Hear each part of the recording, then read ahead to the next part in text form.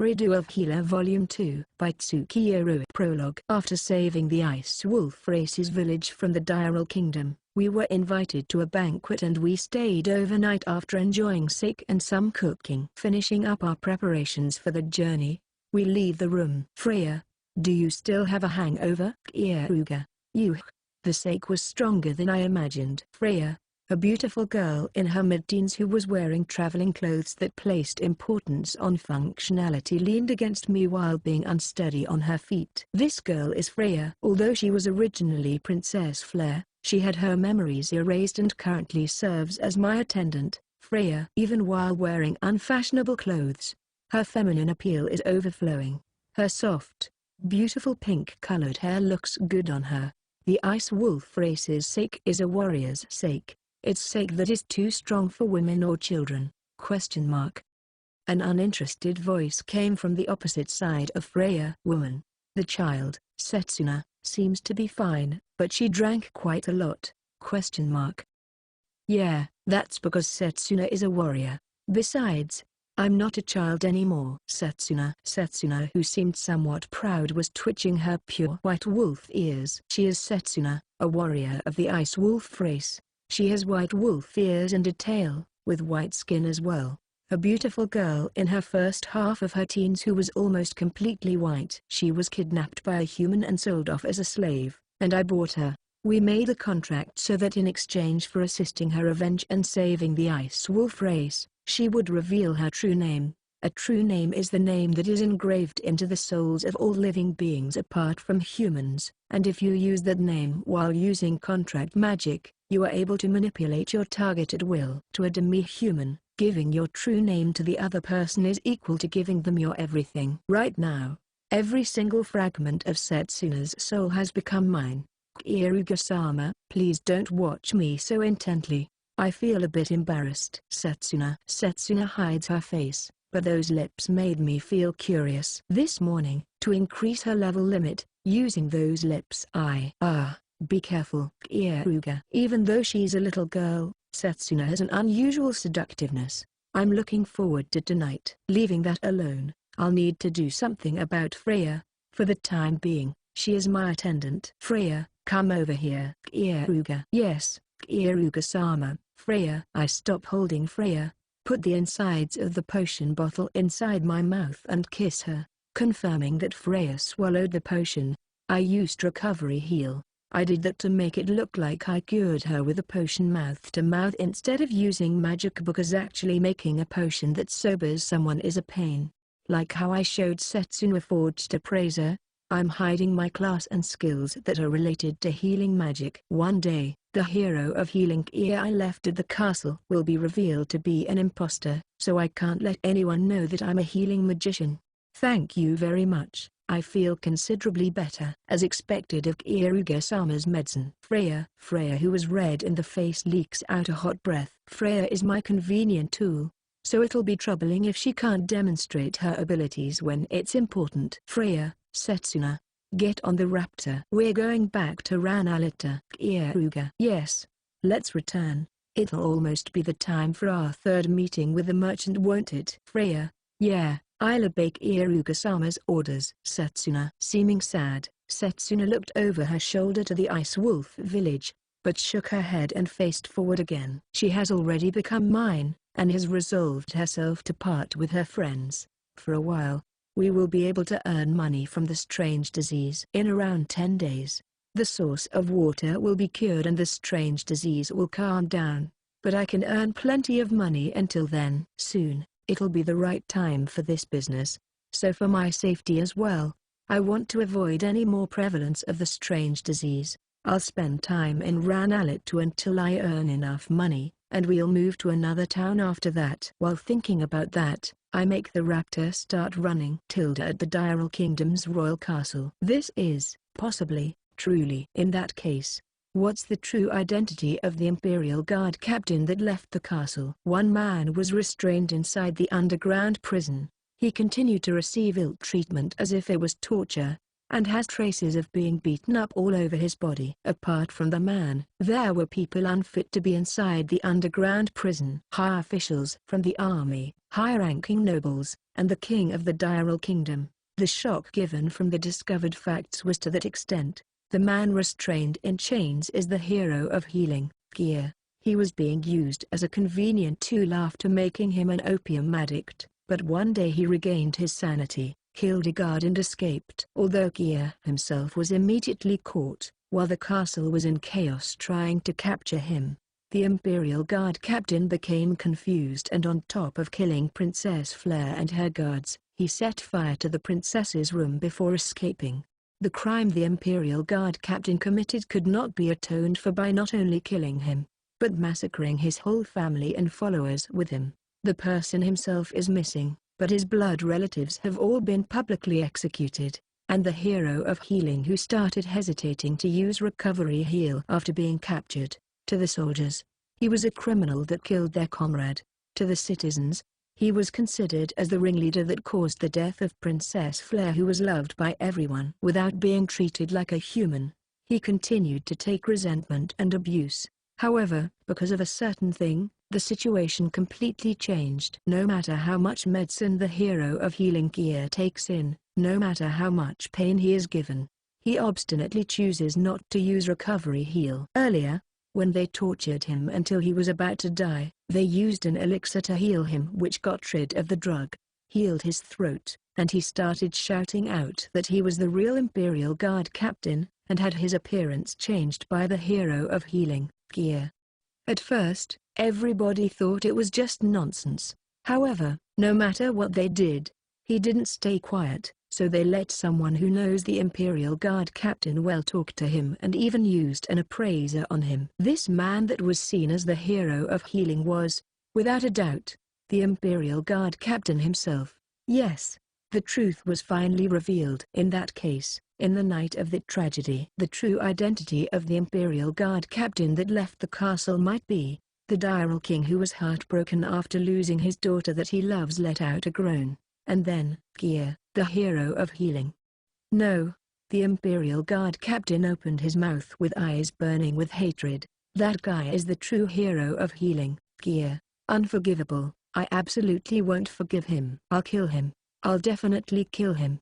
Imperial Guard captain. The Imperial Guard captain strongly grips his hands into a fist, enough so that the nails penetrate through the skin. He beat me down to hell, killed all my blood relatives, and killed the lovely Princess Flare, who I yearned for more than anything. What is he saying that I did? For the sake of this country, for the sake of Princess Flare's wish, I let him work and use his power efficiently. Despite all that, that lunatic stole everything. There's no way I would be able to forgive this. I see, so that's what it was. The one that killed Flare was the hero of healing, Keare. Imperial Guard captain, I'm not going to apologize to you. That's natural, isn't it? You made a mistake, got defeated by a lowly hero of healing, which made a chance to swap places. King. The king's words were bitter, but it was a fair argument. Losing to the low-leveled hero of healing that doesn't have a combat-orientated status or skills is a failure that would obviously put a mark of incompetence to the honored Imperial Knights. The Imperial Guard captain couldn't anything against that and kept silent. Even while keeping silent, he was desperately racking his brain to break down the situation. As it is now, the only thing that awaits him is death. While looking down on him, the king opens his mouth. However, it's a fact that Flare had trusted you and valued you highly. Above all, you resent the hero of healing more than anyone. I will give you a chance to redeem yourself and achieve your revenge. Capture the real hero of healing, Keare. You absolutely cannot kill him. A simple death is too half-hearted. I will bestow upon you the authority for that. King. While still being restrained by the chains, the Imperial Guard captain put his knees on the ground and lowered his head. Yes, Your Majesty. Using all of my power, I will definitely do it. Imperial Guard captain. While covering his face, he was laughing. He can fulfill his revenge on that hateful man. If I don't do that, I'd probably go mad. If I don't torture him with these hands, I'll become weird. I'll never hand this duty to anyone. Besides, although I purposely didn't say it out loud, I've thought of one possibility. What I thought of was the fact that Princess Flare might still be alive. No matter how hard I think about it, a question is left behind of why he lit the room on fire. That was performed to hide something. The Imperial Guard captain loved Princess Fleur. He was too scared to say it out loud, but the emotion he felt was love and lust. No matter how hard he tried, she was an unreachable existence. However, if Princess Fleur, who was thought to be dead, was fake and the real one had become his puppet, I can take her. That was something he felt was so charming it couldn't be helped. I want it. I can't help but want it. Princess Fleur's smile, that body, that voice, all of it will become mine. Revenge and desire. The man died in both of those began to move. The hero of healing Keare. No, Keare still hadn't realized it. Chapter 1. After leaving the village of the Ice Wolf race, we head towards Ranalita. Unlike the trip here, we don't have to hurry for the trip back, so we are running at a reasonable pace on the bipedal, horseback-type reptile raptor. While letting the raptor run, I focus my senses to check for monsters that appear. I want to gain EXP from defeating monsters, and I want to secure ingredients for today's lunch. Eating monsters isn't to save food expenses, but it's to get stronger. I've still only eaten the one-horned rabbit. By eating a monster that has well-working, adaptable genes, it raises my talent values and is a shortcut to becoming stronger. So it's necessary to eat a variety of monsters. There are two different categories of monsters. One of them are monsters that naturally generates and does as they please. Most monsters are from this category. The other one are monsters that are set to work by their rulers, the demonic race, and can take actions for their organization, but don't move unless they're under the king's orders. Making the raptor run is quite refreshing. The good thing about it is that it's fast and doesn't tire. This was some good shopping. While thinking about that, I could see the figure of a monster concealed behind a tree in the forest. I found one. Setsuna. Freya, we're going to hunt that monster. Keare. That monster had abnormally long hind legs, and was a wild boar with a green body. I stopped the raptor's legs while thinking how I should cook the wild boar to make it tasty. My whole body has become covered in mud. Freya complained while even her prideful pink-colored hair was covered in mud. To catch the strange emerald green wild boar monster, I was running past the forest, but in the middle of it, he started powerfully throwing dirt at us with its hind legs. Setsuna and I were able to easily dodge it, but Freya, whose reflexes aren't very good, completely took it to the face, and on top of that fall over. Because of that, it turned into something tragic. After somehow defeating the emerald green wild boar and handling it, I used all the meat for our lunch. Yeah, Freya is a dunce. Taking that hit means you're unskilled. Setsuna-chan, you're horrible. After all, it just can't be helped since I'm a magician. Freya, although her point is plausible, countermeasures are necessary. Freya, although it was lucky that mud was thrown, but if they were stones, it would have been a serious injury. This time your luck was good. Keare. The common method is for a magician to chant while being protected by a vanguard, and send serious damage to the enemy from the rear. That being said, as long as we are fighting as a small party, we can't be that luxurious. A certain level of self-defense is necessary. This is Freya's issue and was already viewed as a problem from before. From the start, I had been planning to give her close combat training. That's right. I've thought of something good. Setsuna, from every morning from now, could you practice for 2 hours with Freya?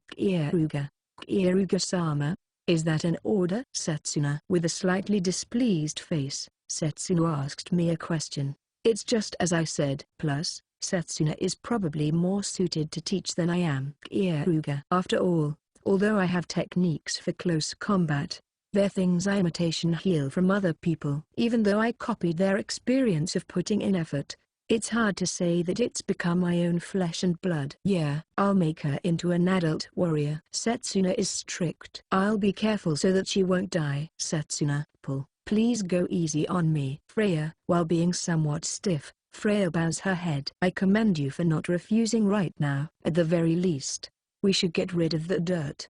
The water we have on hand isn't enough. Keare. That's fine. There's a river nearby. Setsuna mutters that while twitching her white wolf ears. Her ears are extraordinarily excellent. She must have heard the sound of water that we couldn't hear. That being the case, let's bath there. I want to refresh myself as well. Keare. I agree. I feel unpleasant from being drenched in sweat after running. Freya. Setsuna doesn't mind whichever. I'll obey Keare-sama. Setsuna. That being the case, it's been decided. Let's head towards the river at once. After taking a cold bath to wash away the mud and sweat, I started cooking with the monster we hunted earlier. Both Setsuna and Freya are completely exhausted and it seems that we played around too much. Doing it outside from time to time isn't bad. Now, I guess I should start cooking. Keare. The only one who's still full of energy is me. Although it'll be a late lunch from because we played around too much,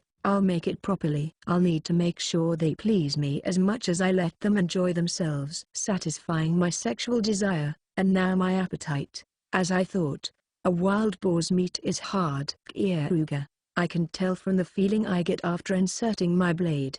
It's not something that can be eaten by being boiled or grilled. However, my jade eyes had seen the adaptable genetics inside this meat that raise the defensive talent values. It would be a waste to not eat this. Okay, there's a good cooking method for this. Hard meat should be minced. Keare. Placing a lump of the wild boar's meat on an instant chopping board made of rocks, I thoroughly struck it with my sword. To the meat that had become minced, I mix in finely chopped wild edible plants I found in the mountains. In addition, I knead in dry bread that had been broken up and water as well. After kneading it enough, I broke it up into small meatballs. In my village, to cook the horses that have gone old and unable to work, this technique was used a lot. No matter how hard the meat, it will make it soft and delicious. Then, I pour water into a pot and warm it up with an open-air flame, and take out a reddish-brown condiment that was made from fermenting corn, kumiso, and put it in. The kumiso starts making a good smell, which means it's time to put in the meatballs. Yeah, if it's like this, the beast stench is better as well. Keare. Although I thought of roasting it, the beast stench that the meat emitted was too strong. Therefore, I decided to use it as an ingredient in kumiso soup. Kumiso has strong flavor and smell, so by using it, the beast stench is negated. That reminds me, Setsuna caught fish, didn't she? Keare. The fish that she picked up had been gathered in one place, and I threw them into the pot after removing their internal organs and cutting them into chunks. That's a good smell. Setsuna's hungry. Setsuna. Before I knew it, Setsuna had worn her day clothes and poked her face out from behind me while twitching her nose. This time's cooking is something I'm confident in. There's plenty of soup made from meat and fish. Keare. It looks tasty. I want to eat it quickly. Setsuna. Could you wake up Freya? Keare. Don't worry about that. Look. Setsuna. When I looked towards Freya, she just woke up and her stomach made a noise. And because of the embarrassment, her face flushed. Yeah, it certainly is fine. Well then, let's start our late lunch. Keare. Yup. I'll bring out the plates. Setsuna. Setsuna brought out plates for 3 people, washed them and then brought them over. I pour in plenty of soup that had meatballs and thickly cut fish into them.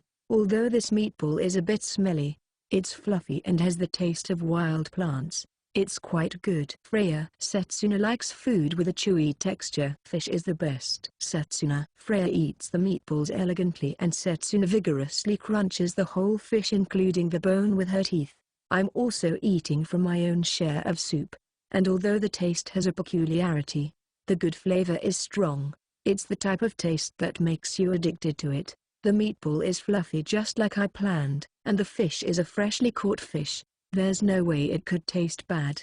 There's enough for a second serving, but how about it both of you? Keare. I'll gratefully take it, since I've become hungry after exercising. Freya. Setsuna will also eat. Setsuna. It's after some intense exercise, so of course you'll be hungry. It was a great help that Setsuna caught some fish. Keare-sama. This food, it's strange because it's not just delicious. Power is welling up inside me. Setsuna. I was a bit surprised. As expected of the ice wolf race that is sharp senses, It seems that she's noticed the small increase in talent values. The truth is, I used the monster meat from the wild boar we hunted earlier. Eating a monster normally is poison, but if you use a secret technique passed down in my village, on top of being able to eat it, it makes you a bit stronger.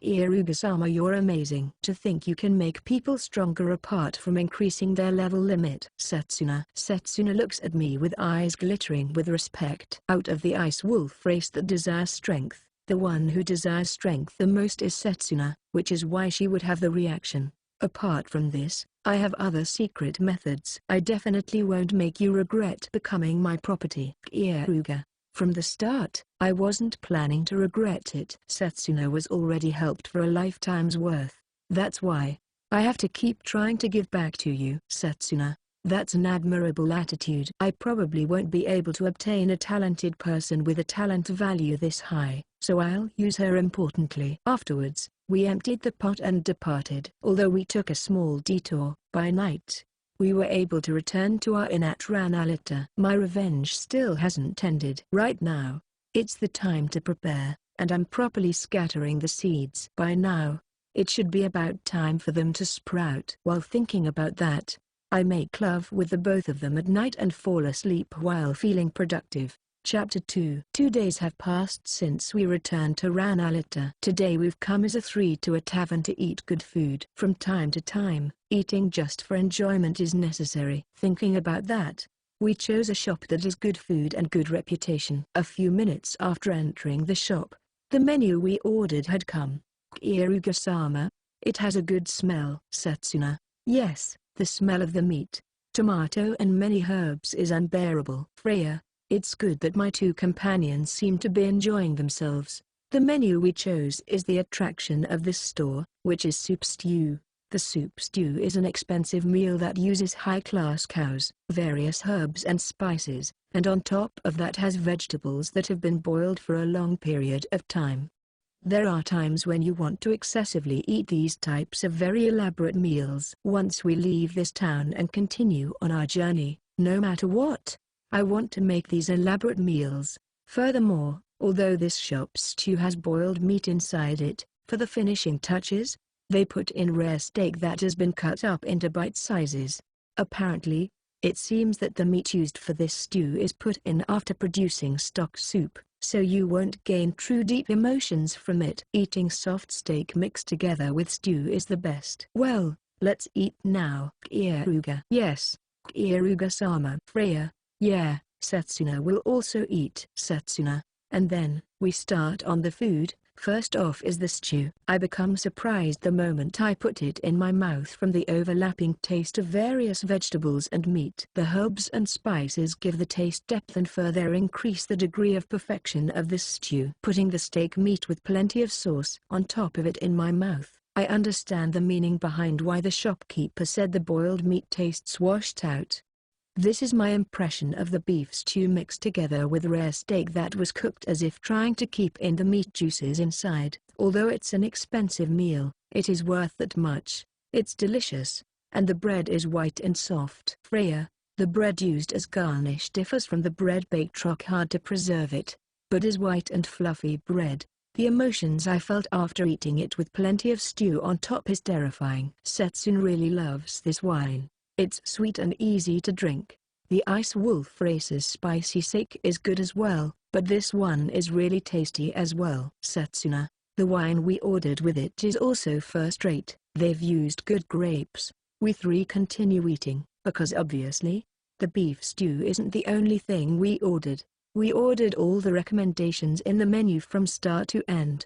Keare-sama, why are we being this luxurious? Freya. Setsuna is also happy, but it was on my mind as well. Setsuna, it's to take a little breather. And the day after tomorrow, after we have our negotiation with the merchant about the medicine, we're going to leave this town. Keare. The moment I said we were going to leave this town, both their faces stiffened. Did something happen? Freya. I'm a bit suspicious, and I've heard quite a lot of bad rumors, so I figured it would be better to move to a different town before something dangerous happens. Keare. I've heard a rumor saying that the capital city of the Diral Kingdom has dispatched a mid-sized force to Ranalit, and it's supposedly a newly made special unit. It's general knowledge for the citizens of Ranalit to protect themselves, and since there are many people who are quick-eared, as long as you pay the money, you can get this information. There's the possibility that they found out the identity of the imposter I left at the castle. That being said, I've changed both my face and name, so although there's no way it would be exposed, there's nothing wrong with being cautious. Otherwise, there's the possibility of coming to attack the Ice Wolf race that they failed to attack before with more fighting power. At the end, after earning the money they need, they would return.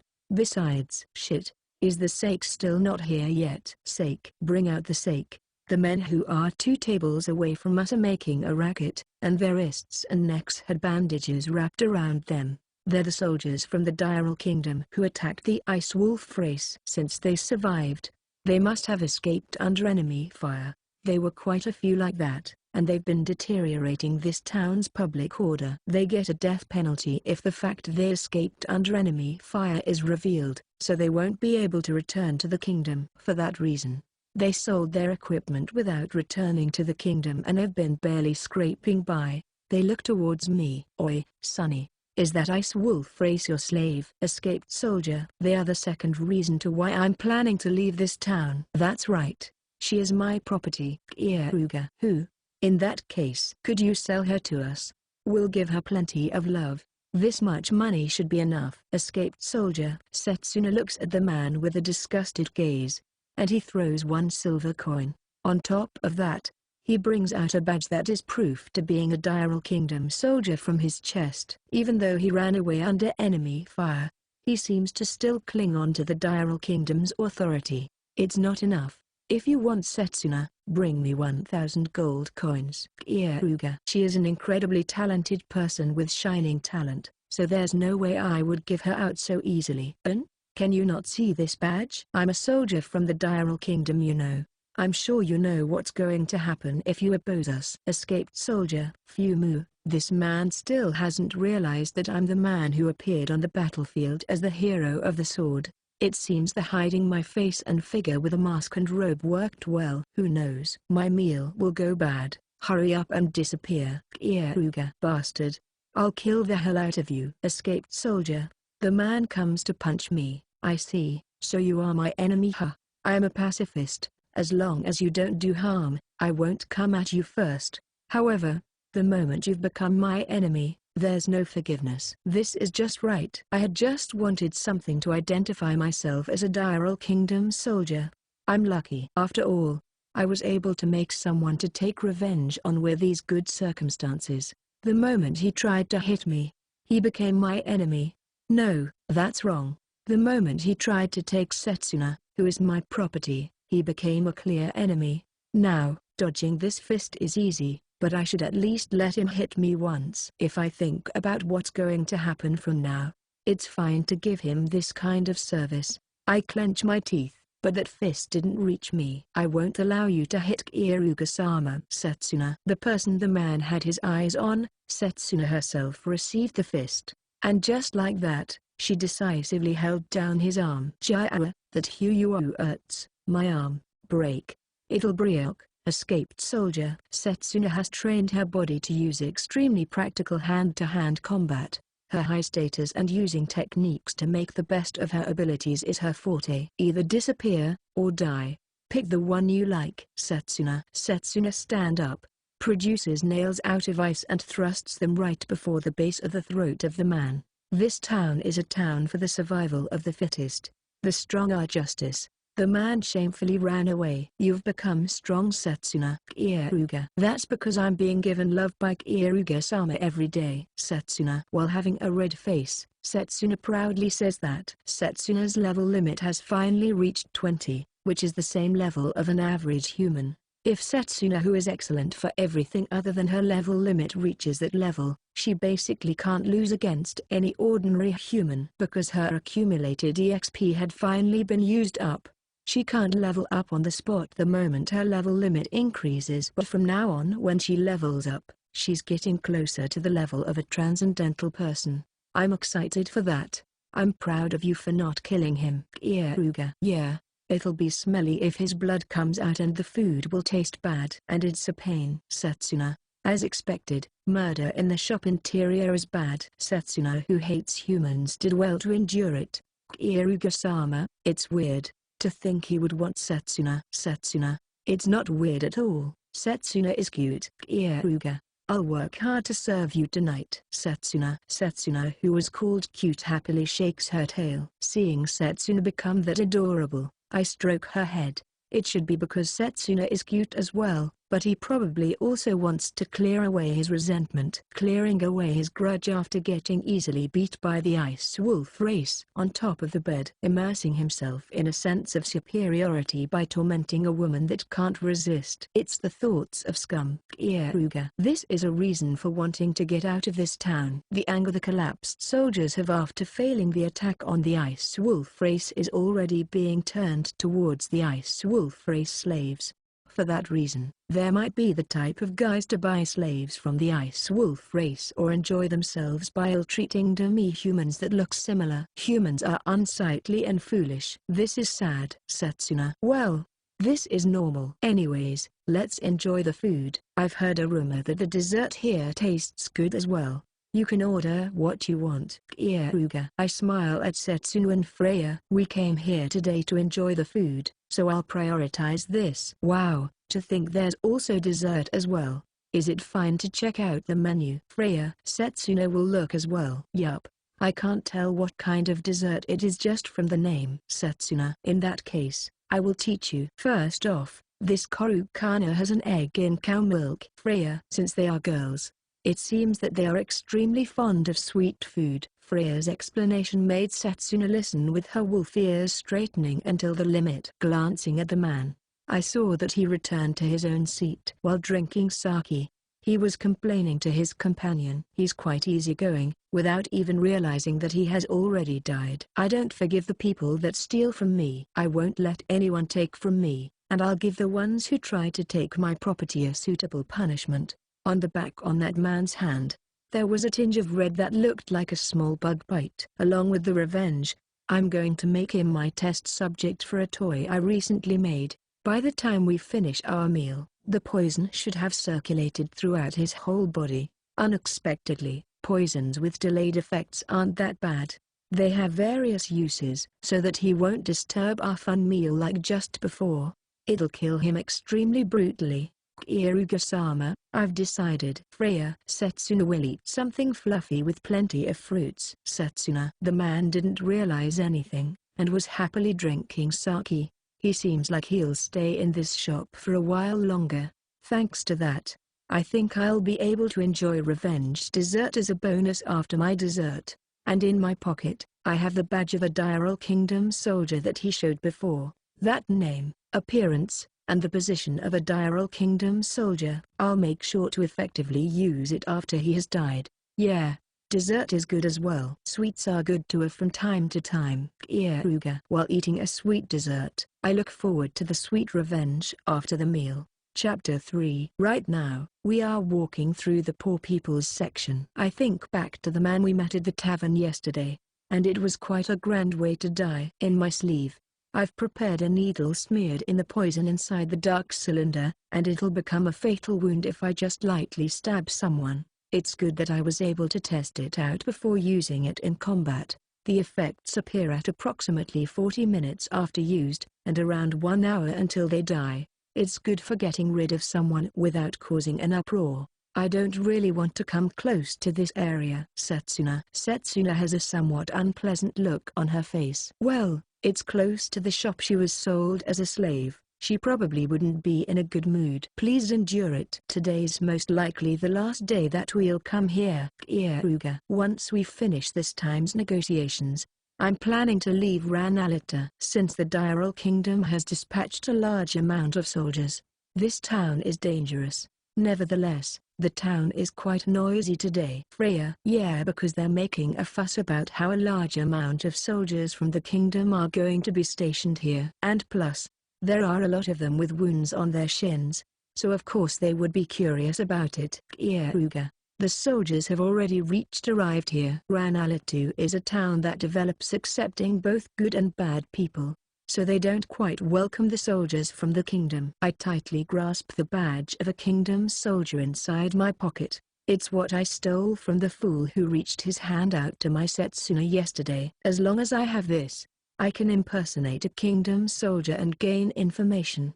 Before leaving, I want to at least know the reason why they came here. That reminds me, when I went out this morning to buy our breakfast, I heard a rumor. It seems that the Sword Saint is coming to this town together with the soldiers. Freya. What? Keare. I unintentionally asked again. She's the first person I used recovery heal on in this world, and she's also an opponent that I have a chance of losing against if I fight her head on. Even if I can imitation heal her abilities, I can't imitation heal her skills. My level also has not caught up yet. If I were to fight her from the front, my chances of winning are slim. I do want to meet her once. Apparently she's an incredibly beautiful woman. Freya. I thought that the town was strangely making a racket, but to think the Sword Saint had come. Keare. As an individual, the Sword Saint is the Diral Kingdom's strongest war force. So obviously, the Sword Saint wouldn't be dragged along for an ordinary matter. The moment she is called out, it means that it's quite an important matter.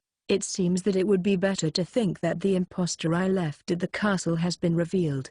We are almost at the shop we always go to. Freya. What she means by the shop we always go to, is the coffee shop where we sell our potions to the merchant. We should reach it within 5 minutes from now. Honestly, it seems that annoying things are made to be piled up. Keare. Since before, abandonment, which I imitation heal from the Sword Saint, and my countless numbers of experiences have been ringing an alarm bell. At this timing. Freya, let's go back to get what we forgot. Keare. Although they were skillfully concealed around the shop, there were various presences. If it weren't me, nobody would have noticed. It just means they were concealed to that extent. The number of people is around 20 people. If I think about the number of them, it's easier than fighting the guys who attacked the Ice Wolf race, but this time, the situation is bad. I'm taking on assassins in this unorganized place which has many hiding spots while protecting Freya, who is a magician. Even if I'm together with Setsuna, I'm doubtful if I can protect Freya. A forgotten item, you say? Freya, it seems that I forgot the essential potions, so let's hurry back and retrieve them. Keare. I can't let the hidden people know that I've noticed them, so I'll quickly go out to the main street, and once I get there, we can escape in one go.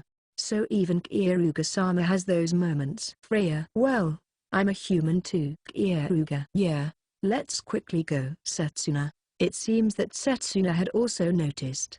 The Ice Wolf race's nose and ears are good, so they should be a good at finding the hidden enemies.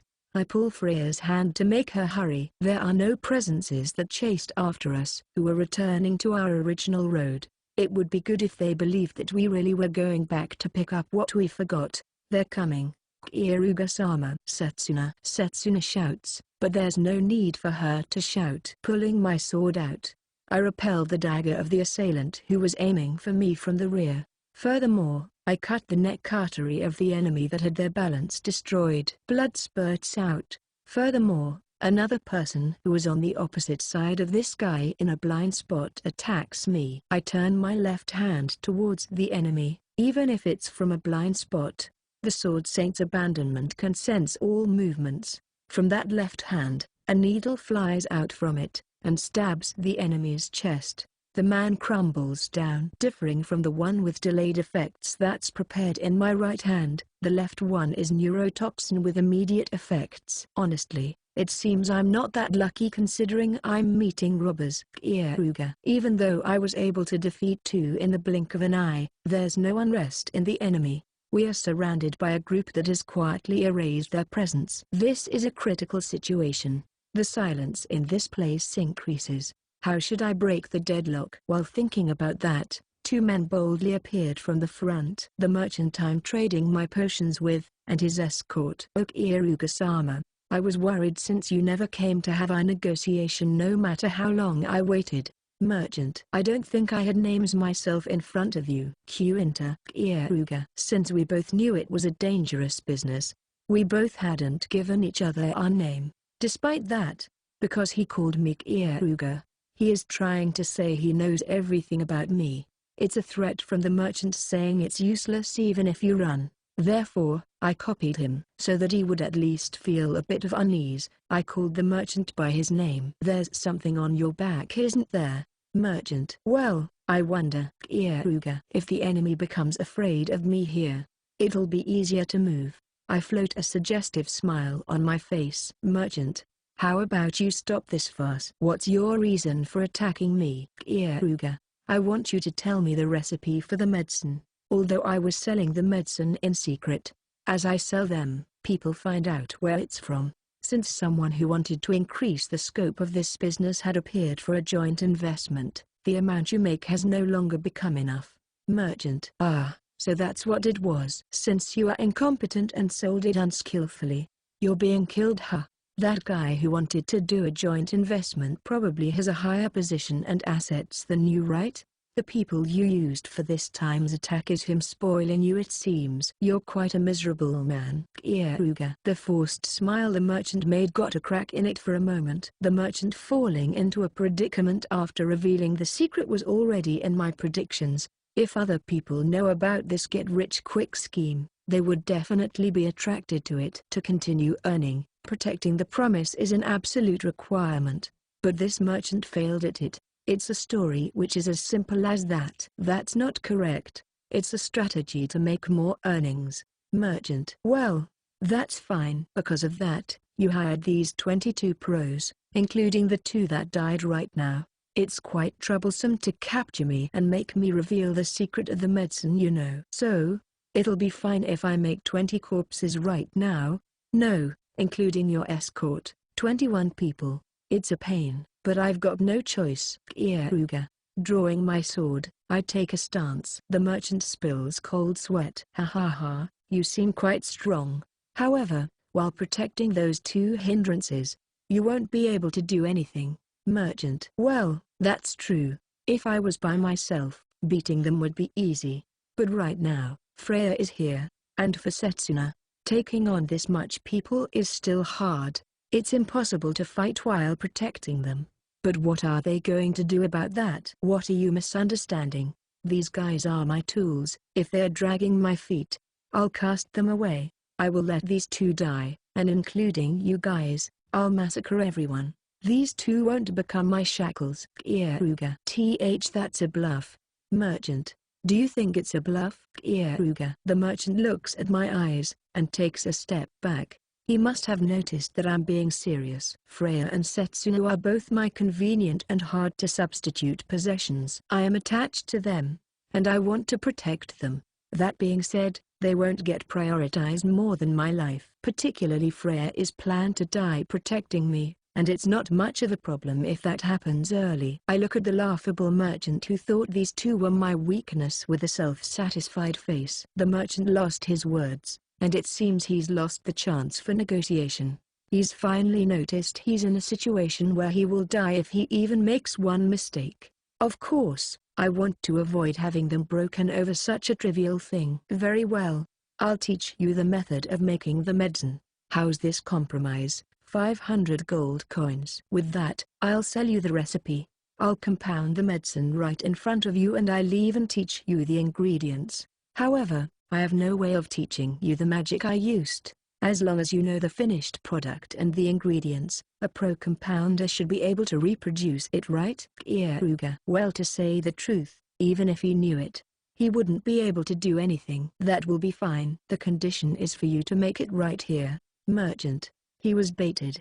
No, he wasn't able to decline. The merchant had noticed that I won't compromise any more than this, and if he did show more greed, he would die. First off, a wolfberry leaf, holly olive bamboo and a chitara's fruit. Keare. I bring out the potion ingredients from my bag. Medicinal plants, fruit from trees and mushrooms which you can all harvest from a nearby place, and nothing new. Then, I perform the extraction of an active ingredient in front of his eyes. Since I had ordered the merchant to pass me the used ingredients, he passes me the ingredients that have been used up one by one. Finally, I put in special water from my flask and synthesize it with magic. Just before I pass the flask that has that special water inside, I stealthily use magic to change it into normal water. As long as they are not a magic specialist, it's impossible for them to see through my magic that was used to hide it. After passing the flask, the merchant hadn't realized the abnormality. He's an idiot. Even though the insides of that flask, the antibodies made inside my body are the most important ingredient.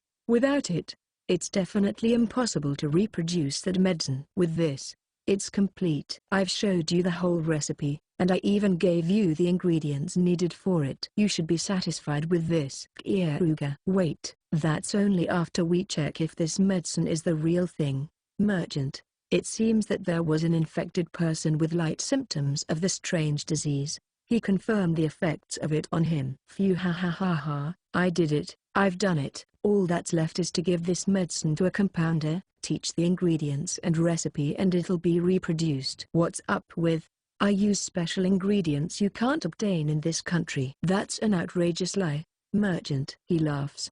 He continues to laugh. Please earn as much as you want, but before that, the payment. You're a merchant as well, so don't tell a lie in a transaction. Keare. Humphrey, I'll give you this loose change. After all, I'm going to get a large amount of money after this. Merchant. The merchant throws me a bag stuffed with gold coins and leaves while laughing loudly. The presences of the surrounding assassins also vanish. Keare-sama, I'm very sorry. Because of me, you had to sell the medicine's recipe to them. Freya. Setsuna is also frustrated. Without being able to do anything, Setsuna is still very weak. Setsuna, the two of them are in low spirits, but I'm surprised. There's no anger towards me saying that I would abandon them. That wasn't acting, and I thought that was only normal from the bottom of my heart. Instead, it seems they regret dragging my feet down. That is the correct mindset of someone who is my property. From now on, I'll stay affectionate to them. I smile at the girls. Don't worry. I had originally said it, didn't I? Today's the last day I'm going to make money from selling medicine. I haven't had any losses. Rather, getting 500 gold coins at the end is quite a lot of profit. Keare. From the start, I had planned to make this the last trade. The amount of potions I prepared was 30. So normally, I would have gotten 300 gold coins from selling each potion at 10 gold coins. And that became 500 gold coins, so from this time's trade, I earned 200 gold coins profit. Even then, I'm frustrated. Those guys did terrible things to Keare-sama just to earn money. Freya. That's not true. He is definitely going to get a huge loss, because recreating the medicine is impossible. Keare. The essential antibody made of my blood, I changed that at the end, and from the start. Because of Setsuna's request, I cured the water source, so it's been made to cure strange disease instead. Miserably, the strange disease itself should be cleared up in around 10 days.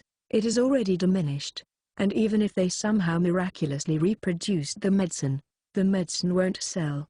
He had a whole 500 gold coin loss. Keare. That merchant had shown his greed at the very last moment and failed. If he had just quietly bought the potions this time as well, he could have made a killing after selling everything by the time the strange disease settles down.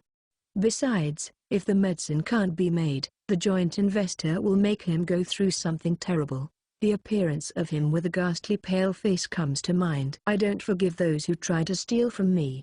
That's why I ruined him. As expected of Keare-sama. I feel refreshed.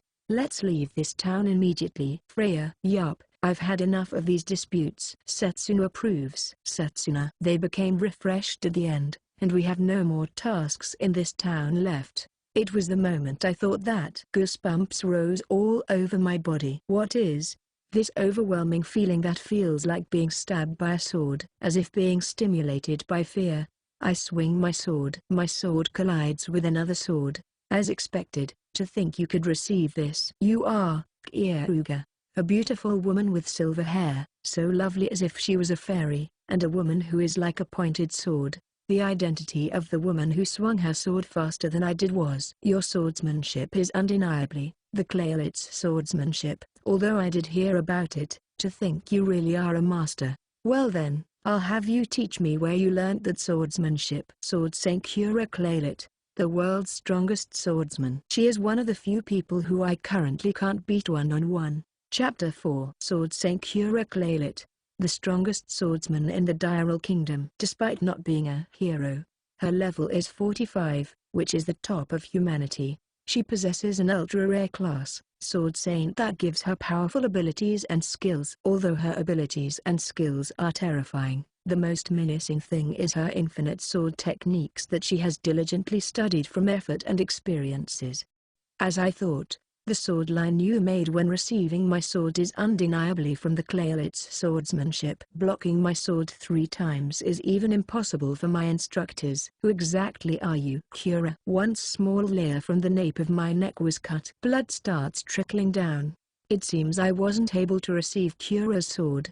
In a short amount of time, Keare let out 3 sword attacks. If someone other than me tried, they would have died. Even though I imitation heal the Sword Saint abilities and can predict her sword lines because I know all of her experiences, I'm still in this sorry state.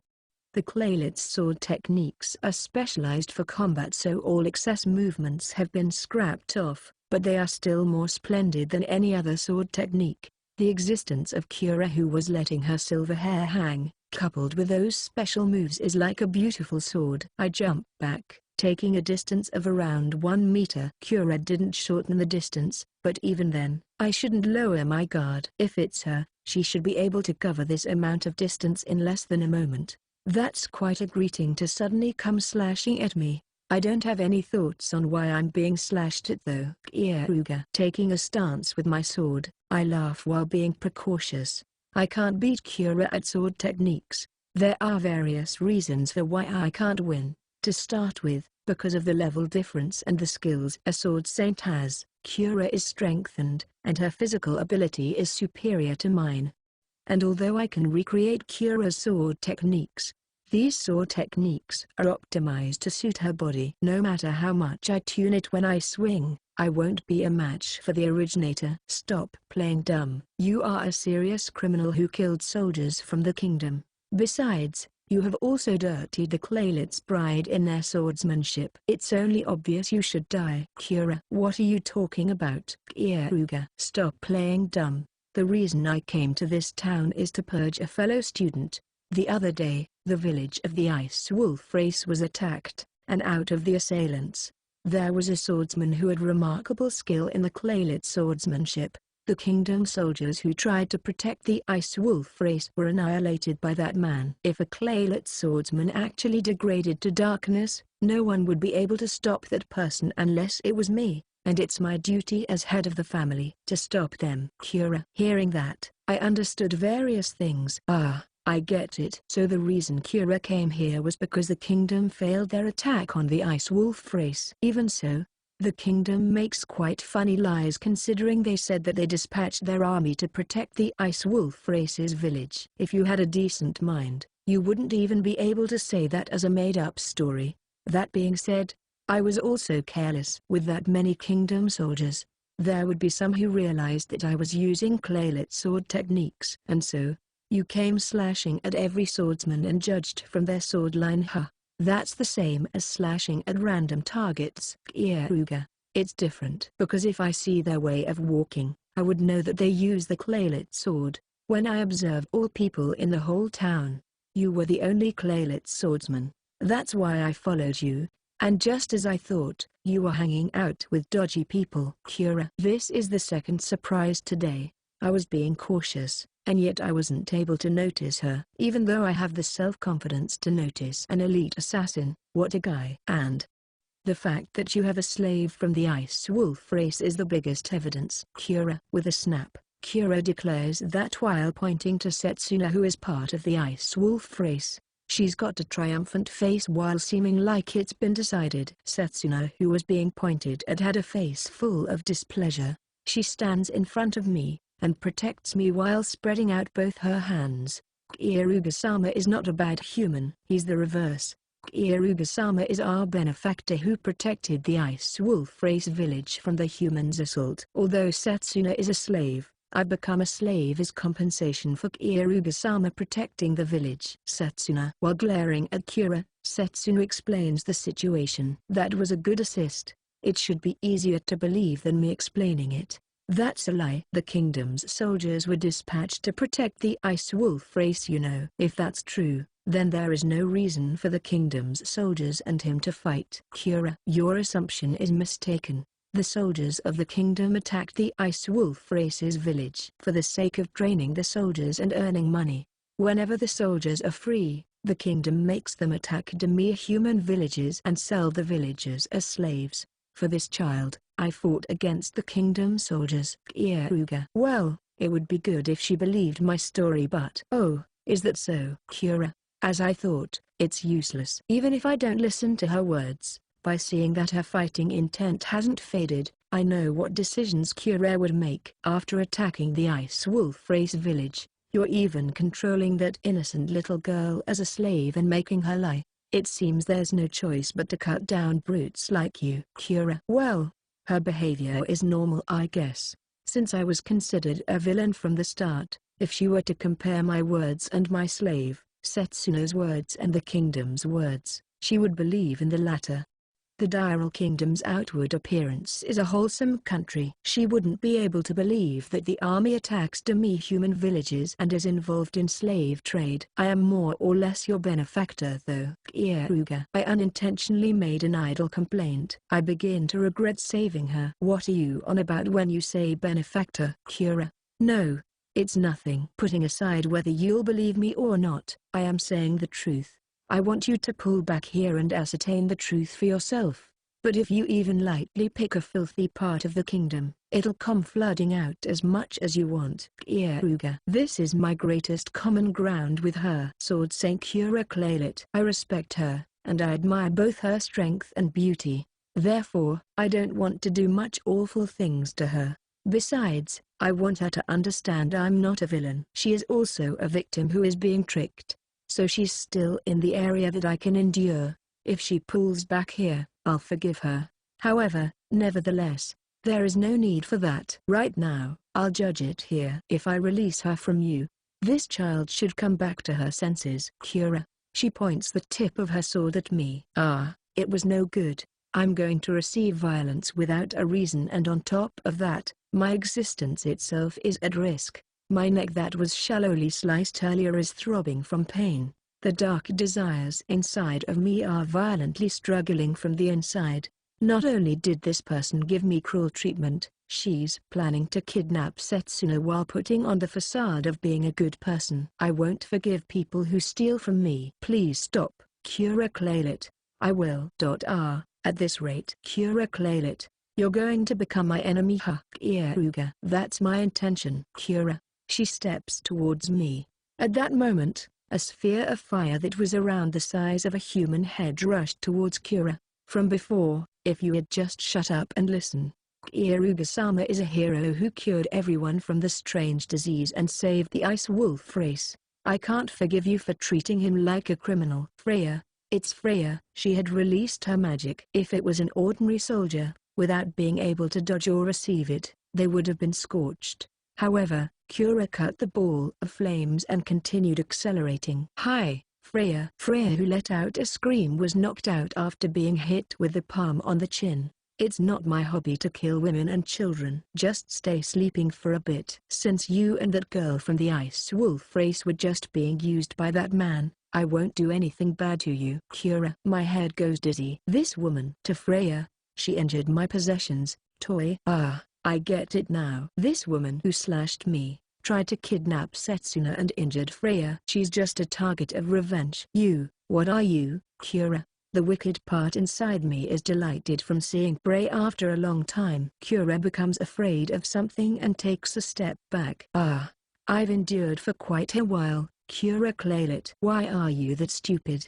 Now, I've got no choice but to kill you. Kiruga. I laugh. Well, Let's make her receive punishment. Since she's a target of my revenge, there will be no forgiveness. I'll make her into my new possession, toy. First off, it's trampling her. As a swordsman, I certainly fall behind the sword Saint Keare Claylett. However, I'm not a swordsman nor anything. There exist a few methods I could use to win. While gripping my sword tightly, I think about how I can play with her, without harming her beauty. Chapter 5. The sword Saint Keare Claylett and I were standing facing each other. She has absolutely no mercy to me who was her benefactor that healed her arm before. Although I did change my name and face to escape from the kingdom, she's a cruel woman. Setsuna, stay out of this. You'll only be a burden, so run away and learn. Kieruga. Yeah. Good luck Kieruga-sama. Setsuna. Following my orders, Setsuna retreated to where the collapsed Freya was. Good. Now I can fight without reserve. If I fight as a swordsman, I can't win against Keare. However, if I don't choose a method, I can see a chance of winning. First is to analyze her war potential. Using J-dies, I check the sword Saint Keare's status. Race, human. Name, Keare. Class, sword saint. Level, 45. Status, MP, 169. Physical attack, 122. Physical defense, 86. Magical attack, 70. Magical resistance, 86. Speed, 103. Level limit, 51.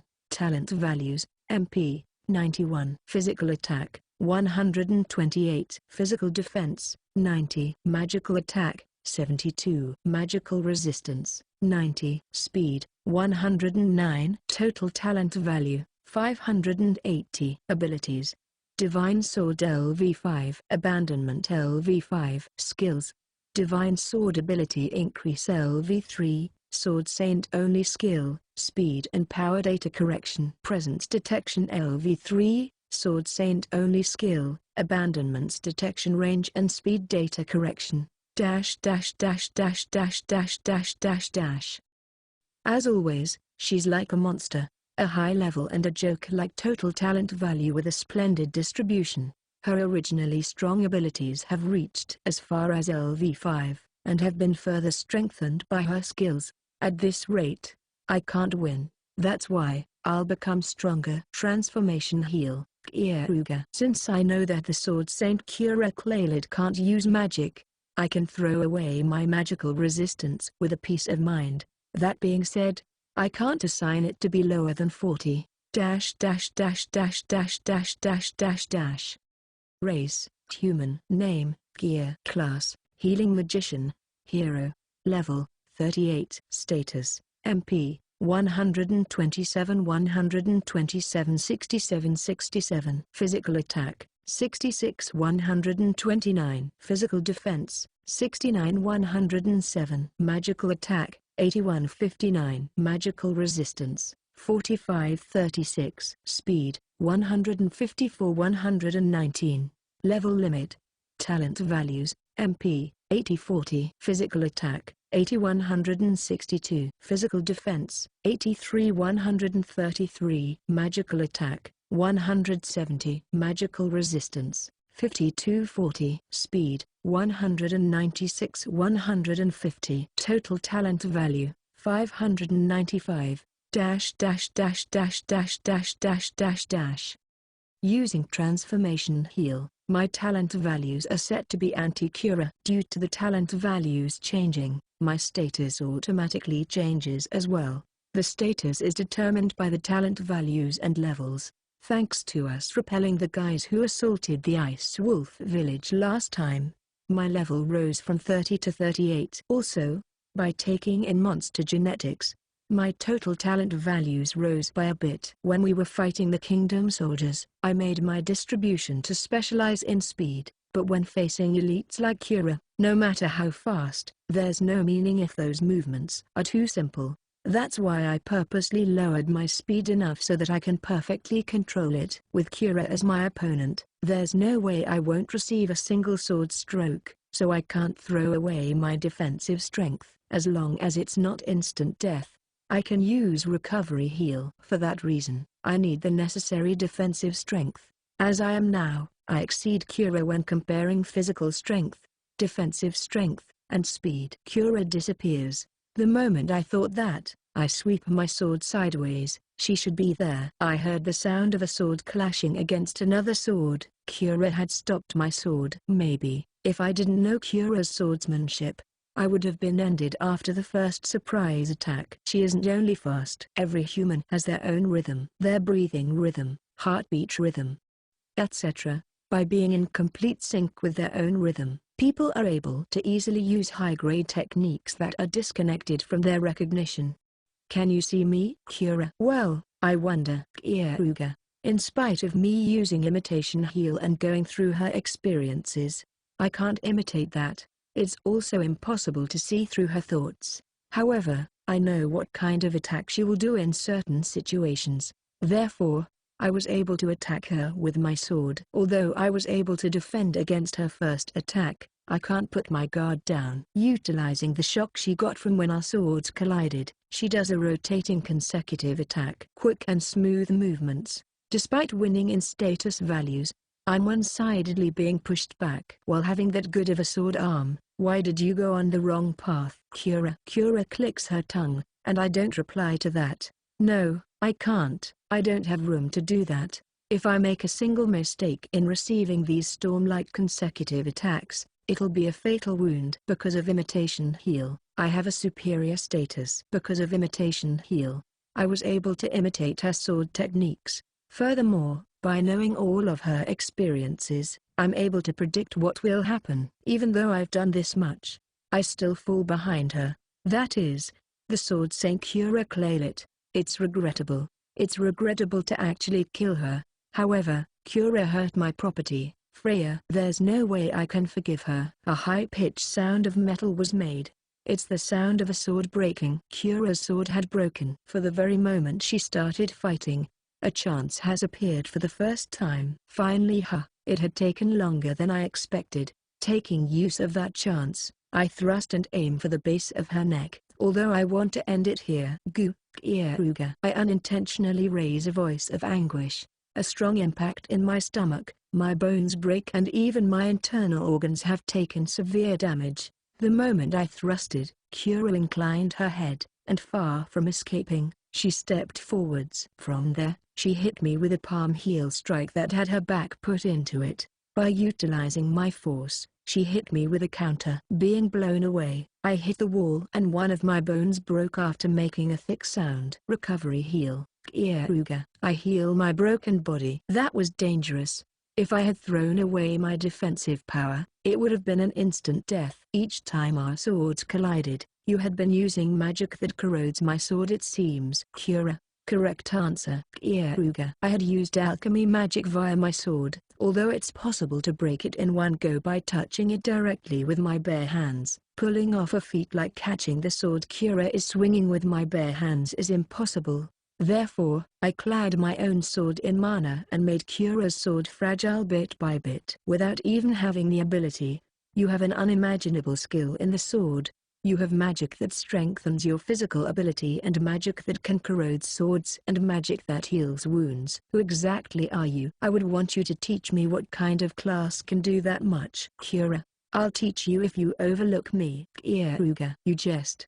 An opponent this dangerous, I am increasingly unable to overlook you. Keare extracts a spare sword from her back. She most likely won't receive my sword with her sword anymore. Good grief, this is troublesome. That's unfortunate. Keare. From inside my bag, I throw a bottle that has a certain potion inside. This kind of idiotic attack was obviously dodged by Keare.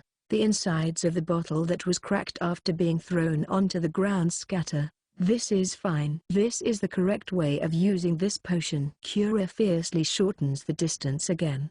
However, her sword was somewhat chipped. Fearing that her sword might break, Keare doesn't receive my sword with her sword. As a result, it considerably limits her attack patterns. Because of that, my prediction accuracy also goes up. If I devote myself to defending, I can hold out. However, my disadvantages from before haven't changed.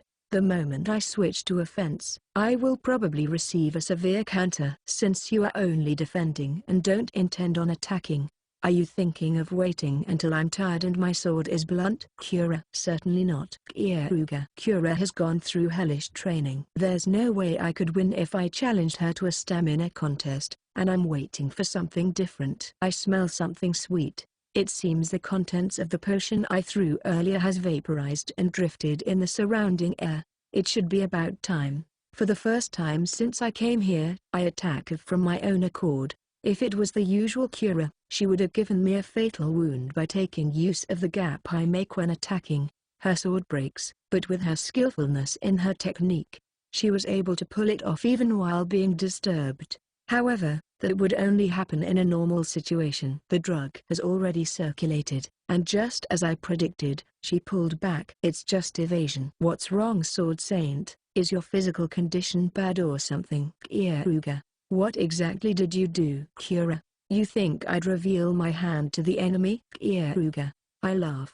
The potion that I threw earlier was an experimental aphrodisiac. It's made to blend into the air when the seal is opened. Normally it's used indoors to make the woman become lewd and enjoy herself without realizing it, but when it's used outside, it spreads too far, which makes the effects weaker. However, what I threw was the undiluted solution. Although I have resistance, it's a drug that can make any innocent woman open their thighs with pleasure. There is no way the virgin and inexperienced Keare will be able to enjoy this. With a red face and rough breaths, she rubs her inner thighs together. It doesn't matter if she's a sword saint, because after all, she's a woman. She is wearing trousers that make her slender legs look attractive, but the area of her nether regions is wet. Even from on top of her clothes, I can see that the cherries on her breasts are pointing up. Now, let's continue. Keare: I laugh at her. I can easily defeat Keare while she's in this state, and it's a mystery whether she can properly hold her sword or not.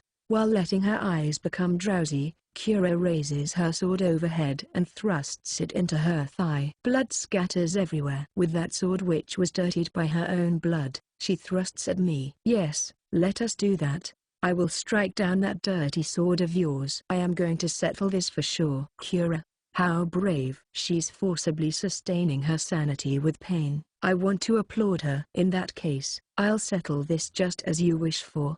She has somewhat recovered her sanity with pain, but she's far off from her perfect condition. I wonder how she is going to wield her sword while having a body that would climax just from walking. That being said, the opponent is a wounded beast. I shouldn't let my guard down. Taking an overhead position, she comes close and swings downwards with her sword. For a moment, I felt a chill. Keare's eyes that were melting with sexual desire was extremely cold-hearted and transparent.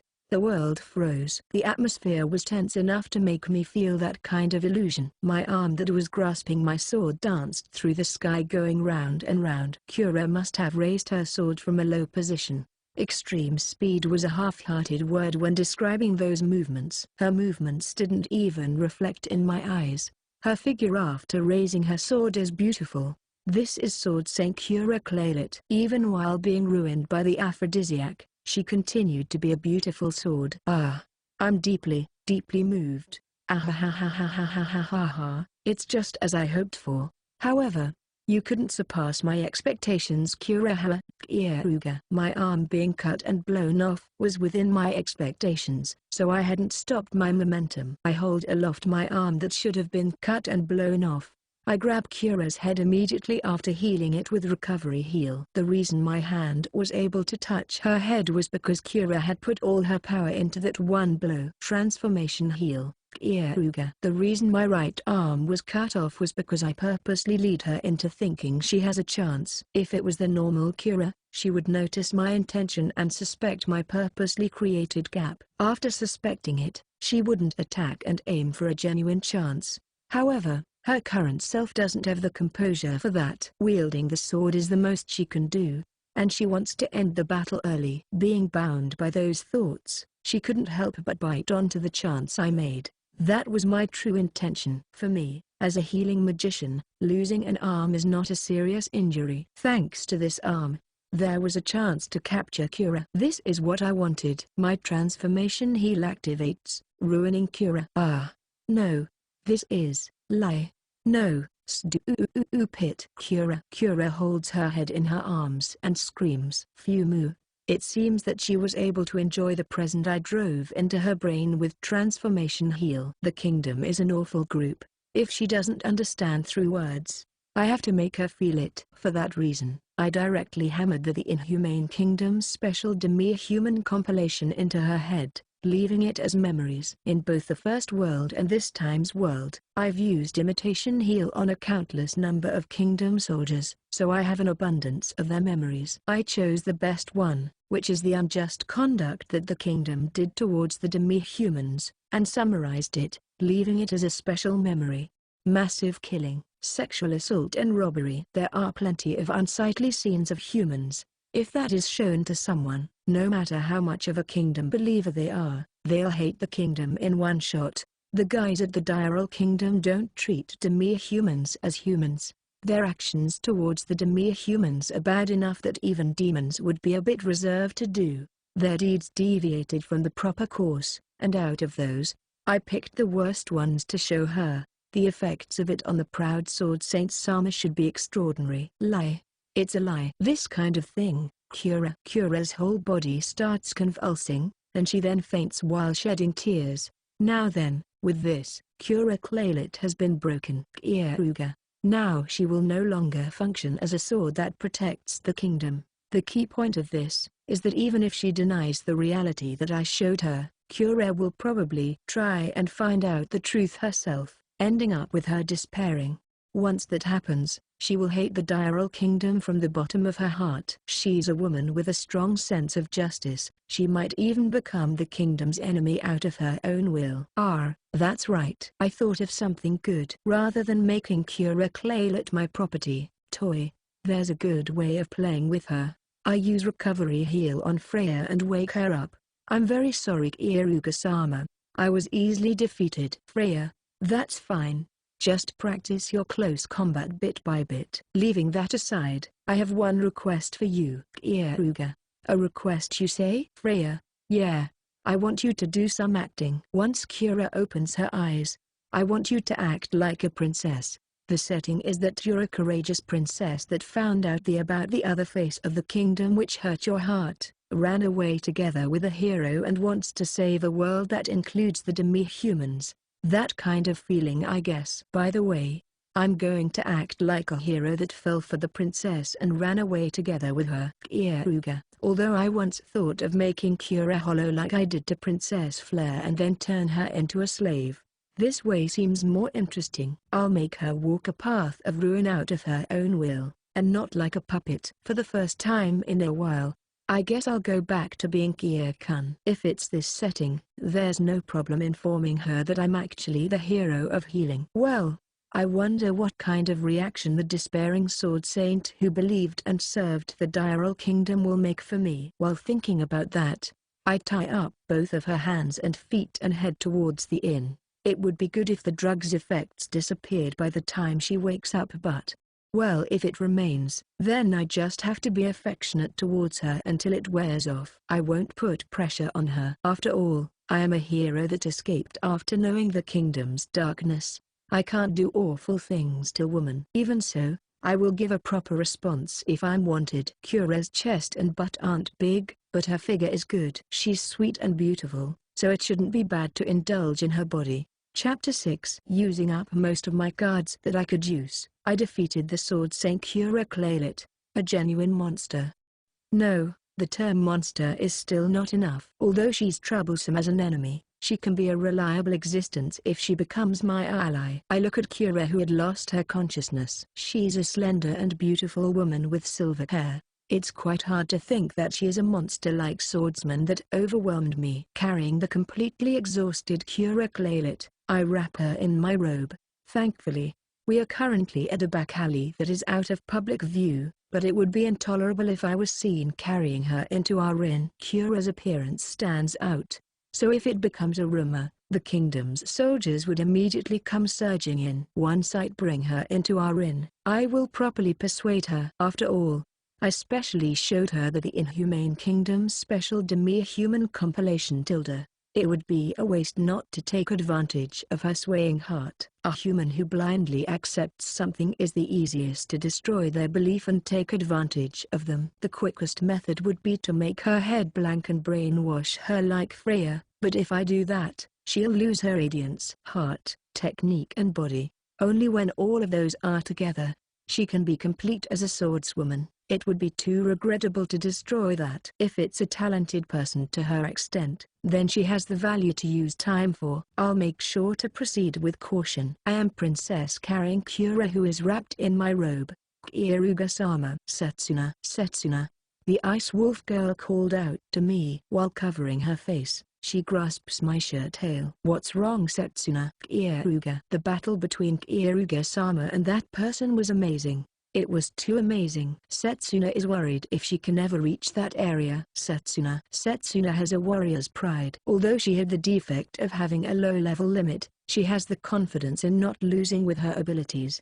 However, after seeing my fight with the Sword Saint Keare, that self-confidence probably collapsed. The exchange of abilities that transcend human knowledge. For Setsuna, looking at it must be like looking at an area far beyond. Putting down Keare, I rest my hand on Setsuna's head and smile at her. If it's Setsuna, I'm sure you will reach it. Setsuna has talent. Extraordinary talent that won't lose against mine, or that person's. That's why I told you to look and learn before the battle started. The reason why I told you to teach Freya close combat is also because I can depend on you. Once you start teaching people, you begin to see things that you couldn't before. Kieruga. Setsuna has a natural sense for fighting, and it's a strength that's unlike abilities or skills. It doesn't show up in figures. I was properly evaluating that. If she continues studying fights against formidable enemies like today, she will one day reach our area. Yeah, I'll work hard. I'll work hard, and catch up. But Kieruga-sama, whenever you have time, I want you to teach Setsuna how to fight. The Ice Wolf race's hand-to-hand combat isn't enough. Setsuna. Of course, I'll find time to teach you my swordsmanship. Kieruga. In Setsuna's case, her fighting style has her ice snails as the core, so there isn't much meaning to learning fencing, which is a different style. However, if it's her, she will find out the logic behind the sword and personally make a new fighting style. I'm looking forward to Setsuna's growth. While thinking about that, I start walking while carrying the robe-wrapped Keare in a princess carry. We borrowed an additional room in the Internurse Keare because her clothes were tight and suffocating. I changed her into a loose, linen sleepwear that was supplied by the inn. Her body that had gone through hellish training was full of scars and rugged. Was what I was imagining, but in reality, it was smooth white skin, with a slim layer of fat covering her flexible and good quality muscles. It gave her a woman's softness. Long story short, she's beautiful and erotic. I had quite a bit of trouble making her change. The effects of the aphrodisiac still remained, so Kira's body still reacted even while being unconscious. I was about to assault her, but I endured it. It would be bad to do that to someone I'm trying to gain mutual trust with. Would it be better to tie her feet? Well, it's fine. I should be able to deal with it. Kieruga. Because I'm no match for suddenly being cut, I've tied up both hands and kept her sword custody in another room. Apart from the sword I broke and her spare one, she had been hiding 2 daggers. The reason why she has that many spares is because she goes on a lot of independent missions. For this reason, the circumstances were good. If she had come with several people, then it wouldn't have gone so well. Freya, from now on, I'm going to call you Flare. Make sure not to forget the setting we made at the meeting. Kieruga. I've temporarily restored Freya's face back to Flare so that we can persuade Keare when she wakes up. To do that, it's more convenient for us to behave like the hero of healing Keare, and Princess Flare, the hero of magic. The reason why my face is still Kieruga is for the play. If she wakes up and abruptly sees Keare's face, Keare will probably be surprised. I'll return to Keare's face at the right timing. Yes, nevertheless, this is the first time I've seen magic that can change someone's appearance. Kieruga-sama can even do these kinds of things. Freya, if you master healing magic, then it's possible to do this much. However, I want you to keep it a secret that I can use healing magic. Elite healing magicians are always aimed at since business that handles with lives turns into good money. Keare, I understand. This Freya will definitely never reveal it. Freya vigorously nods her head. In the duel against Keare, I had no choice but to use recovery heal that I was hiding from Freya and Setsuna. Since they've seen me regenerate my right arm, I had to reveal to them that I was a healing magician. Kira's eyelids move. It seems she's about to wake up. Well, Freya. No, Princess Fleur. Please stay on standby in the room next to this one until I call you. Once I call you, it'll help if you can match your story with mine. Keare. Certainly, Keare-sama. No, Keare-sama, the hero of healing. Freya. No. Princess Fleur leaves. Soon after, Keare awakens and springs out of bed. No, stoop. That kind of thing. No, Keare. She goes in a frenzy immediately after waking up, screams and disheveled her hair. She must be having a flashback of the memories I planted into her earlier. There were plenty of images that should have been shocking for a virgin. It wouldn't be weird for it to be a trauma. Compared to this, asking Freya whether she wants a purse or a burnt iron rod looks like playing house. Although I thought of using it as reference, when it goes that far, I lose energy instead, so it was rejected. Calm down, it's okay. Those aren't your memories. Keare, holding her shoulders tightly, I look straight into her eyes while repeatedly saying calm down. After a while, Keare finally regained her composure. Wait, where is this? You are the man from before. Keare has a blank face, but then her expression turns stiff on noticing that both her hands are tied up. The next moment, she hits her shoulder and tears me off. That hurt quite a bit. As expected of her to hit me with a strong blow in this condition. She does well in a weak condition with the effects of the aphrodisiac remaining. Kira's face is still red, and her breath is rough. Don't you remember, Keare Claylit? You lost, and I carried the unconscious you to our inn. Keare! I remember now, the moment you grabbed my head.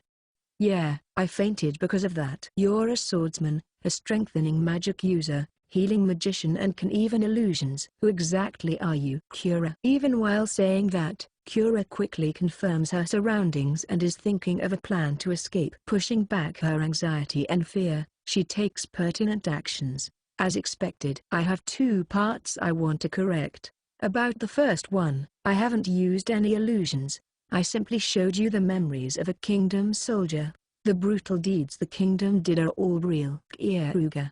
That's a lie. The Diral Kingdom is a shield and sword that protects humanity from the demons. There's no way that they would do something so awful. Keare.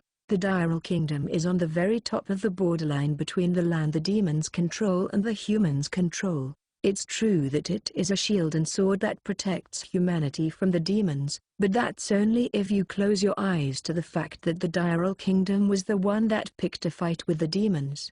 Certainly, it's more or less the shield and sword that protects humanity. However, demi-humans aren't included in humanity. The Diral Kingdom is using demi-humans for humans' sake, and even you see demi-human slaves in a day-to-day basis at the kingdom. Where do you think they came from? The humans assault their villages, kidnap them and sell them. Keare. Kira's words get stuck in her throat. Although it's obvious when I mention it, she hadn't realized it because she didn't think about it. So, even if soldiers from the Diral Kingdom are in the group of people that attack them, it's not weird. If you can't trust my words, then go back to the Diral Kingdom and confirm it. If you just search for it, you can easily find that the memories you think are illusions is true. Keare. Are you planning on letting me free? Keare. Of course. If I was planning to kill you, I would have done it already. I won't do something like killing you. I just want to talk with you about the truth of the kingdom. I respect you as a sword saint, so I can't stand it if that Keare gets deceived by the kingdom. Keare. I make a serious expression. It's no good. I'm having trouble keeping in my laughter. I'll listen to what you have to say. After all, you probably don't plan on letting me go until I listen anyways. Keare. I'm sorry. If possible, I didn't want to do this kind of violent thing, but if I didn't you wouldn't have listened to me. I want to talk about the second thing that I wanted to point out earlier, which is that I'm only using one ability. The only thing I can use is recovery heal. I'm just a healing magician, Keare. That's a lie. After all, you have that much power, Keare. It's understandable that she doesn't believe me. Therefore, I'm going to show one more of my cards. Transformation heal. Keare. I regain the face I had thrown away together with my name. Looking at my face, Keare's eyes widen. What? So you had remembered me? So you still can't remember after seeing this face? Huh? I'm Keare, the hero of healing. The hero class further increases your existing class, so in my case, I earn the target's abilities, experiences and memories. The reason why I can use claylet sword techniques is also because I used recovery heal on you, Keare. So improving your physical ability, showing me an illusion and being able to change your is because of a hero's recovery heal. Keare. Exactly. And as I said before, what I showed you aren't illusion. They are memories that I got from the soldiers of the kingdom when I used recovery heal on them. The kingdom has another face. Keare swallows her breath. Although I hoped for her to believe the words of the hero of healing. But, if you're the hero of healing, it's even harder to believe you. You're the lunatic who killed Princess Flare that was loved by everyone and escaped. I definitely won't forgive you, Keare. It seems that the fact that I killed the princess and escaped was properly told to everyone. That was also within my expectations. I should advance the story that I had prepared. As expected, you were thinking that I didn't kill Flare, and it's actually the reverse. I helped Flare. After gaining the memories of a soldier from the kingdom after using recovery heal, I found out the abnormality of that country. And so, I consulted it with Princess Flare. That caused Flare to probe the kingdom's darkness and almost got killed. Therefore, to protect her, I escaped together with her while making her look dead. Please come, Flare. Keare. Well, it's the entry of the other actor. Princess Flare came out from the next door room, and Keare became abnormally surprised like before. The said person who was supposed to have died appeared. It's been a long time, Sword Saint Keare Claylet. It seems like you've heard the story from Keare. In that case, I'll talk from here on out. I'll talk about the kingdom's darkness, Keare saving me from the castle, and also about what happened afterwards. Freya. The fabricated story that I made has entered the next phase. The story of how the hero of magic and the hero of healing escaped and went on a trip to save the world. In around 10 minutes later, Keare should blame the Diral Kingdom as evil and recognize me as a true hero. While talking, I realized Keare Claylet is really easy to deceive. I'll enter through the gaps of her broken heart that believed she wanted to protect the kingdom. I'll make her into a handy piece and have her help out in my revenge. Author's note, 500 points until my total income. I've finally come this far. Chapter 7. The other actor I called was Princess Flare. Just for today, I'll have Freya behave as Princess Flare. All of it is for the sake of persuading the Sword Saint Keare Claylet. Flare-sama, you're safe. I didn't think that you were still alive. Keare. While feeling excited, Keare lowered her head to the number one noble in the Diral Kingdom, Princess Flare. She didn't suspect that she was an imposter. She has actually seen Princess Flare and she is able to know if it's the real person or not with her intuition. Keare, please raise your head. The current me isn't a princess. Thanks to Keare, I was somehow able to escape, but if Keare wasn't there, I most likely would have been killed. Freya. Flare makes a sorrowful expression. In that expression, it makes people imagine that she has deep circumstances. So Flare-sama was disguised. Keare. Yes. Freya is just my temporary appearance. I am the Diral Kingdom's princess and the hero of magic, Flare. Freya. As expected of the genuine Princess Flare. She's skillfully acting as Princess Flare. Would it be fine if I could ask about what happened? Keare. Regardless of me already explaining it to her, Keare asked Princess Flare about what happened. That's proof that she doesn't trust me.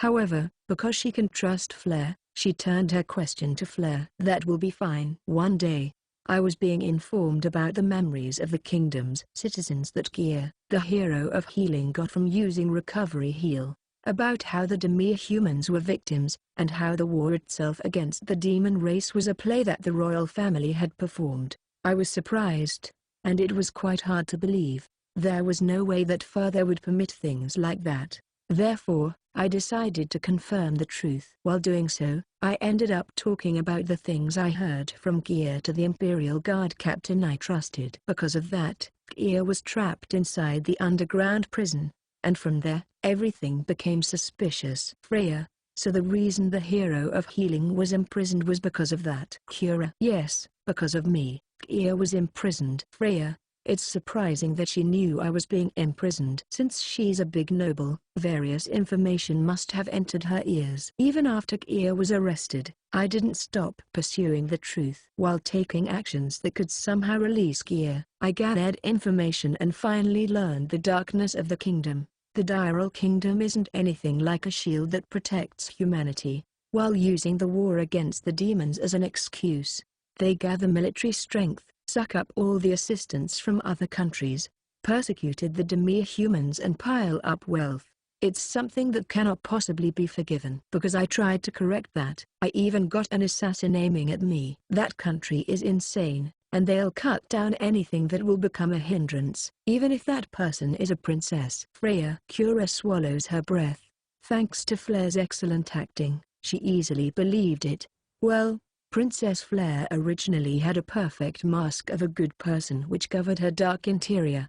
She probably has talent for acting. Although the assassin somehow withdrew, I had despaired. I had realized that it's impossible to correct this country from the inside, even if I'm a princess. On the contrary, I realized that I would have been killed if I stayed there. Therefore, I tried to let at least Keare, who was dragged into this, escape. Freya, the reason why you were killed with your room burnt down was because, Keare, it's an act that Keare prepared.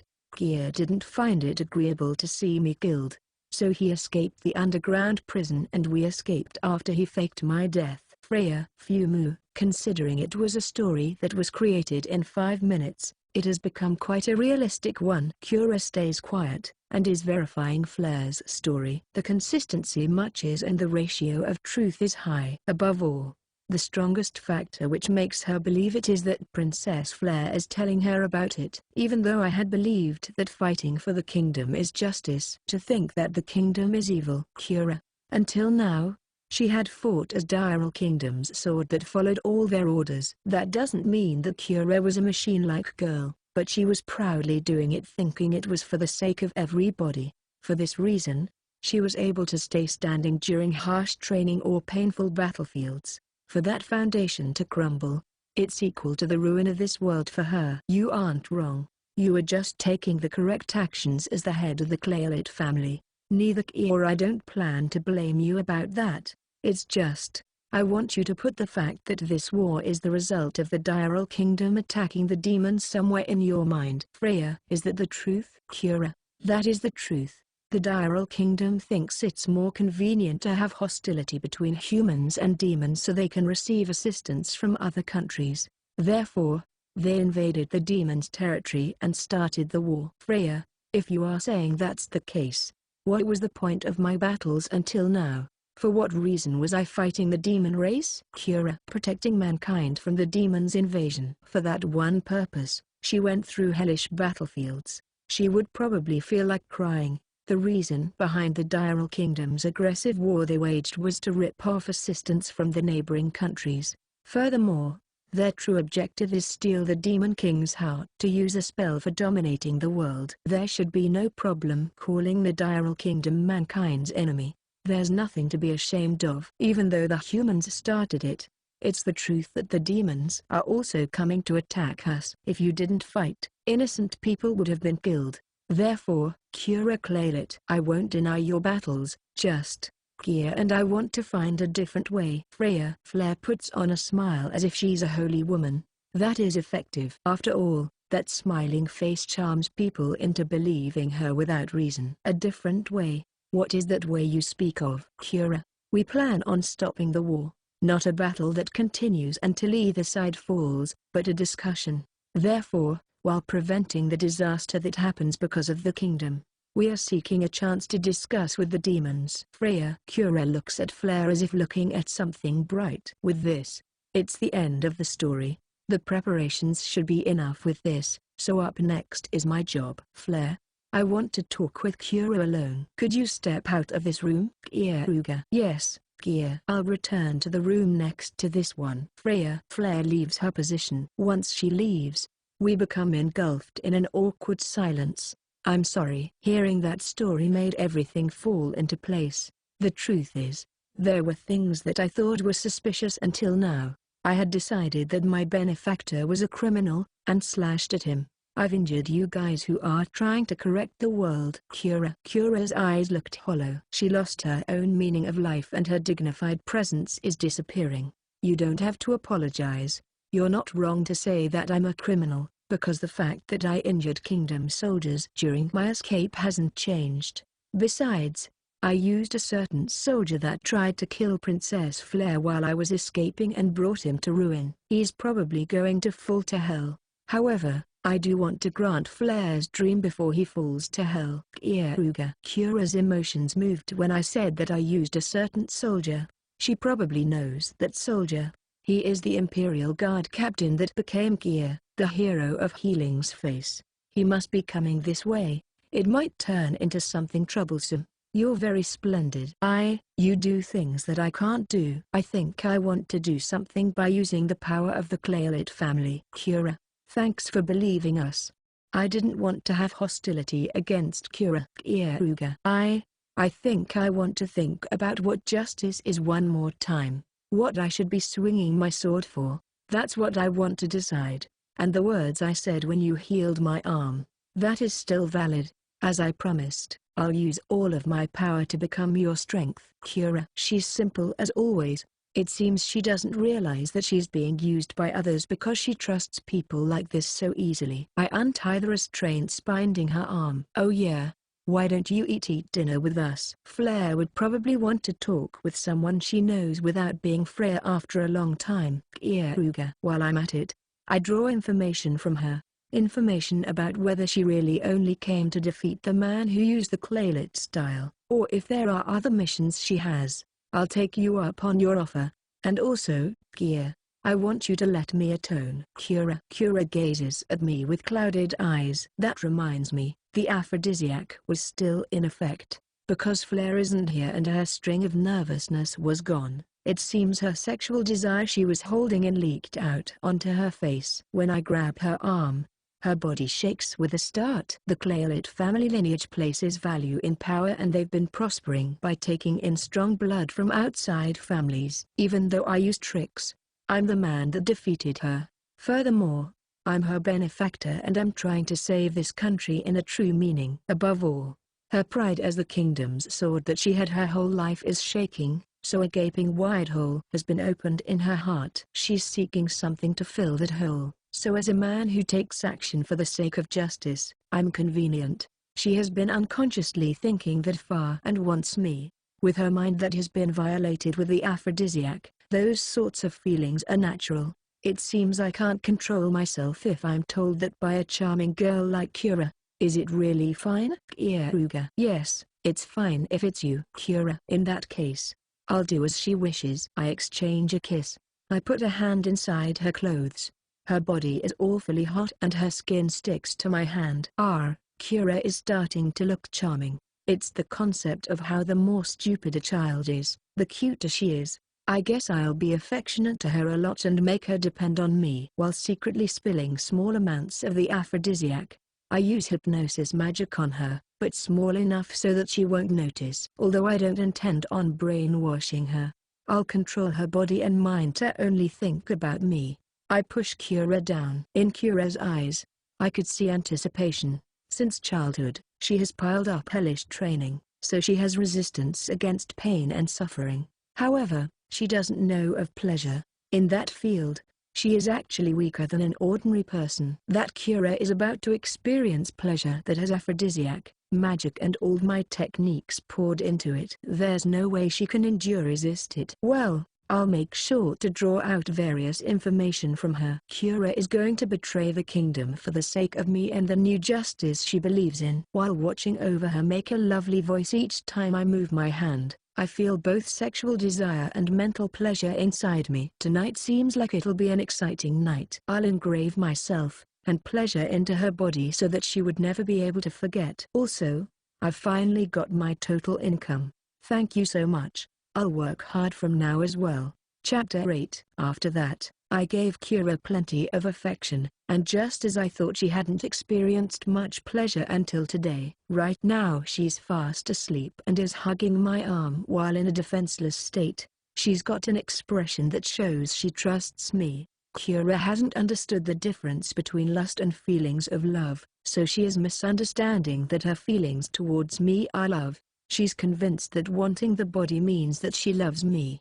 It's a common illusion for women that experience sex for the first time. Although I had predicted it would be like this, Keare was addicted to it more than I had expected. While Keare still has utility value, I should let her have a dream so that I don't wake up Keare. I cautiously untangle my arm. I massage her boobs that are small but have good shape. The feeling of her skin that sort of sticks to me is irresistible. I look at Keare with my jade eyes. Well, that's about right. Keare. Her level limit rose. It's an obvious result considering I poured in plenty of it. I'll need to think hard about whether there are any problems to make her stronger from now on. While thinking I should sleep, the door opens. Keare-sama, I thought you would be hungry, so I brought some food. Setsuna. Thanks Setsuna. Keare. The girl from the ice wolf race with white ears and tail, Setsuna, had turned up. She was holding a tray in her hands which had stew and bread on it. I'm grateful because my stomach is empty after exercising. Keare-sama, it would be a good idea to be careful with that woman. Setsuna muttered that while looking at Keare with cold eyes. What, are you jealous? Keare. I put on a bitter smile. Setsuna is my property, but she was feelings more than just it for me. It's not weird for her to be jealous at Keare. Setsuna is jealous, but Setsuna is Keare-sama's slave. Setsuna isn't conceited enough to think that I can monopolize Keare-sama. Setsuna. That's a good mental attitude, as expected of my property. Keare. She properly knows her standing. My contract with Setsuna is that kind of contract. To save the ice wolf race, Setsuna entrusted her all to me. If she pretends to be my lover and makes me feel unpleasant, training will be necessary. I bring the soup Setsuna brought to my mouth. It enters my empty stomach and I think, what exactly is Setsuna worried about?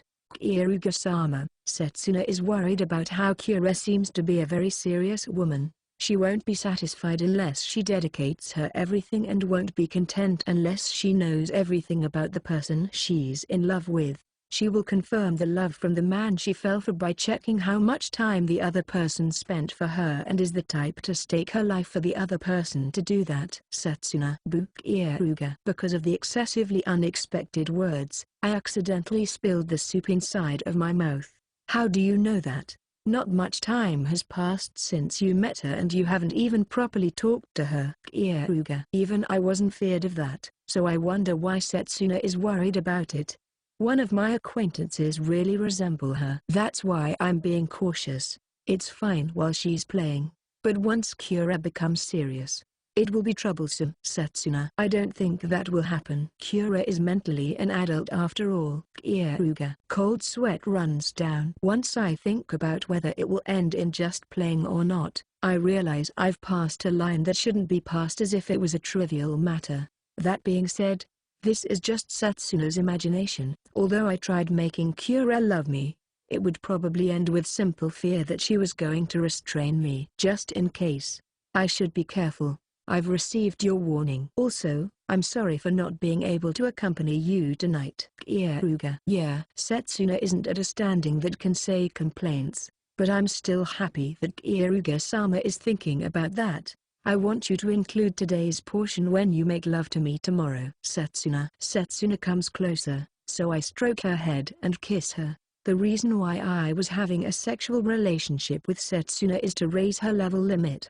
However, nowadays she enjoys this kind of conduct with me as well. She's saying these cute words, so I will definitely enjoy tomorrow with Setsuna.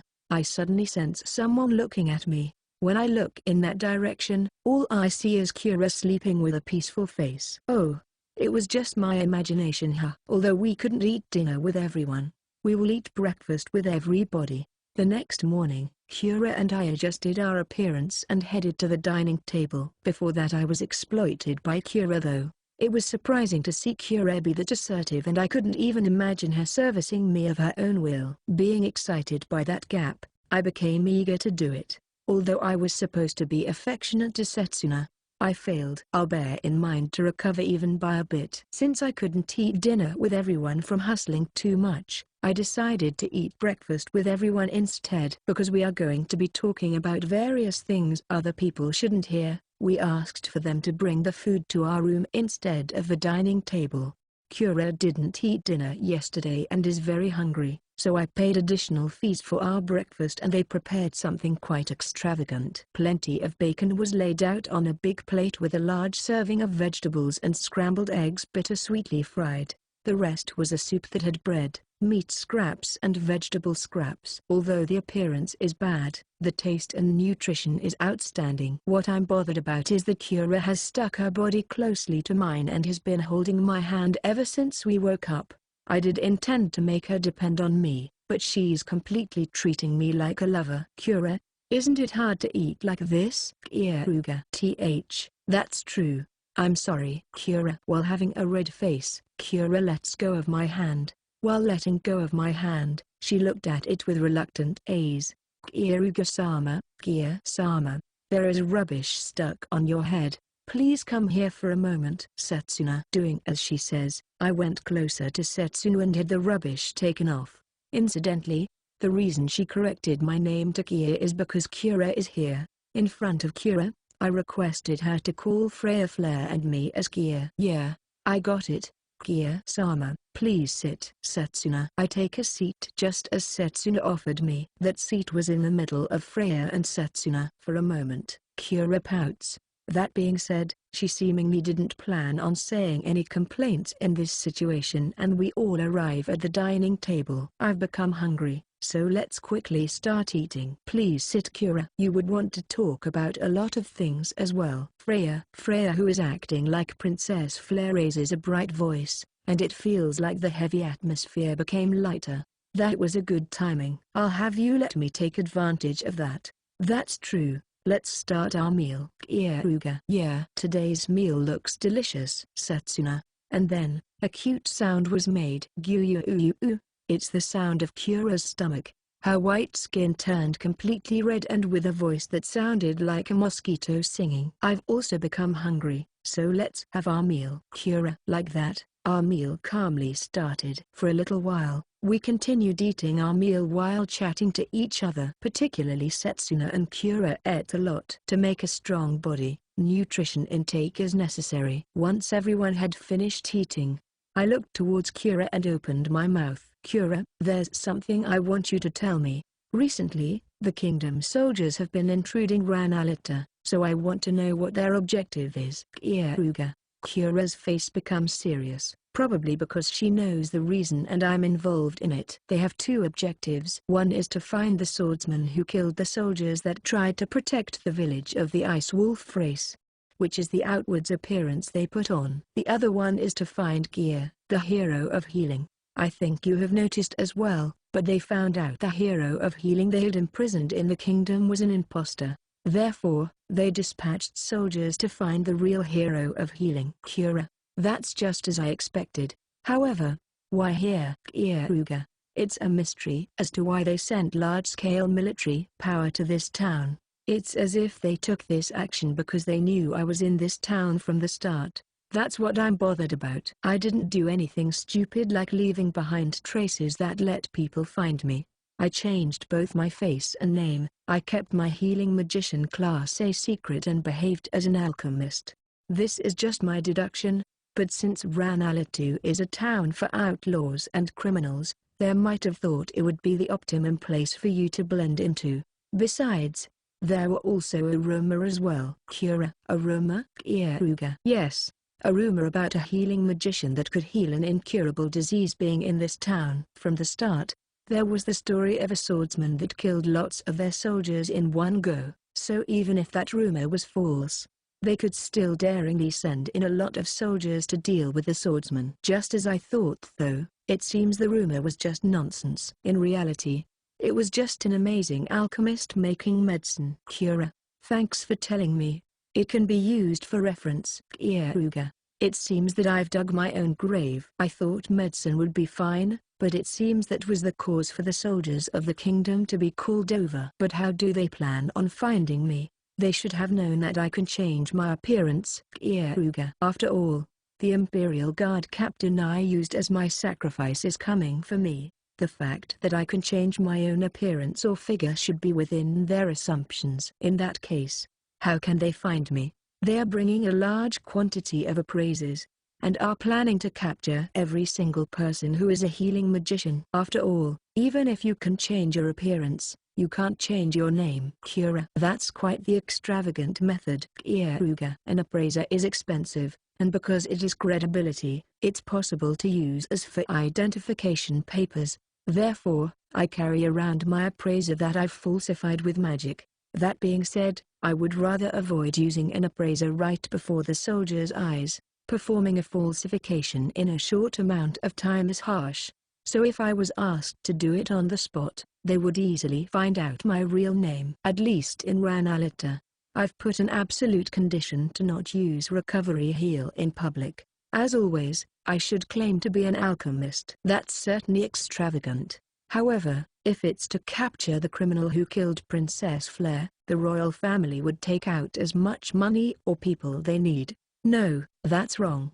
In this case, it's to capture Keare, who found out the darkness of the kingdom. Keare, who implicitly believed our made-up story, is strangely reading too much into it. It's okay. That won't happen. Anyways, just be careful.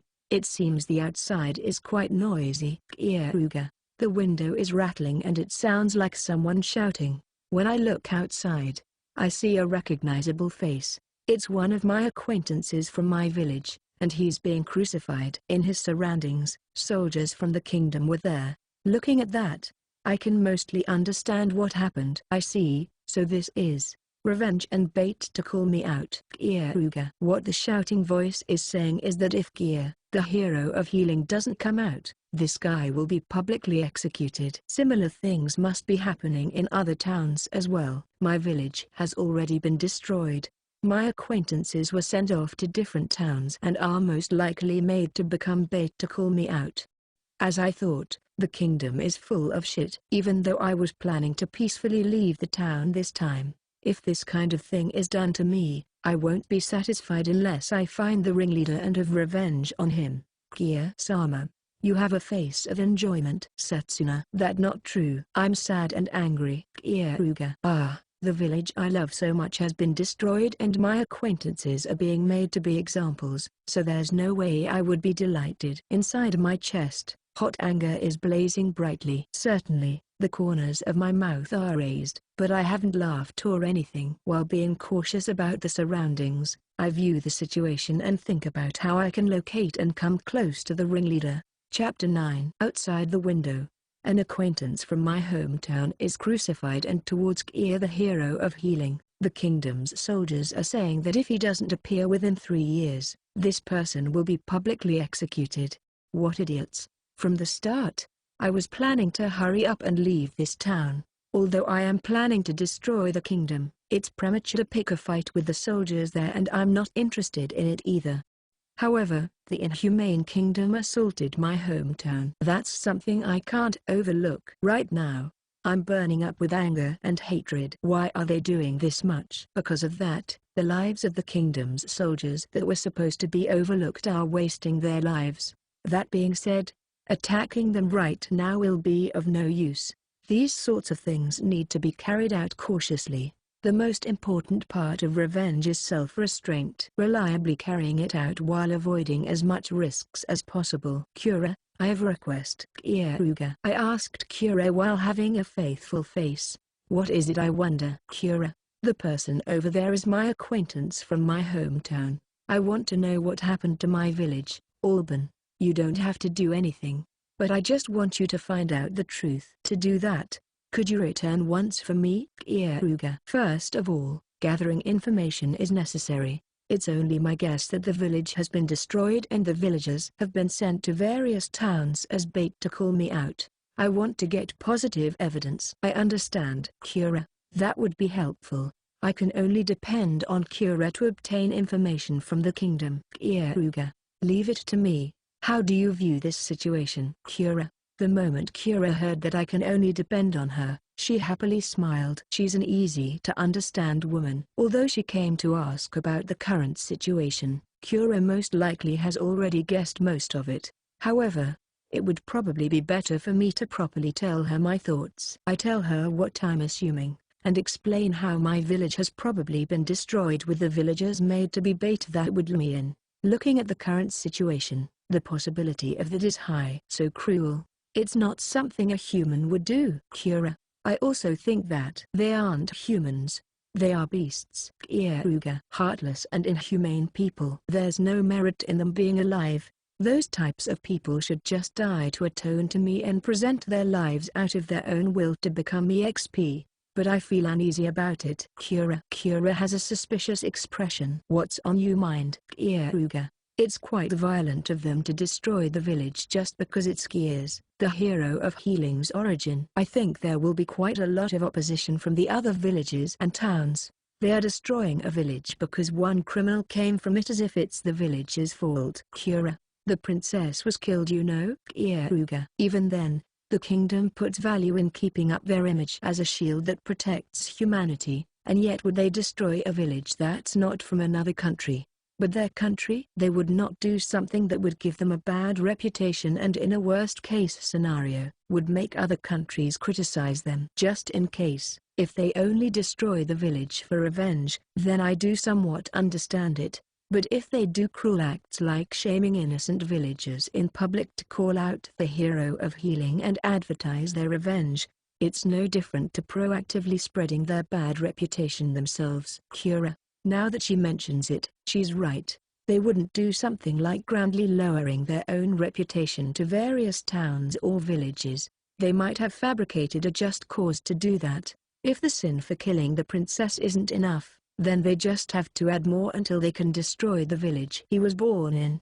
I want you to include that in your search as well. Keare. Yes, the chance of that happening is quite high. I'll make sure to include that in my search. So Keare. Keare looks at me with upturned eyes that says she wants to flirt. I embrace Keare and exchange a kiss. This is what she was waiting for. Let's decide on a way of communicating for when we meet again. I don't want to end it with separating from you. Keare. That's true.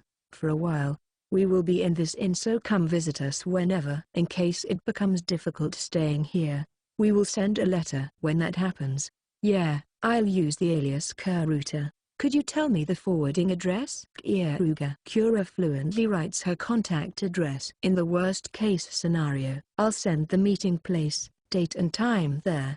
I'll work hard. Keare. I am relying on you. Keare. Like that, Keare left the inn. While waiting for her information, I should take my own actions. In the inn, it's the original three. Freya, Setsuna and I are left. I turn our appearances back to Keare and Freya. Keare-sama, you are quite intimate with Keare, it seems. Freya, to save the world, her power is necessary. Keare. I've told Freya that I'm on a trip to save the world, so I repeated that here. I haven't seriously fallen in love with Freya, and I'm just acting like lovers to use her. Of course, I am enjoying myself, but till the end, I will prioritize using her. Well, I'm Keare-sama's attendant. No matter what my master does, it is up to him. Freya. Similarly to Setsuna, it seems Freya is also jealous. I end up having a bitter smile.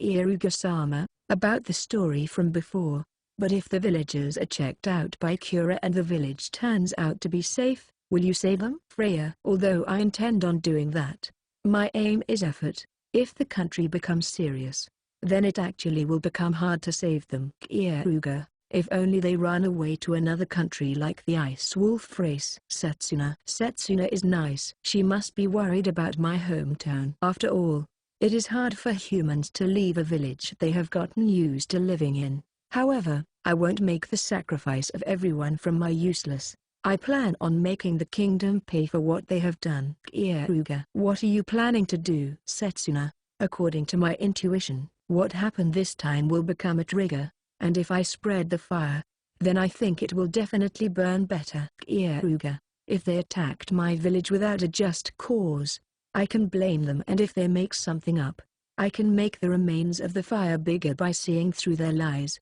Obviously, there is no meaning in making a fuss by myself.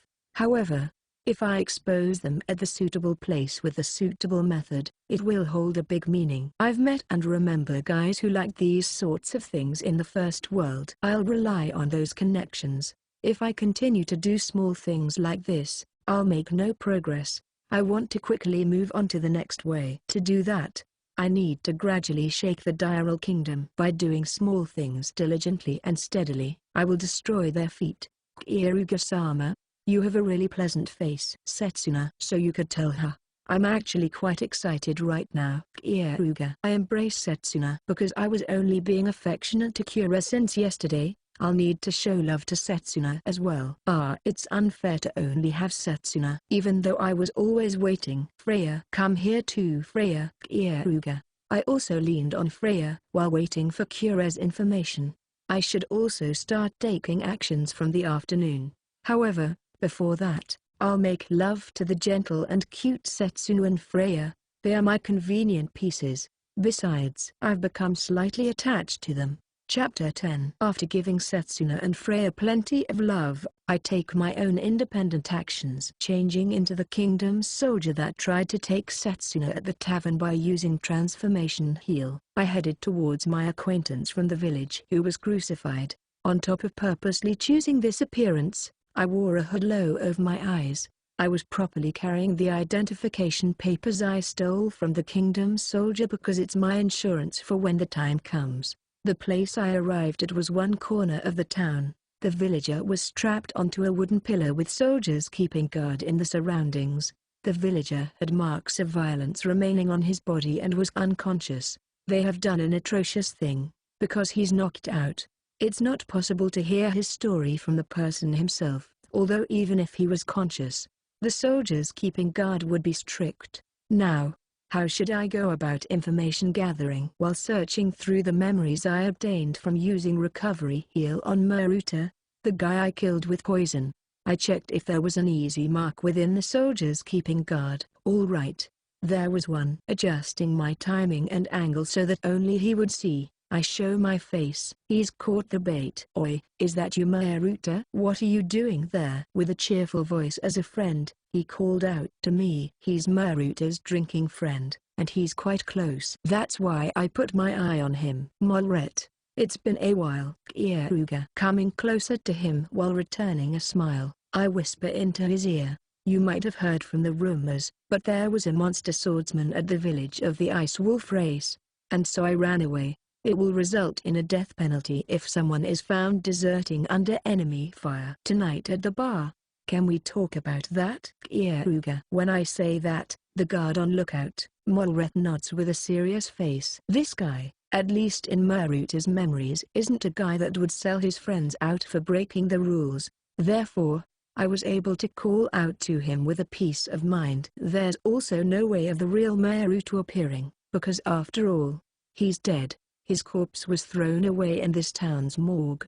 This town is crowded with unidentifiable people, so abandoning dead bodies is terrifyingly easy. Even if it increases by 1 or 2 bodies, no one takes notice of it. So that's what happened. I got it. There's a small shop that's my favorite, so if it's there, we should be able to have a complicated talk. So that you can return, I'll lend you my wit. Molret. Sorry about that, Molret. Keare. He also understood that this talk should be done in a private place. Well, once it just becomes the two of us, I'll get information about the kingdom's soldiers out of him. To think I would get a duck this easily. This also must be because my habitual deeds are good.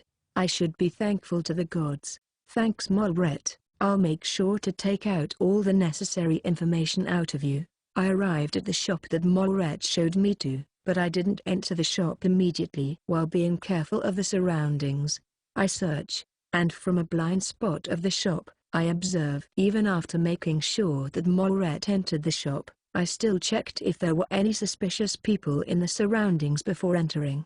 Although he is a trustable person in Murata's memories, people's memories unexpectedly happen to be useless. It wouldn't be weird if he thought of taking soldiers along with him to capture the traitor who escaped under enemy fire. First off, there's no indication of that. Besides, when Moret entered the shop, he was carefully checking if he was being tailed.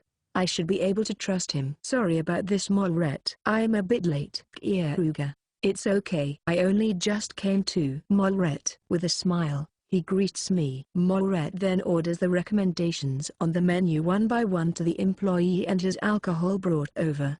The alcohol is local alcohol. Considering this alcohol was made from wheat, it's quite good. Although the food is simple, the price is inexpensive. There are plenty of nutrients and it has volume.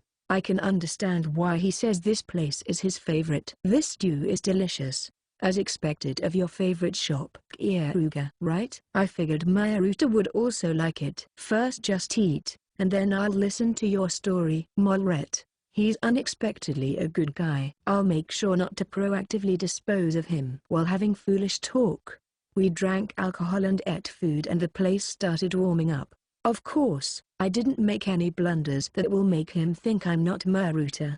I carefully chose the topics. At fixed intervals, I was drawing out the alcohol inside me with recovery heal. Although I act like I'm drunk, I can't let my thoughts become less capable. And now, we finally get into the main topic. Maruta. I heard that it was hard at the village of the Ice Wolf race. Moret. An outrageous monster swordsman appears, just by himself. He massacred almost everyone there. Just thinking about it gives me the chills. Keare. What sort of sword style did he use? Moret. He was of the Claylet school. I've seen it a few times in martial arts meetings. There's no doubt about it. Keare. Since there's no point in hiding it, I talked to him with honesty. He should also know about that too, and he was making a difficult face. Why did you run? Moret. I also have confidence in my sword arm, but I would have definitely died if I challenged that. Thanks to his slice accidentally being too shallow, I was able to keep my life and ran away from fear. Keare. Even in Maruta's memories that was what happened. My sword that was aiming for his neck only just missed his artery, having his life saved. By that point of time, he realized the difference in strength and Maruta ran away. It was a smart decision. However, the actions he took after escaping wasn't smart. He would have lived a long life if only he didn't reach his hand out to Setsuna. Well, whatever the case, I'm relieved that you're safe. After all, I did lose quite a lot of war buddies from that battle.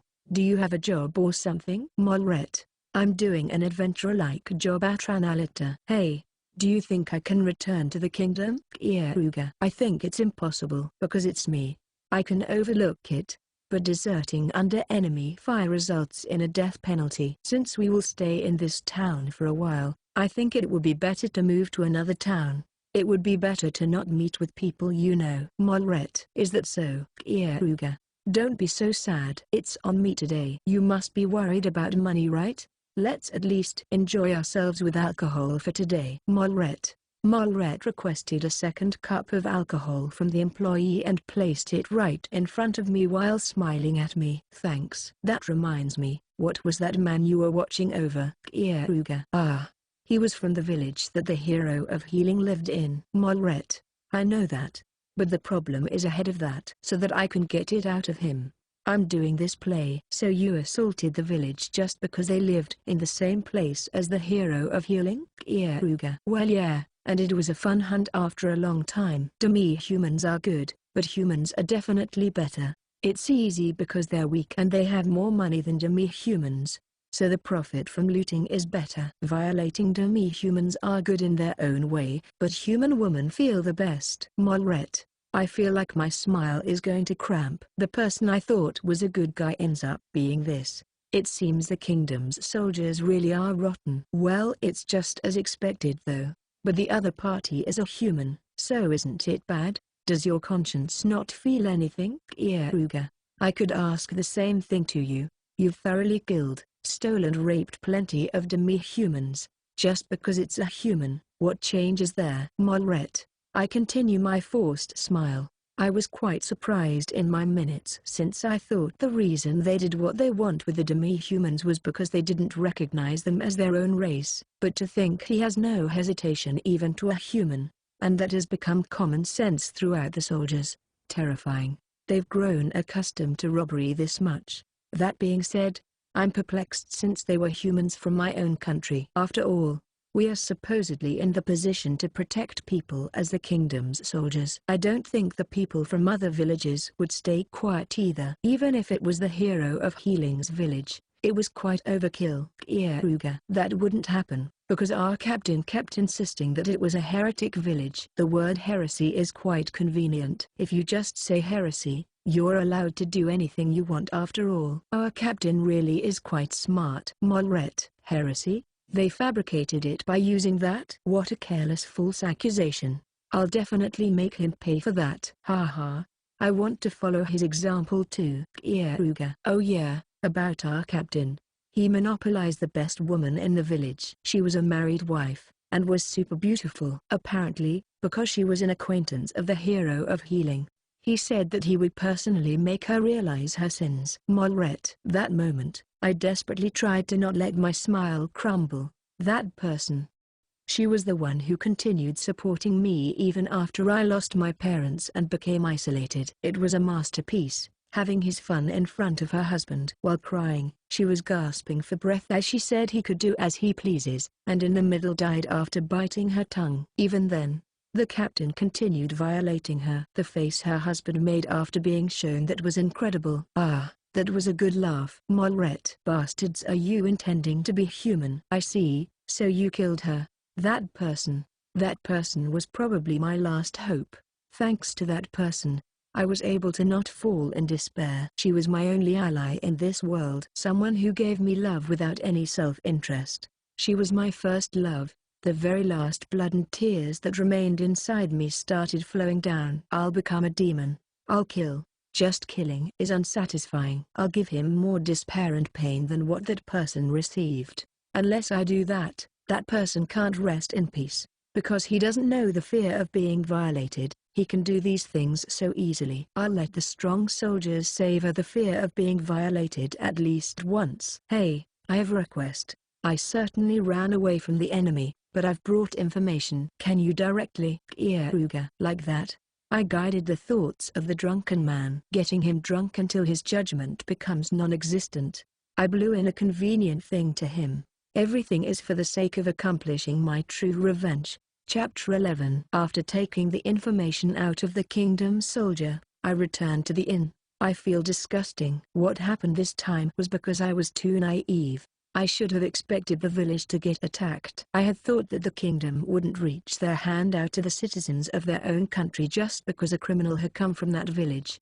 Those thoughts are only excuses, and it was simple naivety. Even if I mourn, I would never be able to stop mourning. Therefore, I will only do what I can. Pain needs to be repaid with pain. When I return to the inn, I lie on my side on the bed and start constructing strategies. I've made preparations to let Molret meet their leader, the Imperial Guard captain. To put it simply, it's plea bargaining. I'm going to ask for him to overlook me deserting under enemy fire in exchange for important information. Of course, if Molret himself asked him, they would take him as a traitor's partner. So I just sent a letter to him. Keare-sama, I've brought a meal. Setsuna's always so thoughtful. Keare. Setsuna brought me dinner. Earlier, when I returned to the inn, Freya and Setsuna invited me to have dinner. However, I refused, saying that it's unnecessary because I ate at a bar. Setsuna probably brought me dinner because she wanted an excuse to come here. It seems I had let out my emotions onto my face enough to make her worry for me. Keare-sama, you are angry. Setsuna, I collected information from outside. I found out that my village was already gone, although it's from a different source to what Keare is searching. The credibility is high. Keare. I see. It's natural that Keare-sama would get angry. Setsuna enters the bed and then embraces my arm. It's already night, and normally, I would have been making love with her, However, I didn't get into the mod to do it. I'm sorry, but today I don't feel like embracing you. I won't increase your level limit, Keare. Even after hearing my words, Setsuna didn't separate from me. That embrace wasn't out of a child's selfishness, and the evidence is that Setsuna's hug was tender. You don't have to embrace me. But when you feel down, feeling someone's body heat is comforting. That's why Setsuna is doing this. If it annoys you, tell me. I'll leave it you want. Setsuna. Hearing that, I realized how much I felt cornered. My field of vision is narrow. I haven't properly controlled my anger. Letting my brain turn is good for accomplishing revenge. However, having a calm mind while being unprepared will definitely bring myself to ruin. Only after enduring violent emotions, hypothesizing every possible situation and taking the very best actions, revenge can be achieved. I had forgotten such an obvious thing. Thanks. Because of Setsuna, I've calmed down. Keare. I hug Setsuna's body tightly. Her small body snugly settles in my arm. Just as she said, when I feel someone's body temperature, my feelings calm down. I won't forget the anger that becomes my fuel for achieving revenge. However, I need room for composure as well. And thanks to Setsuna, I was able to regain that. Yeah. Keare-sama protected Setsuna's village. Keare-sama dispelled the grudge that the Killed Ice Wolf race had. So this time, it's Setsuna's turn to help Keare-sama. If it's for Keare-sama's sake, Setsuna will do anything. Setsuna. This child is a good child. I wonder why I only just realized this now. Adorable. Inside of me, the feeling that this child is adorable and the fury from an important person being killed simultaneously swells up. I feel like I might go mad. Setsuna, I have changed my mind. I'm going to ravish you now. Keare.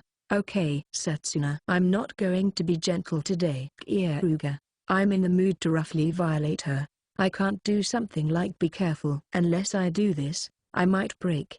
My emotions start spewing out. I want to throw the feelings inside my chest onto this small and beautiful girl. Changing my posture, I hold down Setsuna. It's okay, Keare-sama can do as he wants, because Setsuna is Keare-sama's property. Keare. Setsuna smiles towards me, and to show that she accepts it, she spreads out both her hands. That was the limit of my endurance. Like that, I violated Setsuna all night long.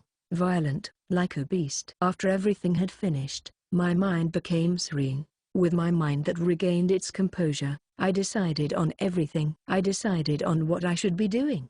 Keare-sama, you're crying. Setsuna, I'm crying? Keare. Once she said that, I realized tears were trickling down my cheeks. Ah, so that's what it was. I wasn't just angry, but I was more heartbroken and lonely. I buried my face into Setsuna's small chest and cried. I had believed that both my blood and tears had all been drained, but it seems tears had still remained inside me. Those tears are spitting out. I decide that this will be the last time I cry. Right now, I will drain all these tears and throw away my emotions as a human. The next day, Keare returned. She's out of breath.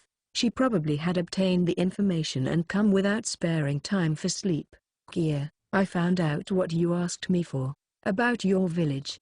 It's too late. Keare. I see, I understand. Keare. I gain proof of the words I heard yesterday at the bar. There's no room to doubt information from Keare, who is an executive, a soldier and a noble. Your prediction of the people in your village being sent to other towns as bait to call you out was also correct.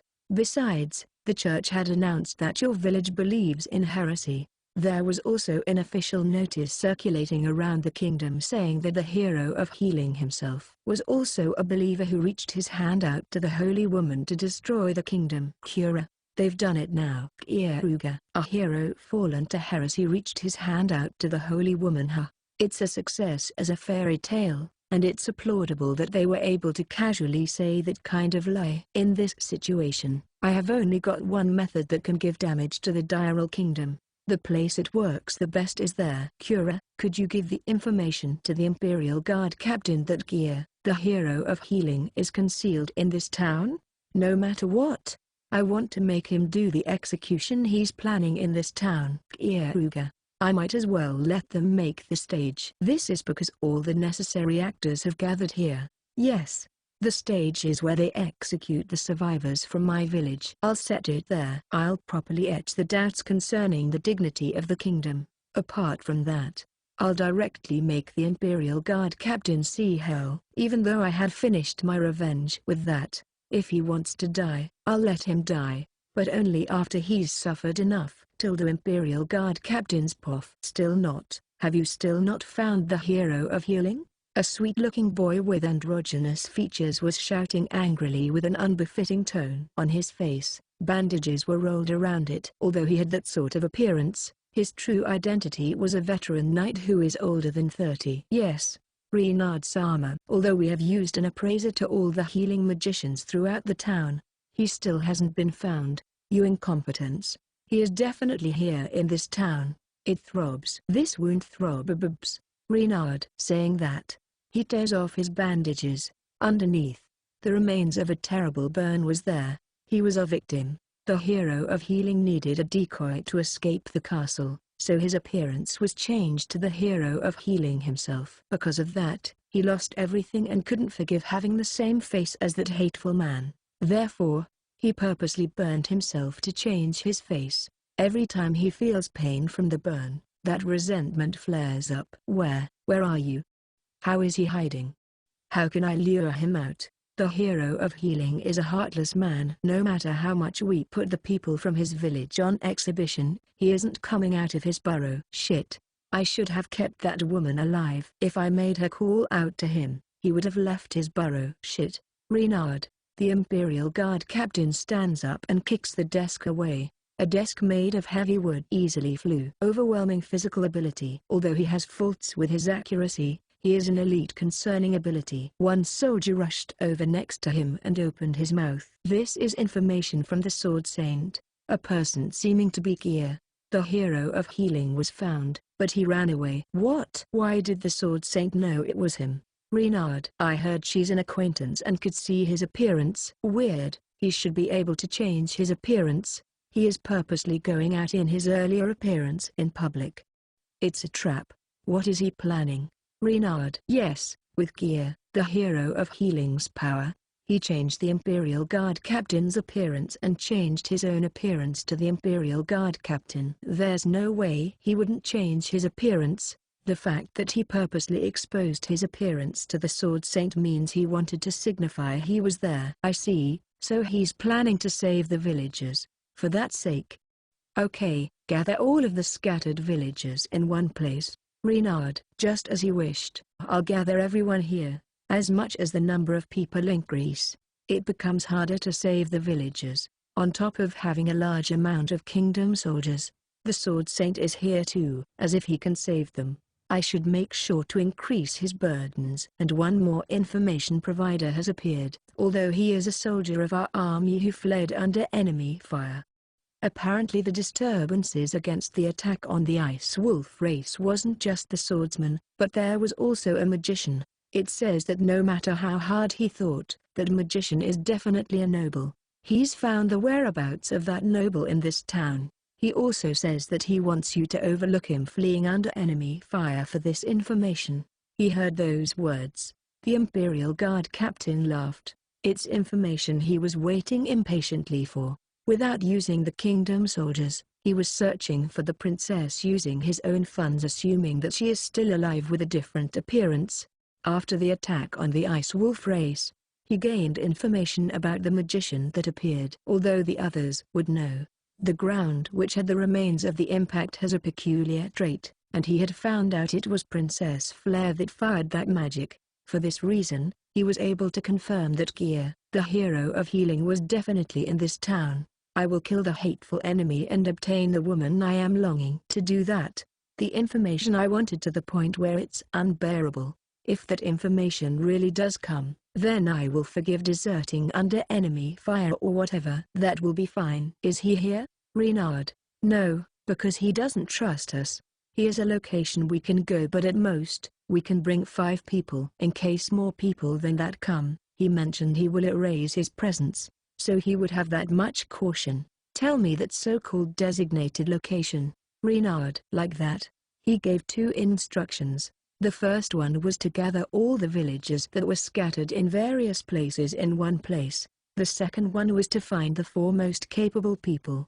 Everything started working well. Believing in that, he chugged a wine bottle without taking a breath and loudly laughed. Chapter 12. I have to give him the punishment for messing up my hometown and killing Anna-san after making her suffer. To do that, I set the plan for calling out the Imperial Guard captain in motion. To be specific, I acted like a soldier that fled under enemy fire and sent a message asking if it could be overlooked in exchange for information. In addition, the meeting condition was to only bring a small amount of people to a place that's empty of people. The information I prepared isn't something the Imperial Guard captain could miss, so he will definitely be caught. After all, when I looked through his memories while using Transformation Heal on him, I found out his feelings to Princess Flare was more than just a master and servant feeling.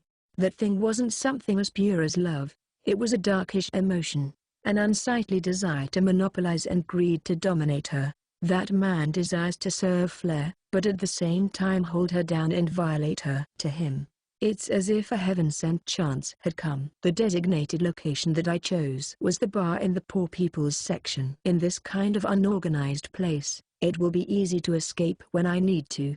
I was watching the entrance of the shop, and men with good appearances unfitting of that place entered. Just as he promised, it seems he came in a group of 5. Just in case, they had come in an appearance that fits in with this place and they aren't stupid enough to make people notice they were knights in one glance, but I could tell from the way they walked and their atmosphere. Just to be sure, I stayed alert for a few minutes and then enter the shop. I head towards a man who had wrapped his face in bandages, and while doing so, I confirmed the location of this shop's back exit. One big reason I picked this shop was because I could escape easily when I need to. I take a seat and the man wrapped in bandages opens his mouth. So you're Amutaha, who's the magician that you were calling a noble? Renard.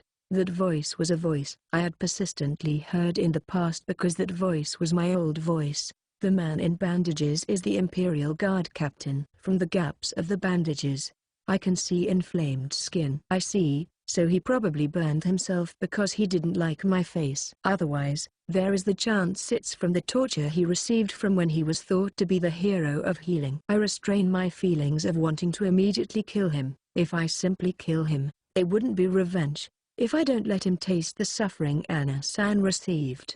Endure, I must endure. Okay, I'm calm. Now, it's the start of my play. Why don't I behave like the kingdom's soldier Ramuta? First off, please promise me that I can return to the kingdom if I provide information. Keare. Just in case, because I'm acting like I'm doing this kind of trade, I have to put on a speech fitting of that. Ramuta's objective is to be forgiven for deserting under enemy fire in exchange for providing information. That's fine. If your information is right, I'll remove the matter about you deserting under enemy fire using my authority. Renard. The Imperial Guard captain said that while brimming with confidence. What I can tell from these words is that this man has been provided with a decent amount of authority. The crime of deserting under enemy fire is heavy. For the commanding officer to overturn that at his own discretion is usually difficult. That's good. In that case, I'll talk about it. The certain noble I wrote about in the letter is Princess Flare-sama. Although her appearance was slightly changed, I was able to tell, without a doubt, it was Princess Flare-sama. Keare. Why were you able to tell? Renard. He's unexpectedly wary. Even though I thought he would come biting at the chance without thinking. Well, it's fine. A few suitable reasons come to my mind. Once before, I was able to fight together with Flare-sama when we were making big progress against the monsters. There's also no way I could have seen it incorrectly, because that was definitely Flare-sama's magic. Also, I didn't do something like deserting under enemy fire. Seeing magic that seemed like Flare-sama's, I began searching for Flare-sama who should have been close by. Please believe me, Keare. I desperately say those words, thinking that it would seem more realistic if I said an unsightly excuse. And so, Renard, I was able to find a female magician who was in a location quite far away from the area. Although her appearance and figure had changed, I was able to tell that the princess had appeared from her beautiful voice and the kind atmosphere around her, chasing after her. I was able to find out the whereabouts of the princess in Ranalita, Keare. The Imperial Guard captain was broadly grinning, although most of his expression is covered. His sensibleness was slovenly drooping. "Good job. Guide us to that woman's whereabouts immediately. Let alone overlooking you deserting under enemy fire. I'll give you a promotion." Renard. Thank you very much, Keare. As if he feels like Flare has already become his. The Imperial Guard captain has a vulgar smile, as I thought, with that face. He probably doesn't plan on obediently returning Princess Flare to the castle. He might be thinking of using this chance to keep her to himself. I was only able to predict that he was going to do that because I know his memories. For this reason, I'm using this method. All the members that followed him were all his subordinates. He probably had secretly brought them over to hide the fact that he was going to obtain the princess. In other words, this information hasn't been revealed to the other knights and soldiers. There's nothing easier to manipulate than a man that driven by greed. Well then, it's this way. Keare. Hiding my inner emotions of joy, I guide the Imperial Guard captain's group.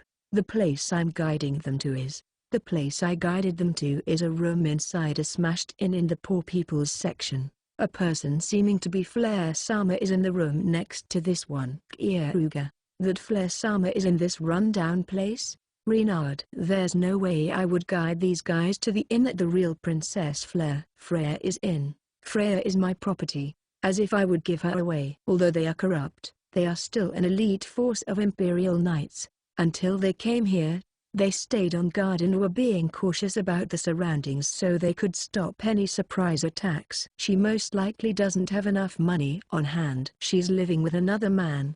And although I don't even need to say it, that man is the swordsman that appeared at the Ice Wolf Race's village. The man goes out to earn money during the day and doesn't come back until sunset. Keare. I see, that's convenient. Renard. That man is right here though. The walls are thin, and we can hear daily life noises from the room next to ours. Of course, there's no way someone actually is inside there and it was just me making daily life noises using magic together with the mechanism. Right now, it should be just Princess Flare by herself. If we are going to break in, we should do it now. Keare. Yeah, I guess we'll go in. We will save Princess Flare. Renard. While saying something he doesn't mean, the line of knights with the Imperial Guard captain at the front pushes into the room. And then, they thoroughly searched around everywhere to look for her. Oi, you! There's no one here. Goo!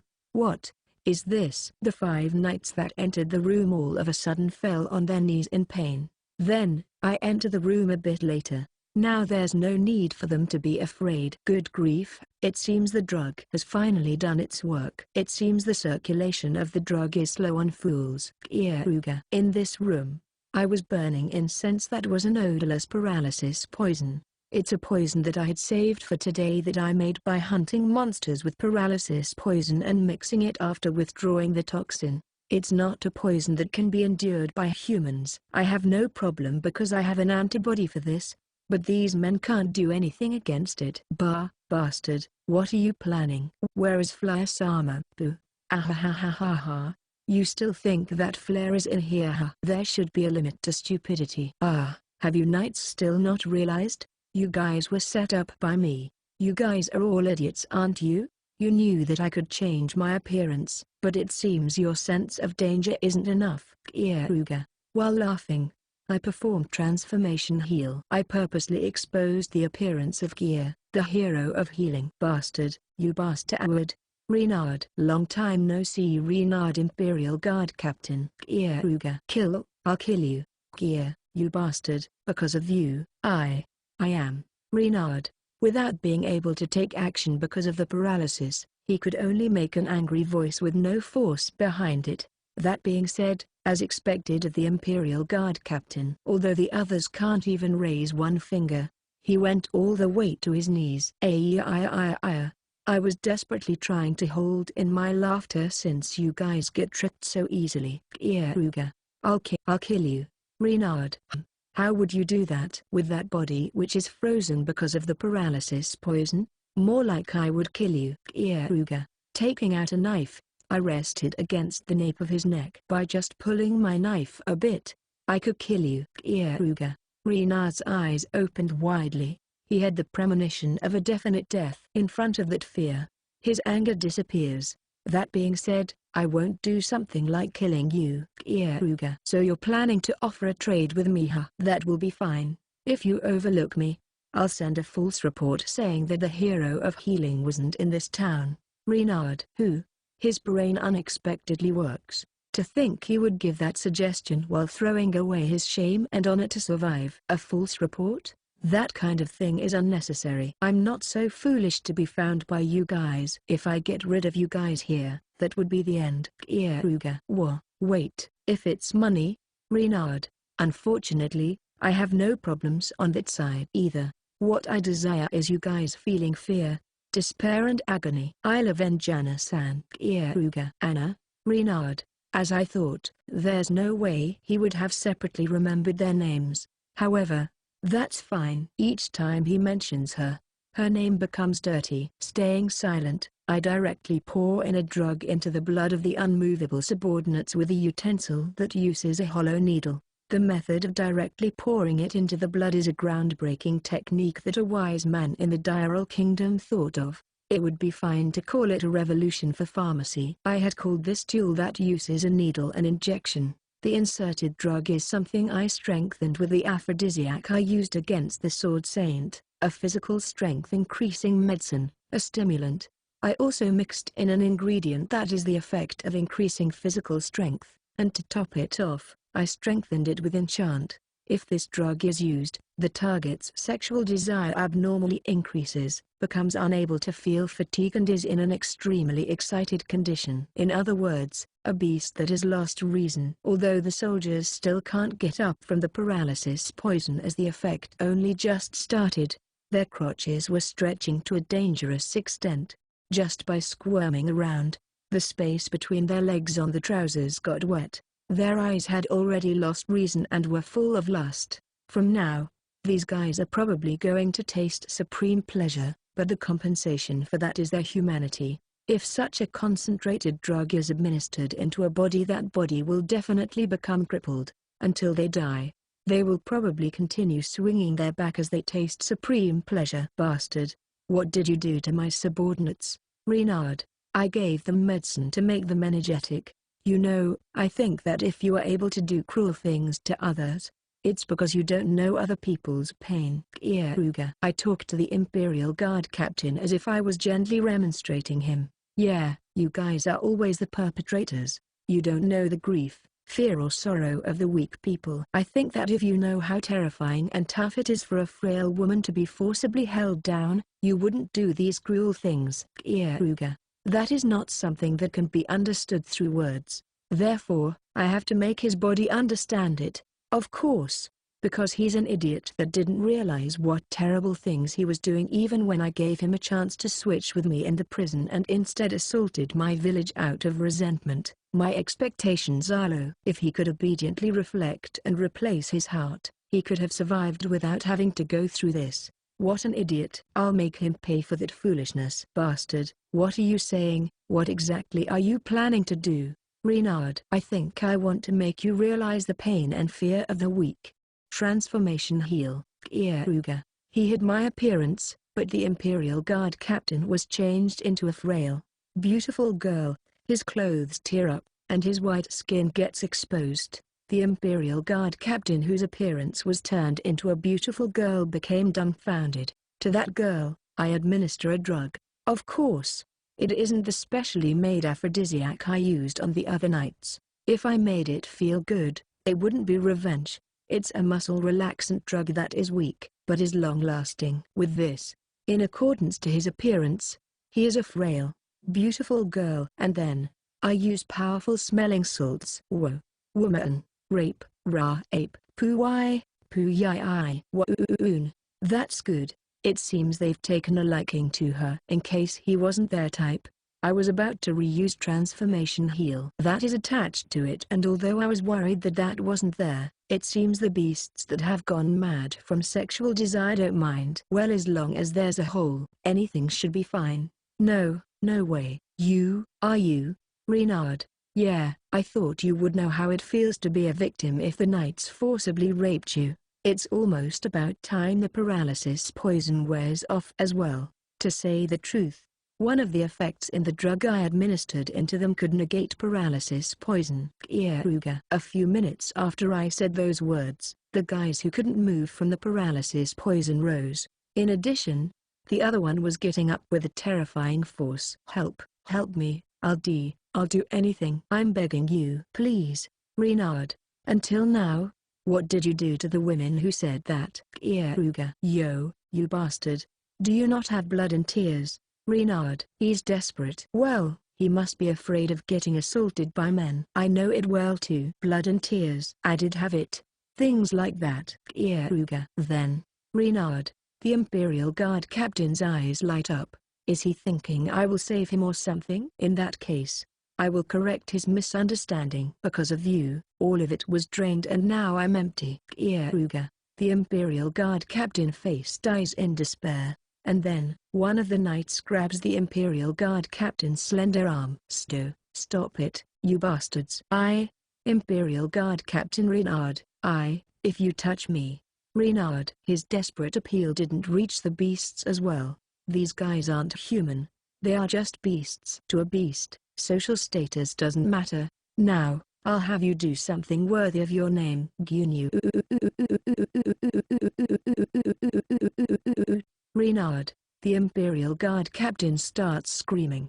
And I watch that with cold eyes. The other guys start gathering around him one by one. Well, I'll have them violate him to their heart's content. I am a bystander. I'm only watching him suffer. Although his appearance is a beautiful girl, he doesn't intend to mix in with them. In the first place, that man doesn't want to be touched. So dirty. And with cold eyes, I continued watching the Imperial Guard captain being devoured by beasts. It seems the drug I used on the knights was stronger than I had expected. They are being too extreme. If it continues like that, he will immediately die. I won't forgive him to faint because of the drug I used on him. His pupil had opened, but he is still breathing. After half a day passed, the Imperial Guard captain, whose appearance had changed into a beautiful girl, was covered in various things and had vacant eyes that seemed like he was going to die. Even then, the beasts didn't stop indulging in their bait. A few hours later, Reynard,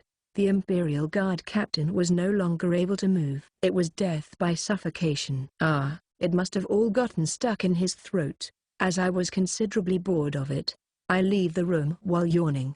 Those knights are probably going to do that until they die. It's quite a suitable end for them. Sprinkling plenty of oil on the smashed in, I set fire to it with alchemy magic. I have to get rid of the guys violating the dead body. They will either die from burning or getting worn out from violating him. Which one will they die from? Well, it doesn't matter to me. Did you watch it, Anna-san? I gave them the despair you felt. Were you delighted even by a bit? Keare. I pray to Anna-san, who is in heaven. Please peacefully sleep. I should also finish the other matter in question. Although the Imperial Guard captain was at the top, just because I got rid of the top, that doesn't mean the execution of the people from my village will be interrupted. Therefore, I am going to give pain to this country itself. I look up at the sky. Today, the moon is beautiful. Chapter 13. Tilda? Poff. Reynard has gone missing?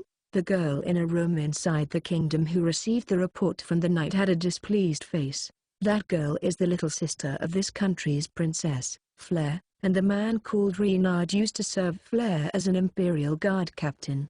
She is a charming girl with soft, shoulder-length pink hair. To the people who see that innocent charm, a desire to protect her swells up inside them. Although the girl isn't a hero like her elder sister, she has outstanding intelligence that lets her take part in politics ever since she was young. She is wrapping the pink hair that is the same as her elder sister around her finger. Whenever she feels displeased, she always does that. Good grief, a subordinate of trash is also trash.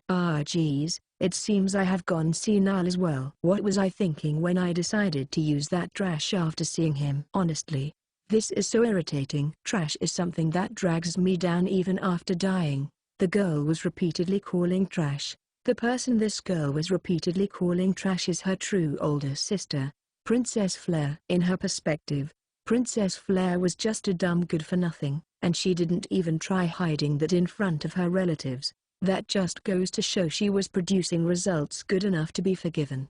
That being said, she had a fixed evaluation of Princess Flare. Although that woman is dumb, she is useful as strategic arms and is a convenient existence as the idol that gathers the centripetal of her people. She also recognizes Flare for being self-conscious that she's dumb and understands she shouldn't disobey her. Even though I gave her a job that is fine for her dumb self, to think she would be killed this easily. She really is trash. John. Once this girl calls for John, a dark-skinned giant man goes on all fours in front of the throne. John. Trampling on John with all her strength, she kicks him away, over and over again. Ha ha ha, thanks, I feel refreshed now. Phew, I'll need to think of a substitute for that man. Good grief, even though I had taught him a plan. The plan of destroying the village Keare, the hero of healing, came from after acknowledging it as a heretic village and using the villagers as bait is what the girl had thought of and made the Imperial Guard captain perform. That heresy they spoke of is no more than a new religion that had started to grow in this country. The teachings of it were that everyone, including the demi-humans, is equal. So for the Diral Kingdom, it's inconvenient. Therefore, she buried them as a set. They had placed a label saying the criminal who killed the princess was died in that new religion and placed various more crimes on him. They also placed a false accusation on the religion of the hero of Healing's village saying that they called for heresy. It was easy to make the orthodoxy acknowledge it as a heretic village. After all, they can destroy their business rival. They gleefully made up necessary information to make them acknowledge it as heresy. Well, I guess it's fine. I can make anyone substitute for Reynard, and all I need to do is properly execute the guys from the hero of Healing's village. It would be good if the hero of Healing just came out. Plus, that guy isn't that strong anyways, so if we can just call him out, we should be able to trounce him. But that's unlikely. I should probably prepare insurance in case he comes attacking during the execution. What she was calling insurance is a hero from the neighboring country, the hero of the sword. Currently, he is the strongest hero and had fallen in love with the hero of magic, Flare. By being my strongest hands and feet, he should be able to corner the hero of Healing. However, that is very revolting. The girl had a completely disagreeable face. She doesn't understand the hero of the sword's inclination. To the public, he was a handsome youth overflowing with a chivalric soul. But he had a secret. The hero of the sword is a cross-dressing beautiful girl that is a lesbian. There is only a small fraction of people that knows her true identity. Maybe, if he was a man, they could have been fellow heroes who were a symbol together and she could have attached him with her older sister. However, as one would expect, presenting a lesbian to the princess isn't okay. To take distance, she was making him work elsewhere. However, the trash died. Because of that, she can use the hero of the sword's feelings of love for pest extermination. She thought that the hero of the sword would immediately come over if she says that she wants her to avenge Princess Flare and has already taken action. Just as she had planned, because of her love or whatever that doesn't really make sense, she is heading over here. If the hero of Healing isn't dealt with when the execution happens, that will work to do it. Even so, I'm going to have to greet that shitty lesbian. That's going to be hard. Because of that trash, I have to act as a tragic little sister. I hate her as well. Just from imagining it, the girl got goosebumps. Then, she took out all her stress that she got from the discomfort onto John. That's unpleasant. My older sister that's trash and incompetent. The Imperial Guard captain that went missing without being able to do anything. The disgusting lesbian hero of the sword and the hero of Healing who is the cause of it all. All of them are unpleasant. This feeling that has no place to go can't be cleared just by hitting John. I know, there's something I can do for stress reduction. Although we failed at the village of the Ice Wolf race, I can dispose of the guys we had put off for later, and if there's a child I liked, I could make it into my pet and use it in exchange for John. This time, I better do it a bit more gently. All the pets apart from John immediately break. And although John is durable, I have gotten tired of him. I'll take good care of my new toy because a demi-human is harder to break than a human. It should last for a bit longer. Chapter 14. It's already morning. Keare. I wake up inside one room of the inn. On my sides, there's the ice wolf race girl Setsuna and the former Princess Freya who is currently my attendant. I stroke the heads of the girls in turns. It's fun stroking both Setsuna's silky white hair and Freya's fluffy pink hair. I was thinking back to what happened yesterday. I had educated Reynard, the Imperial Guard captain who was the perpetrator that destroyed my hometown. Because he doesn't know a human's pain, he was able to do cruel things to other people. I pitied him, so I taught him pain. With this, he should have repented his actions and made a fresh start in life as a good person. In his next life. At any rate, it felt great. I feel refreshed, without being able to control my excitement. Even after coming back to the inn, I pushed down Setsuna and Freya, fiercer than normal. As I thought, accumulating stress and sexual desire is bad. If it piles up, I have to spit it all out. Today's weather is great too. Yeah. My body and mind feel light. Good morning Keare-sama. Freya. Good morning Freya. Keare. It seems Freya has also woken up, and she's sleepily rubbing her eyes. Since the futon had turned over, I could clearly see her large breasts, so I push my face in it. Kaya, all of a sudden from the morning Keare-sama. Freya. Right now, I feel like I want to be spoiled. Let me do this for a little while. Keare. Freya has a good body. Being spoiled by her like this from time to time isn't bad either. For a while I enjoy the warmth, softness and smell of Freya's breasts. I could feel something warm from my lower body, but my lower body still had the futon covering it. Once I turned over the futon, I realized that Setsuna had crawled in unnoticed. I'll do my morning service. Keare-sama, you are energetic as usual. Setsuna. Setsuna looks at me with upturned eyes and while blushing, she says a short sentence. Because of her rivalry against Freya or something, she is more enthusiastic than usual. To increase the level limit, thickness is needed, so the morning is the most efficient time to do it. Setsuna begins her service. You have improved quite a lot. Keare. Yeah. I want Keare-sama to be happy. Setsuna. This is Setsuna's daily routine. It seems thoroughly teaching her was quite useful, and recently, without this I can't properly wake up. From the morning, I make love to both of them. Today as well. A new day will begin. Today as well. Instead of using the dining room, we have our breakfast brought up to our room.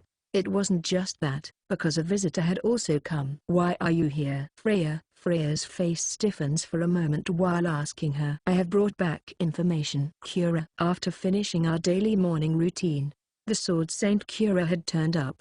Her figure with her beautiful silver hair fluttering in the wind was quite a sight. Does that have something to do with Keare-sama?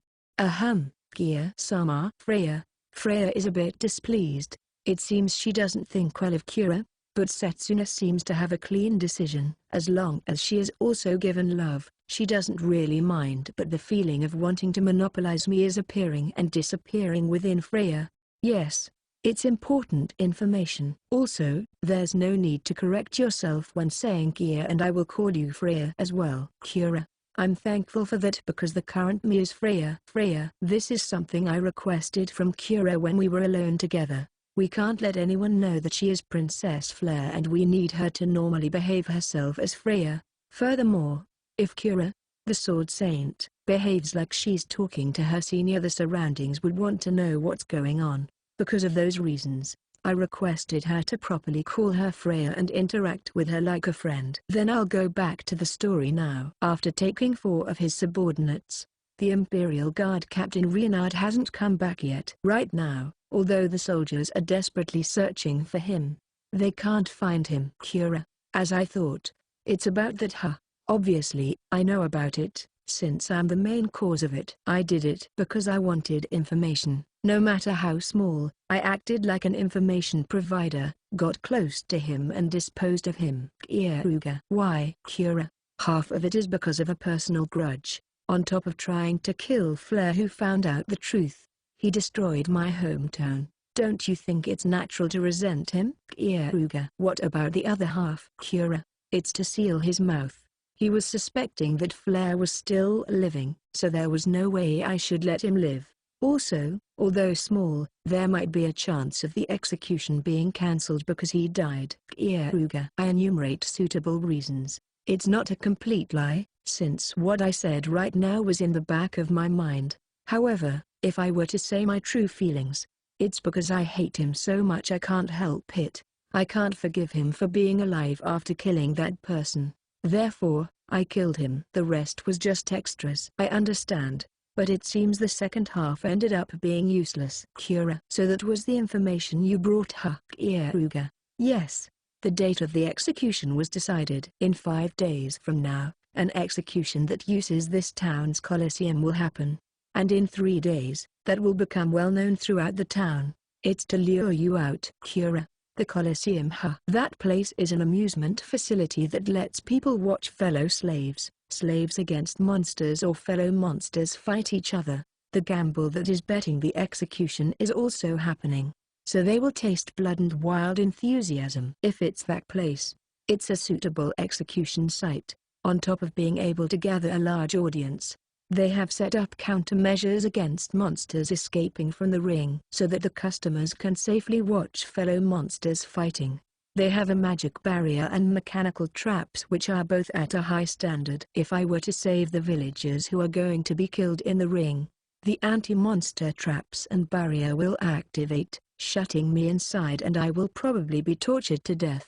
That's good information. Since I found that out quickly, forming countermeasures will be easy. Keare. Are you seriously planning to save the villagers? It is a suicidal act. If you are going to save them, instead of saving them at the Colosseum, you should at least aim for when they are being transported. Keare. Certainly, that's true.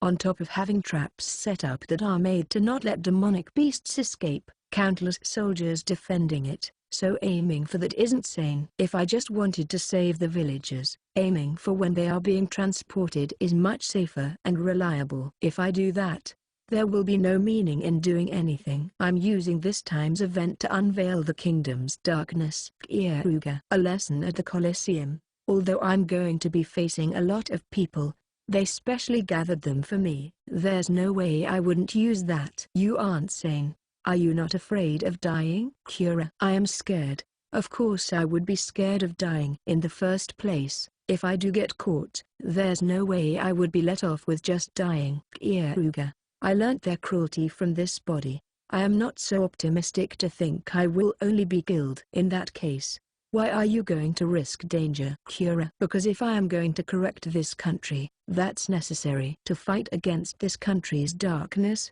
Flare and I left the castle and became Freya and Keare. Unless someone takes action, this country will continue to create tragedy. The second or third ice tragedy of the ice wolf race or my village will be born. If it was to prevent that, risking my life has meaning. Keare. This is no good. I'm close to the limit of holding in my laughter. If I were to say my true feelings, because the kingdom made me go through unpleasant things, I'm going to do things they hate. It's as simple as that. I don't have any sense of justice. I will hit because I get annoyed. I will kill because I don't like it. I will rape because I want to rape. In this second world, I just want to feel good. That's all there is to it. If I fail, I just have to defeat the Demon Lord again and start over. I only exist to obtain a world that makes me feel good. So you were thinking that hard. In that case, I won't oppose. I will also cooperate. Keare. I appreciate it. Please continue to gather information. Keare. Is just that fine? I can also fight for you. Keare. That isn't necessary. Keare. You don't need to be reserved. I sympathize with your justice. Keare. It seems you're misunderstanding something. I'm not being reserved. There's just no need. Literally. Keare. It would be impossible to stop the execution at the Colosseum's ring. Do you even know how brutal that ring is? Keare. The moment they picked the Colosseum, the degree of difficulty dropped quite a bit. The Colosseum's ring that is protected by multiple layers of traps is the place I think is safe. Yeah, I know it well. Believe in me, I won't do something I can't do. After all, The ring's traps were made by humans. Persuasion is easy. If I have 5 days in advance to prepare, they will become my allies. Keare. Protection made from traps and magic. Persuasion of those kinds of things is my forte. Moreover, if it's me, I can even add an arrangement. They probably have never thought in their wildest dreams that they traps made to kill me would attack them. I understand. If you are going to say that much, I will believe you. I will continue to bring back information. Keare smiles and stands up. I also stand up to embrace her and French kiss her. Thank you for doing this for me. Keare, it's really helpful. Keare. I am doing it for the sake of justice. Keare blushes and her body is hot. She really is an easy-to-handle woman. I wonder if she's self-conscious of the fact that she's betraying the kingdom. Also, there's one thing I forgot to mention. Princess Norn returned from studying abroad. The words Keare casually said. The moment I heard those words, I got goosebumps. That woman returned? That returned? The most insane royalty. At this timing. Freya, what happened? Keare. It's nothing. I just suddenly felt cold. Freya is making a response worse than mine. While her teeth chatter, she's hugging her own body and making herself smaller. Although I should have erased her memories, this reaction means she has a trauma about it. Both of you are making a weird reaction. She's a bright and cheerful person. We need to also release her from the insane royalty. Keare. That's true. Keare. My face stiffens. Release that? That should be a joke. That isn't such a cute thing. It's darkness thicker than darkness. A lunatic differing from the norm. I should cut it from the buds. Even if it means risking the ring. It's necessary to kill that thing as fast as possible. No, I should stop that. As long as no one injures me in this world, I won't take revenge on them.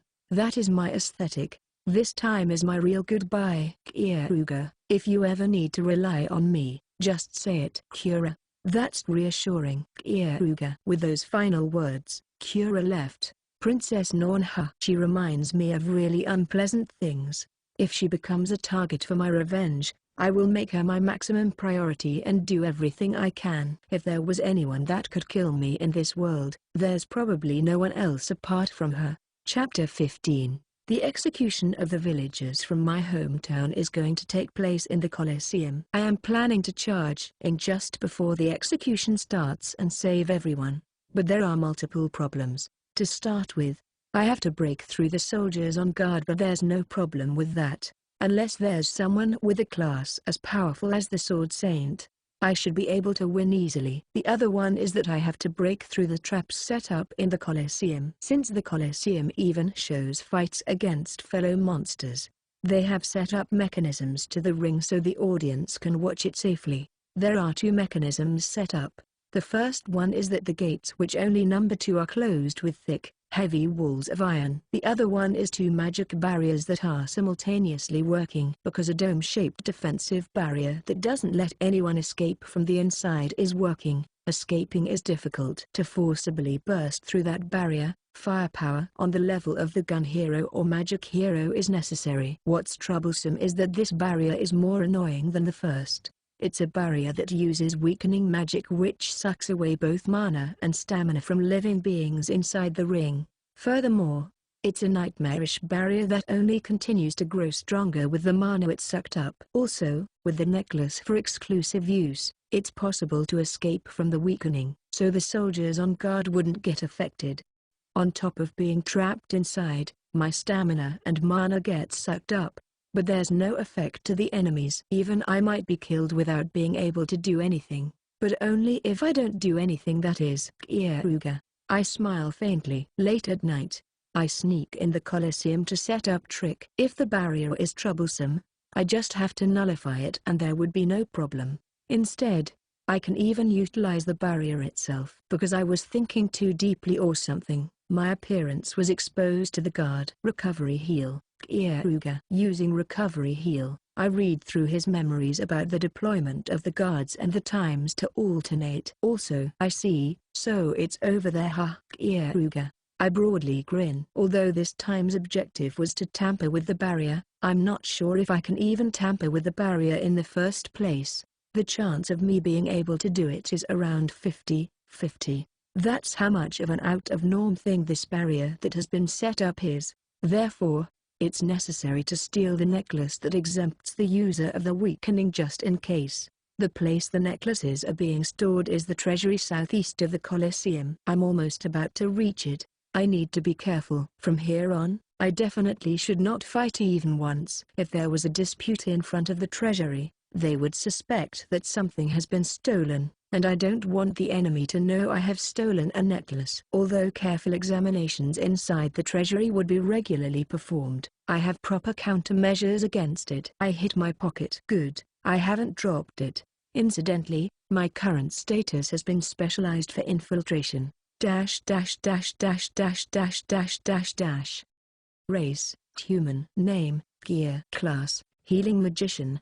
Hero, level, 38. Status, MP, 6767. Physical attack, 129. Physical defense, 107. Magical attack, 59. Magical defense, 36. Speed, 119. Level limit.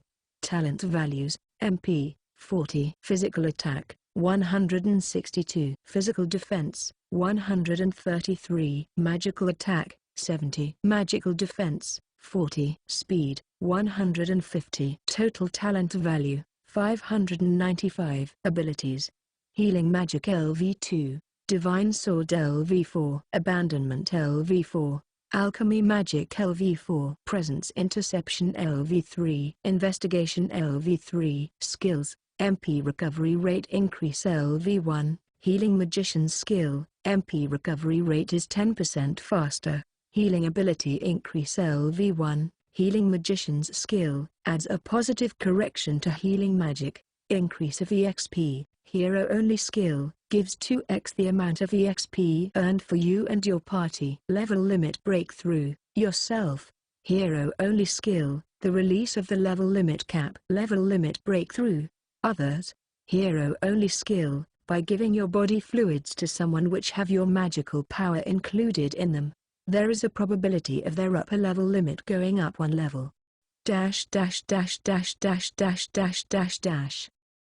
I can imitation heal other people's abilities, but it is the weakness of only being able to set 5 at a time. This time, I cancelled both Grand Shrinker, an ultra-high-speed movement technique, and Serene, which puts the user into the utmost limits of concentration and can manipulate the time that person senses. Instead, I swapped them with Presence Interruption, which is useful for espionage activities and investigation, which strengthens all the skills needed for a scout from start to end, whether it be lockpicking or sensing traps. While erasing my presence, I arrive at the treasury and create an instant key by melting the metal I had on hand with alchemy magic and hardening it after pouring it down the keyhole. Because a magic trap was set up, I carefully nullified it. I have finally arrived at Keare. Entering the treasury, I search for the evil warding necklace. It's a silver necklace that has a jewel similar to a red ruby. This is nostalgic. In the first world, Princess Flare made me fight here as harassment. At that time, I was still a disabled person with drug addiction in a condition that can't even move well, so I was one-sidedly tormented and almost killed by the monsters in front of a huge audience. According to both Flare and Blade, the hero of the sword, I had asked for them to train the weak and useless me. I feel sick just from thinking about it. Although it was a terrible experience, I was able to learn of the barrier in the Colosseum and the evil warding necklace thanks to it. I am grateful for that. I collect the evil warding necklace from the treasury and replace it with a fake I made from alchemy magic instead. Unless anyone has high-grade magic knowledge, they shouldn't be able to see through it. Well, I have prepared my insurance. Guess I will move on to the actual performance. The barrier consists of 2 factors. One is maintaining a source of power and the other is the design of the magic equation, which depends on the position. Surprisingly, the Colosseum's source of mana is the audience. It has a function of collecting mana from the audience. All humans unconsciously leak minuscule amounts of mana, but if that minuscule amount of mana from everyone was all gathered together, it becomes an amount you can't make fun of. This is unthinkable. Is this kind of thing even possible? Keare. The reason why I am surprised is because this kind of thing is impossible with our current technology. Utilizing the mana in the air is something even the army is researching. Not only the minuscule amount of mana that humans constantly leak, but also the colorless mana that couldn't convert when a magician is activating magic on the battlefield and drifts in the air. The bigger the scale of the battle, the magic in the air becomes denser to a bizarre amount. If that mana was converted to offensive magic, it would activate hero-class magic. However, I have never heard of anyone accomplishing it. This Colosseum itself is a legacy after all. Keare. A legacy. That's a general term for an item made with technique that evolved too much and can't be reproduced in this age. This town has prospered because people gathered just to see the Colosseum, which is a legacy. A countless number of people's techniques, knowledge and experience. The reason why I, who holds all of that, thought I might not be able to tamper with it is because this is an out-of-place artifact, so it can't be controlled by a human. Like an echo, I pour my mana into the barrier and confirm the barrier's magic equation. There's nothing I can do to meddle with the magic accumulating technique which is used for its power. In that case, what about the magic equation that constructs the barrier? I feel the corners of my mouth lift up. I see. So this part is a custom installation by humans, as expected. I can't tamper with the part which accumulates mana and converts it to power the barrier, but everything apart from those was added on later. If it's something a human made, Keare, it comes to mind. The technique I already knew that made the format of this Colosseum's magic equation into one that I can understand. There's no reason that I can't tamper with it. Keare. I put all my concentration into thinking and analyze the magic equation. Furthermore, I hypothesize the functions I need and imagine the final completed form, the problems and points of improvement. Re-examination. Okay, I have made my design. Well, I guess I should start working. I establish a backdoor that's for my personal use in the magic equation. I tamper with the barrier both physically and magically. Within 30 minutes, secret functions were added to this barrier. With just one signal from me, this barrier should show a different face. I can't wait to shut me in and suck my power. They will definitely activate the barrier while believing in their certain victory. As a result, they will fall to hell. I wonder what kind of idiotic appearance they will show. Being unprepared because they believed in their certain victory, in the next moment, they will despair. Watching those kinds of humans is what I'm looking forward to the most. Well, I guess I should leave now. Keare. Since I have finished what I came for, I should promptly retreat. After adding a trick so they won't realize I tampered with the magic equation, I leave the Colosseum. I properly prepared a trap for the pigs that put on the airs of a hunter to make them into a blood festival. I no longer have anything to do here. Chapter 16. The next day after I tampered with the Colosseum's barrier, I went outside the town with Setsuna, the Ice Wolf, and Freya, my attendant. Soldiers from the kingdom always stay next to the town's gates and are checking for people who leave by themselves. What a troublesome thing they have to do. Keare. As expected, they aren't using an appraiser. Even for the kingdom, using an appraiser on every single person leaving the town is absurd. It seems they only use an appraiser when the other person says their class is a healing magician, but I can only think of it as stupid. There's no way I would tell them my class is a healing magician in this situation. So without any trouble, we passed through the gates quickly. This is just a waste of tax money and working soldiers. As I thought, the kingdom is damned. Going at a high speed with a riding use raptor, we head towards the forest which has many monsters. As usual, Setsuna is between the raptor's neck and me with her small body, and Freya is on the back embracing me. The reason I came here is to raise my level. Even if it's only by a bit, the stronger I get, the higher my chances of survival is. Especially Setsuna, because her level limit has increased greatly, and all her accumulated EXP has been consumed. Her level doesn't increase immediately after her level limit increases anymore. Hey Keare-sama, I want you to tell me something. Setsuna. What is it? All of a sudden. Keare. Why does Keare-sama take revenge? Even if you kill someone you hate, no one will come back. Have you ever thought it's absurd to hurt yourself and someone else for that? Setsuna. That's quite a deep question. That's most likely one of Setsuna's own troubles as well. The reason why she's asking this is because I told her that I killed the Imperial Guard captain as punishment for killing Anna-san. This action can only be called useless. Now, to stop the executions at the Colosseum, I am going to barge in and save the villagers. There is a meaning to doing this. However, when I killed the Imperial Guard captain that time, no one was saved. Then why did I do such a thing? Just knowing that a guy I hate is carefreely living gives me a strong sense of disgust. Seeing the suffering figure of people like that makes me happy from the bottom of my heart, and it feels good. It makes me feel excited. Well, if I were to say it in one word, it's because it's fun, just that. It's not productive and neither is it constructive. It's just my hobby. Keare. I don't wish for anything more than having fun and feeling good. Besides, I have no intention of giving up everything for the sake of my revenge.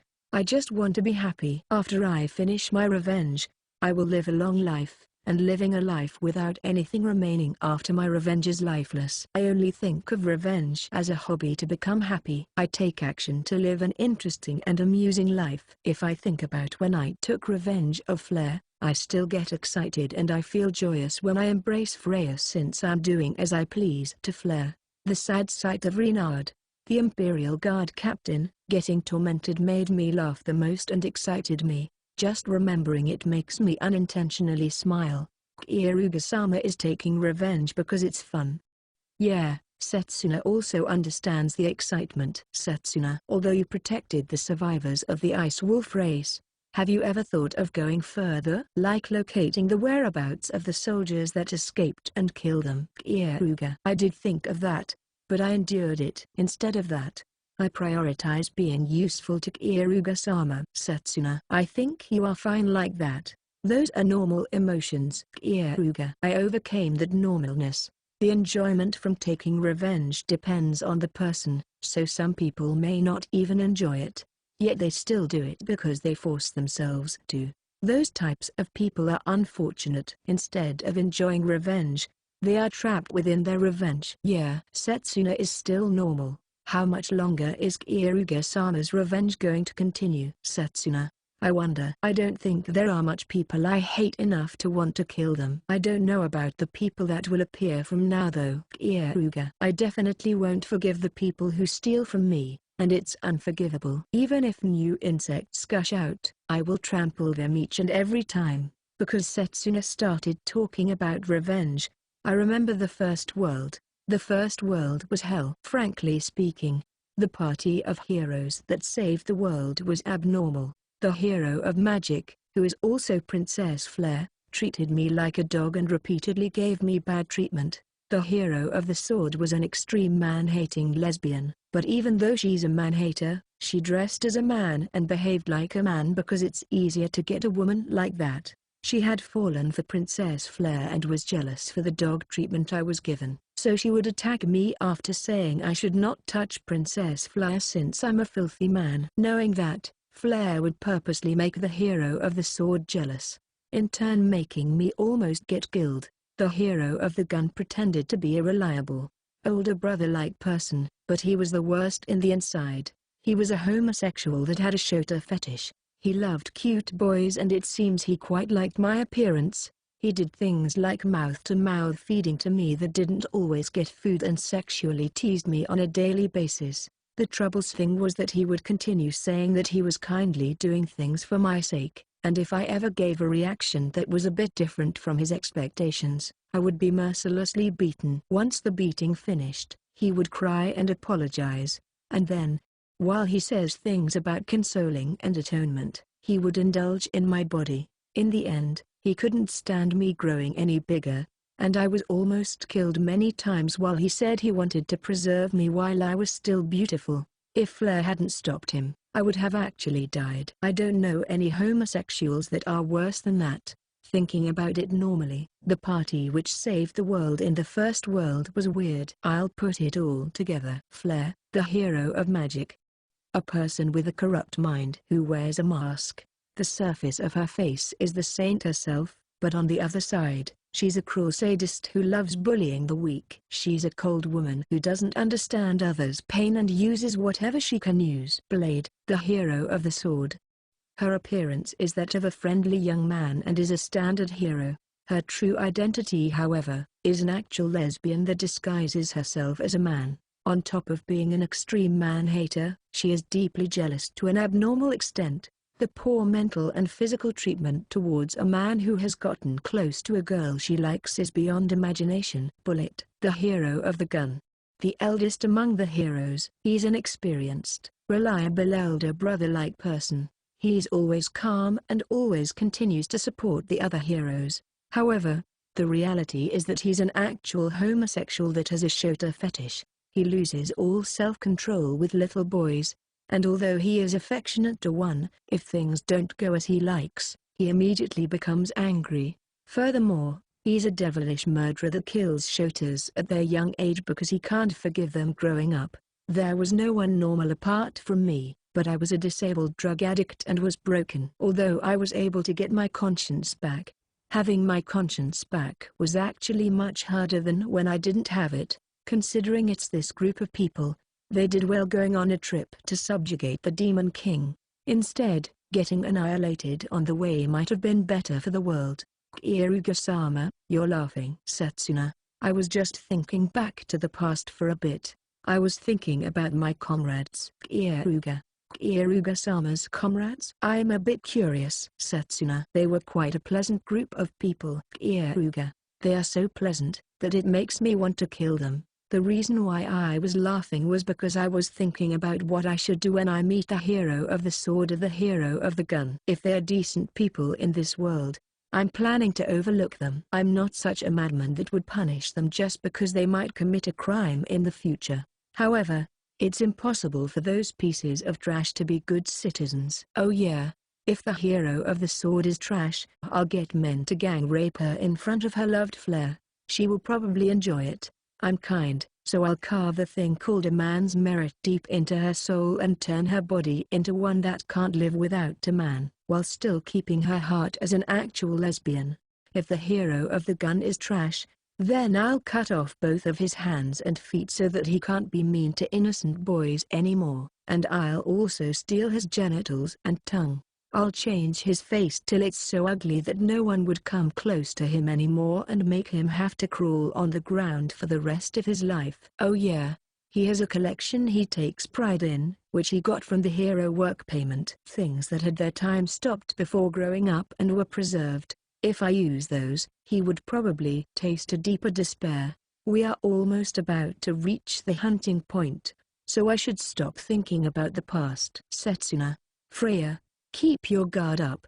We are almost at the spot where the groups of monsters are. Kieruga. Yup, I got it. Setsuna, I'll work hard to take Kieruga-sama. Freya, the two started getting enthusiastic. Freya, could you use the magic I taught you? Kieruga. By the way, I had taught Freya magic that she should be able to use to increase our war potential. I will try it.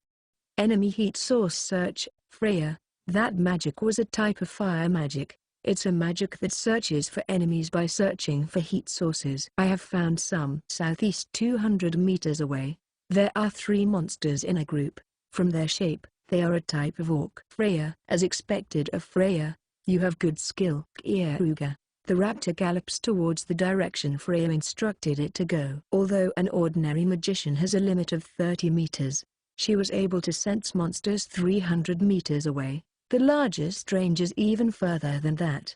These sorts of enemy-searching magic have much more worth than unskillful offensive magic. If you don't know the enemy's location, no matter how much offensive magic you have, it's useless. Until now, Freya was just a cannon. Without intelligence gathering from scouting, her worth can't properly show itself. However, with this magic, Freya has changed. Because she has gained the best eye that can sense all enemies, she can even fight alone, and it would be hard for her to receive a surprise attack. Even if their presence is erased, even if they don't make any noise, even if they hide their body, they can't erase their body heat. That kind of superior enemy search can reach several hundred meters. As long as the location is known, Freya can snipe no matter how far away she is. It's magic that can even be called a cheat. I guess this is as expected of the hero of magic, Keare.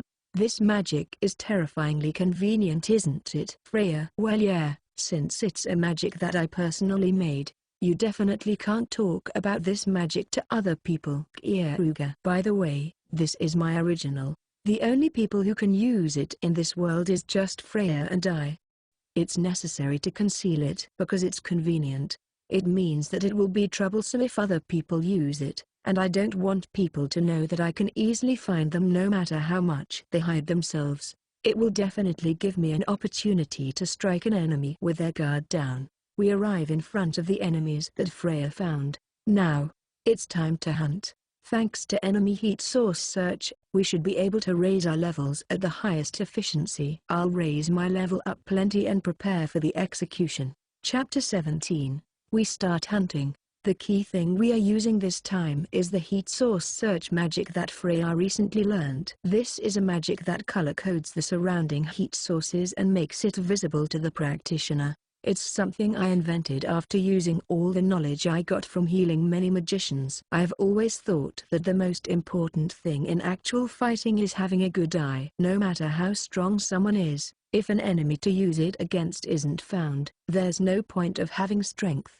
No matter how excellent someone's defensive ability is, if they take a sudden attack, they will die from a fatal attack. There is no better surefire to win than reliably finding a faraway enemy faster than the other party. This magic is something I invented after concluding on that fact. Even if their presence erasing abilities are excellent, or if they can erase their sound or smell or even hide in a blind spot, erasing their body temperature is impossible. I am certain that heat source search is the strongest searching magic. Right now, in Freya's mind, not only in front of her, but every direction is being projected into her mind. This magic is something that properly shines in real combat. In reality, she was perceived an enemy 200 meters away and even knows that it's a type of orc from its silhouette. I make the raptor change direction. No, I should test out one more magic. Freya, I want to test out the other magic. Can you aim from here? Keare: of course. Freya nods while brimming with self-confidence. Confirming that, I make the raptor stop running. For sniping, steady footing is necessary. Freya extends her right hand. Freya has an ability called offensive magic, all, and it is an extraordinarily rare ability that lets the user use all magic attributes. Normally, magicians would only have an ability to use one attribute, such as offensive magic, fire. Although outstanding magicians may have two attributes, like offensive magic, fire, lighting. As far as I know, Freya is the only all-attribute magician. Furigana, all magic user. There are two strong points of being able to use all attributes. The first one is that the most suitable magic for any situation can be used. For example, fire has the strongest offensive ability. It's the strongest among all the attributes for mana efficiency when using offensive magic, but of course, it has its weaknesses as well. There is the risk of spreading flames to the surroundings if it's used in a forest, and it can also lead to self-destruction from lack of oxygen or carbon monoxide poisoning if it's used in a cave. In addition, it's useless against monsters that have fire resistance. However, Freya is able to change to the ice attribute in the forest. Oat spear of ice. With Freya's magic, a spearhead made from ice floats in the air. A cold wave leaks out from its sharp, pointed tip. If it's the ice attribute, it can be used without caring about the surroundings in a forest. However, the ice attribute also has its weaknesses. The ice attribute is a type of magic that can be used for cooling or creating ice. In short, it has no power to fire a spear of ice. It's necessary to hurl it with the nil attribute. The nil attribute magic has extraordinarily bad efficiency. If a lump of mana had enough power to strike something, no one would be using attribute magic. The reason why people take time to convert it into their respective attribute is because that is the best thing to do. Even if the power to push out fire attribute magic is weak, fire has no mass, so it flies well, and as long as it reaches, it can display its offensive ability with just its quantity of heat. However, ice has mass, so the necessary power to fire it is a large amount. Just pushing it with a lump of mana doesn't let it fly easily either. Unlike fire, for a lump of ice to have enough power to kill something, there's a necessary minimum speed it is to go at. Therefore, it's common knowledge for magicians that the cost performance of the ice attribute is bad. Oh, bullet of wind. Freya, however, to an all-attribute magician, that problem can be solved. This is the other advantage. An all-attribute magician is able to use two attributes simultaneously. It's fine to rely on another attribute to make up for the power of pushing out a spear of ice. Compared with using the nil attribute to push it, a bullet of wind has several times of its power and beats it in speed. Merged together. Ice spear wind bullet. Freya. Freya's magic completes and the spear of ice flies with speed exceeding sound. Concentrating mana into my eyes, I enhance my eyesight. I concentrate my eyes to where Freya's magic flew to, and I can see two green giants. While being giants whose body length is over 2 meters, their whole bodies are a lump of muscle. Even for first-class warriors, fighting them head-on would be intense. The bulky wall of meat doesn't let a sword force through, and one hit from the orc has enough power for a certain kill.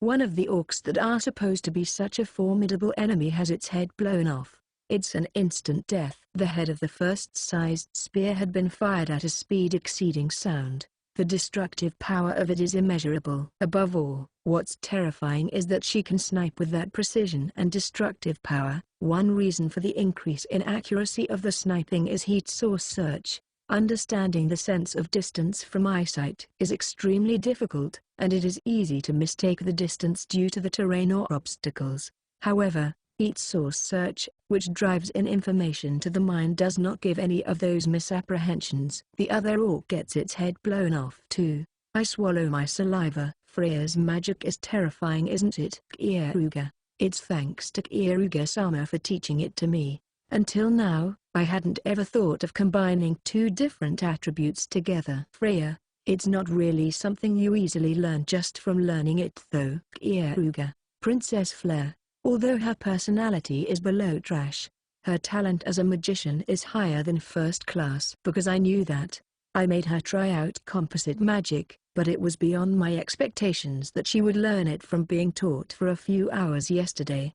It is just that Keare-sama's teaching method is good. You taught me the concept and the trick to it, so if I still can't do it, I am an embarrassment as Keare-sama's attendant. Freya, although she is saying modest things, she is shyly behaving like a spoiled child. I stroke Freya's head, and she blushes while leaning her body on me. Ever since she became Freya, she has become obedient and sweet. She would probably die with pleasure if it was for my sake. It's convenient because I always have the choice to use her until she breaks and throw her away like a tattered housecloth. Just in case, I should take some safety measures though. I would prefer if you didn't tell people about composite magic. Similarly to heat source search, it's a secret art that I invented. Keare. There's not even one magician that is officially able to use composite magic. The reason why the idea of combining two attributes that anyone could think of hasn't spread is because it was thought to be impossible.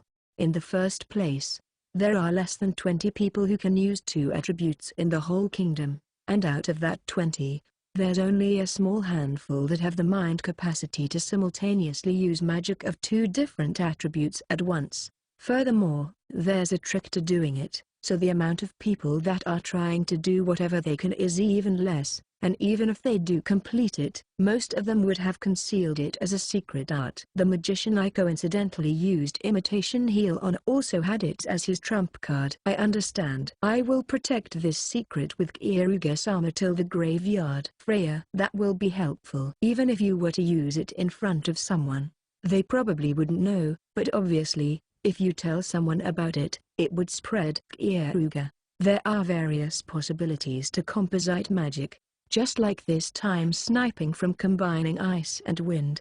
Combining fire and wind can make an extensive storm of fire that thoroughly burns everything, or even an extensive kill and wound scatter shot from exploding ice with fire. Just like that, I can think of as many uses as I want. Now, we should move to the next one. While running on the raptor, if we use my heat source search, we can immediately find the next one. Freya, that's true.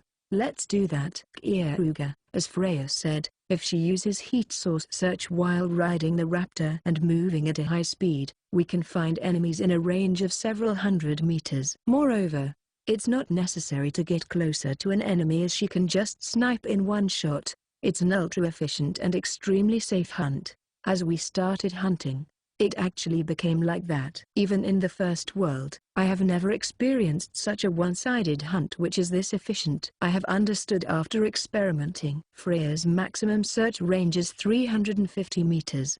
Ice Spear Wind Bullet precise range is 300 meters.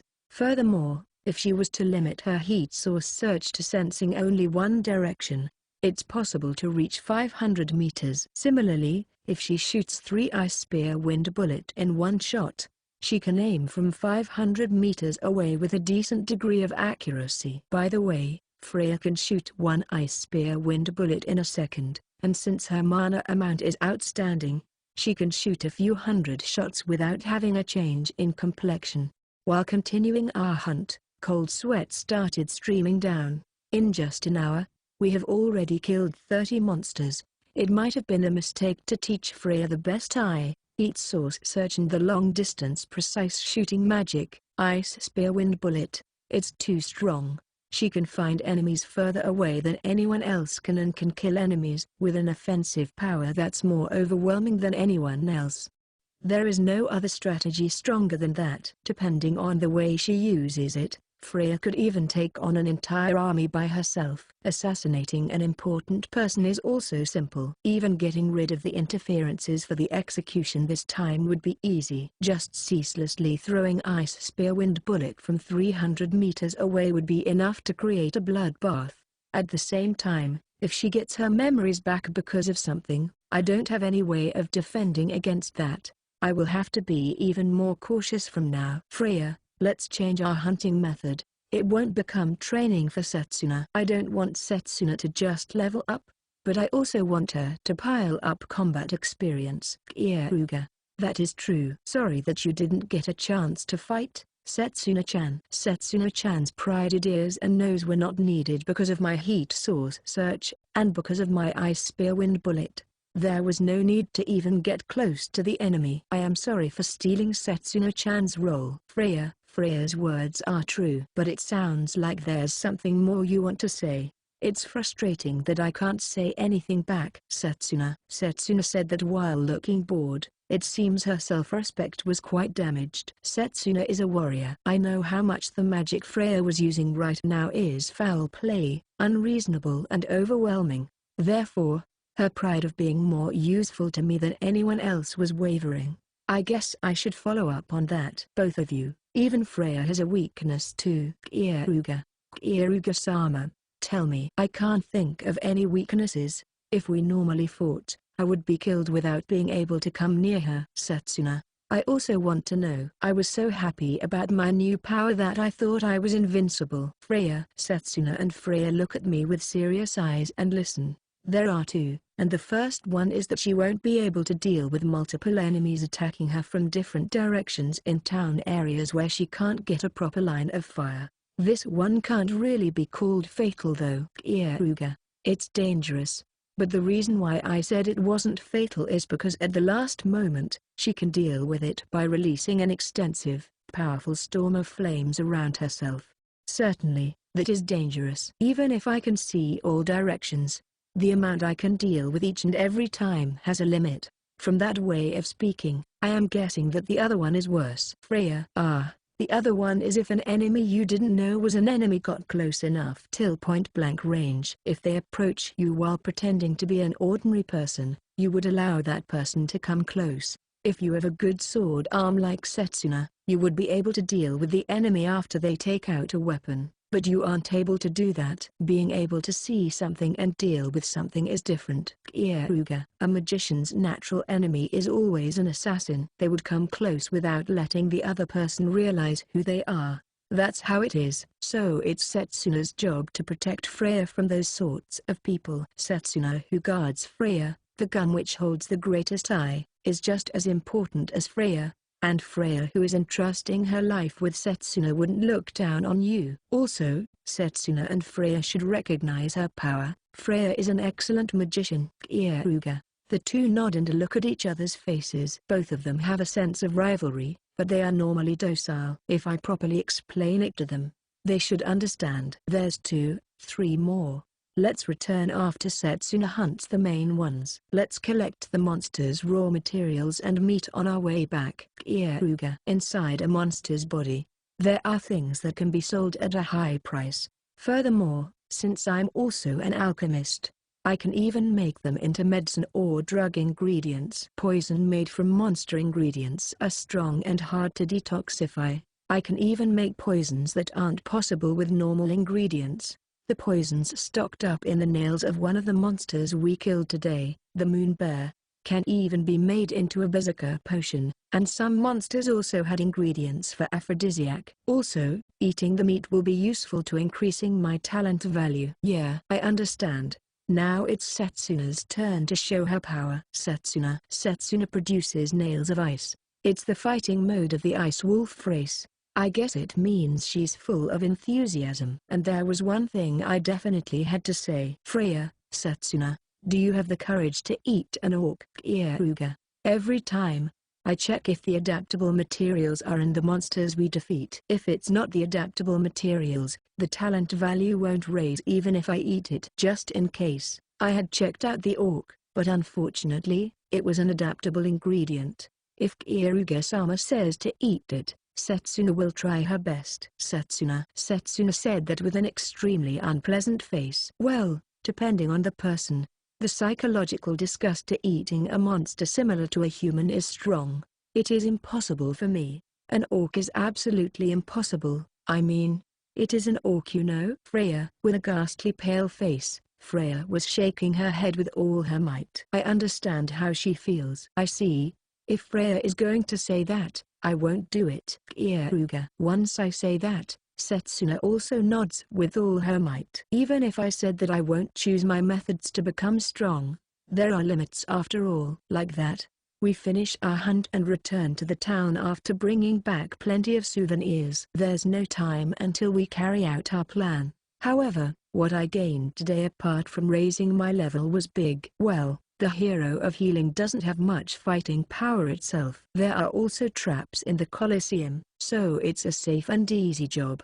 I guess I'll go and show hell to the people who are having those kinds of illusions. Chapter 18. It's finally the day of the execution. Right now, it's just past noon. I have already sneaked into the Colosseum, where the execution is being held, and have mixed in with the ordinary people. I'm doing separate things to what Freya and Setsuna are doing, because I have entrusted Freya with an important job and I made Setsuna stick with her as a guard. Setsuna has become level 28, although it's still quite low compared to Freya and I. She's on the higher side for an ordinary person and her fighting sense is good. Besides, her talent values are overwhelmingly high as well. Even against a high-grade knight, she should be stronger in the fight. I also requested for the Sword Saint, Keare's cooperation, but she politely declined. I was making her provide information, but it seems she doesn't count as part of our fighting force. There are multiple reasons for that. First of all, it's the fact that I'm enough by myself for this strategy. As long as no special grade or potential like Keare or the heroes come out, I am able to deal with anything, even if the masses gather up. I have already confirmed that that kind of existence wouldn't appear, by capturing a few soldiers that are following this operation and using recovery heal on them. The other one is that it's more convenient for Keare to stay at the kingdom. The role I'm expecting from Keare is a spy, because there is a lot of information which can only be found from the inside. Ideally, even if Keare was to earnestly take actions with us, I need her to kill Flair's younger sister Princess before that. The defenses around that girl are tough. She's a perfectionist that has an extreme distrust of other humans, so she doesn't quite show any gaps. It would be impossible to kill that thing unless she comes out of the inside. Rather than the king, that thing's nature is much worse. The reason why the king, who can be called the root of all evil, has still not been killed is because that younger sister princess will be able to freely take action after his death. They must not hand over the authority of the king to that thing. If that thing is guilty of doing anything to me in this world, I would immediately use all my power to go and kill it, but for a while, I have no choice but to leave it alone. Seems I have gotten nervous. Keare. I unintentionally talk to myself. This time, I'm going to be rescuing. When it becomes rescue and not destroying, the degree of difficulty with the strategy springs up all at once. There are various hard parts about rescuing that destroying doesn't have. First of all, I have to fight while protecting the villagers. Following that, there's a risk while leading them in escaping. In the end, I also have to protect their lives after running away. There are close to 40 people being executed today. On the reverse, I could say there is only 40 more remaining. The rest have all been killed. I have taken various measures. As long as I have money, most things manage somehow or another, and if I am holding the weakness of an influential person, I can even do most unreasonable things. I used the merchant who worked with me for selling the cure for the strange disease as a game piece. Just as I guessed, he had failed at reproducing the potion from the recipe he stole from me and was on the verge of ruin because the strange disease itself had settled. I purposely helped him with a method that has problems when he was about to be disposed of by the mastermind who tried using him, and at the same time, I got hold of his weakness and made him cooperate with this time's incident. I will make him protect the lives of the villagers after they escape. Well, although I tried, it would probably be useless. Keare. I was confident in that. While I was in deep thought, I was pushed into the spectator stands which encircle the ring. There are a lot of people and spectator stands are crowded. It's the execution of everyone that lives in the village that gave birth to the princess killer. It's not bad as an exhibition. I can also agree that it's popular. The villagers were brought along to the ring and one by one, were all being crucified. It seems they didn't have any willpower to resist since their eyes were blank. There were both women and children. From the spectating stands, the audience was calling out, "Kill them! Kill them!" I once again feel it. Humans are cruel living beings. How ugly can they get? After they finished crucifying them, the knights formed a line and a middle-aged man wearing flashy clothes went up to a higher stage. He is most likely the person in charge of this operation. There is a high chance he's Reynard's, who I killed, successor. A Keare. High-pitched noise was made. It's a phenomenon peculiar to amplification magic. There was equipment prepared to use amplification magic on the ring, and when he started talking to the jewel, the amplified voice reached the spectator stands. From now, the execution of the corrupt people who lived in the village of heresy will be carried out. This village disobeyed God's teachings and believed in the whispers of the devil. Furthermore, those warped teachings even made the hero descend to evil, resulting in the tragic death of the saint, Freya Sama. The voice of the middle-aged man, which was amplified by magic, resounded through the spectator stands. I started to hear sobbing from the spectator stands.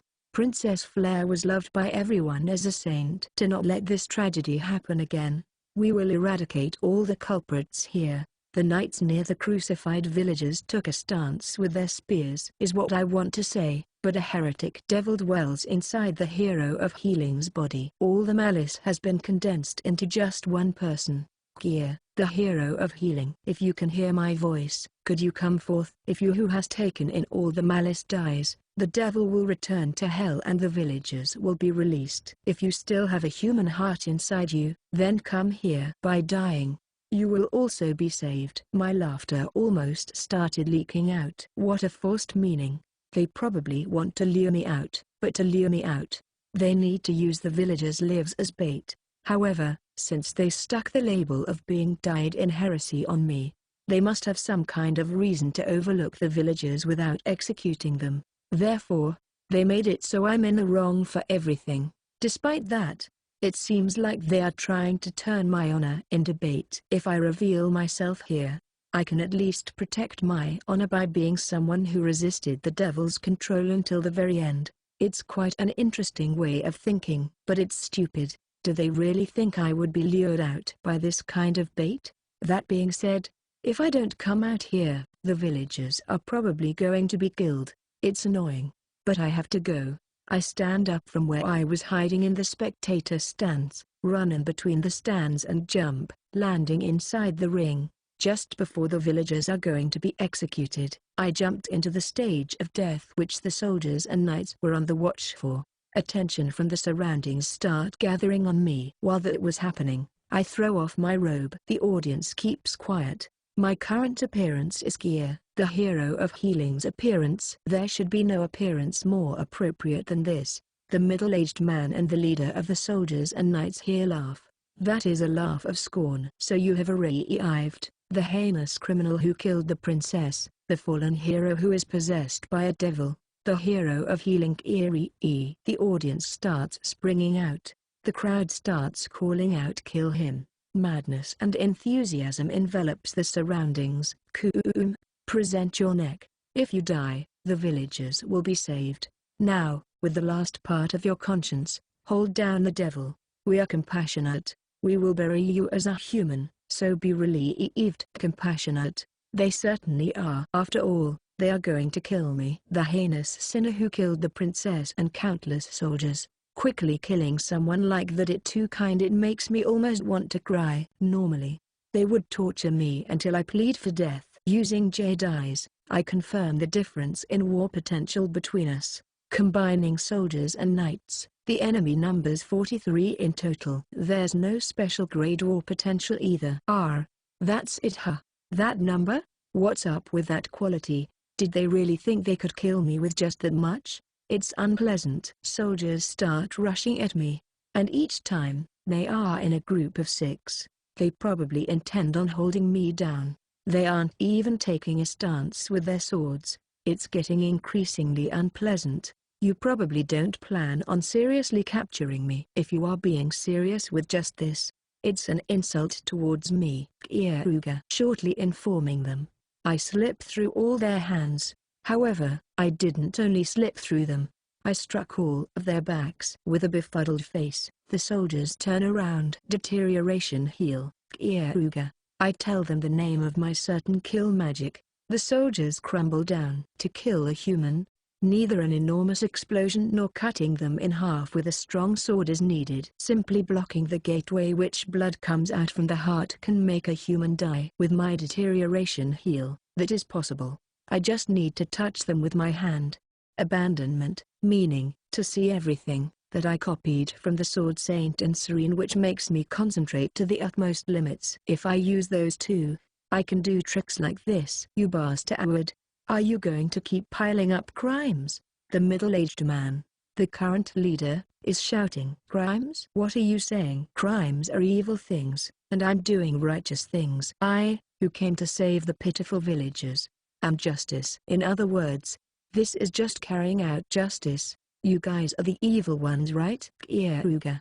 It seems they couldn't stomach the words I said right now, as the killing intent of the knights and soldiers in front of me swelled up all at once. Humans get the most angry when the bullseyes hit. They most likely recognize that they are the evil ones. I, an ally of justice, have the responsibility to swiftly exterminate evil people. Hero of healing Keare. Don't move. Do you know what will happen to the villagers if you move closer? The soldiers near the villagers thrust their spears right in front of the villagers. I smile and use deterioration heal on the closest soldier. The soldier's body swells up in one go and explodes. If all the cells in the body are forcibly grown, it becomes like this. It's such a brutal death that everyone's faces apart from mine has turned ghastly pale. Compared with plugging up one blood vessel, it's a method of killing which has an intense mana collection. However, this is a threat. It's necessary to kill as brutally as possible.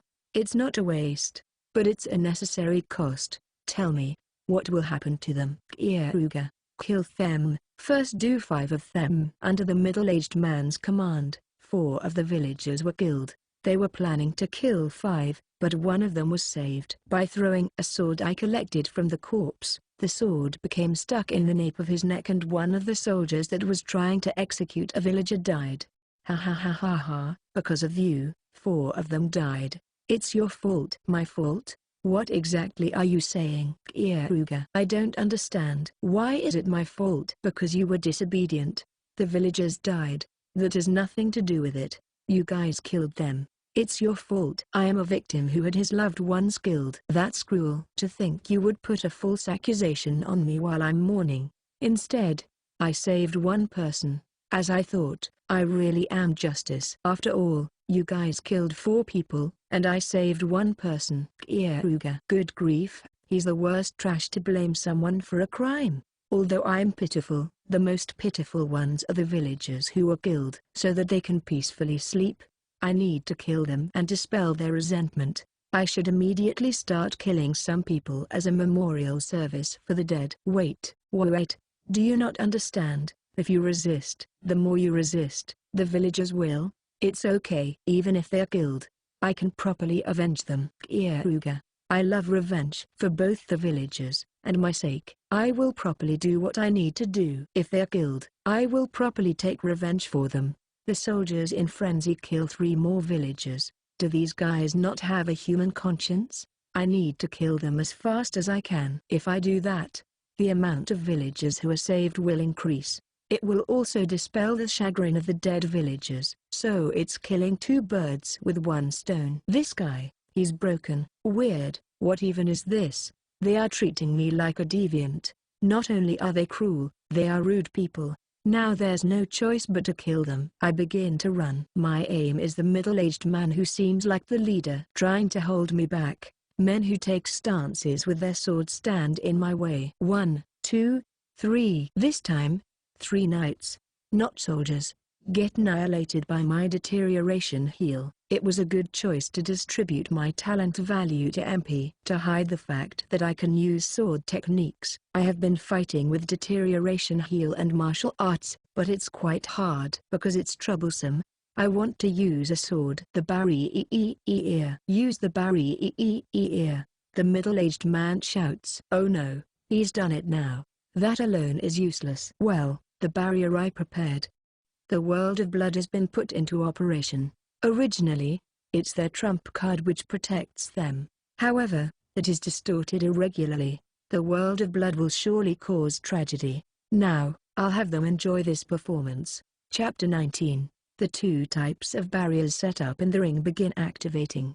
The first barrier starts operating, and as if engulfing the ring, a dome-shaped defensive barrier starts building up. No one can escape from this place anymore. It's a troublesome barrier which boasts of an unbelievably strong defense that is impossible for even me to break it with just strength. And then, the other barrier. Unless a necklace decorated with a special jewel is worn, mana and stamina continues to be sucked away. That absorbed mana strengthens the barrier, and as you rapidly become unable to move, you die after being completely sucked up at the end. If I had to experience this barrier without knowing anything, then I probably would have fallen onto my knee on the spot and been tortured to death. That was how vicious this barrier was. However, I know about it, and since I had known about it, I had prepared countermeasures.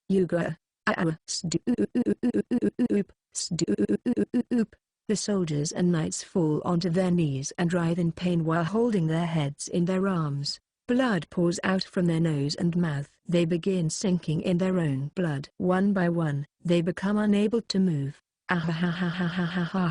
Now, be dyed in red. Hideously dance, as that is a suitable end for you guys. Keare.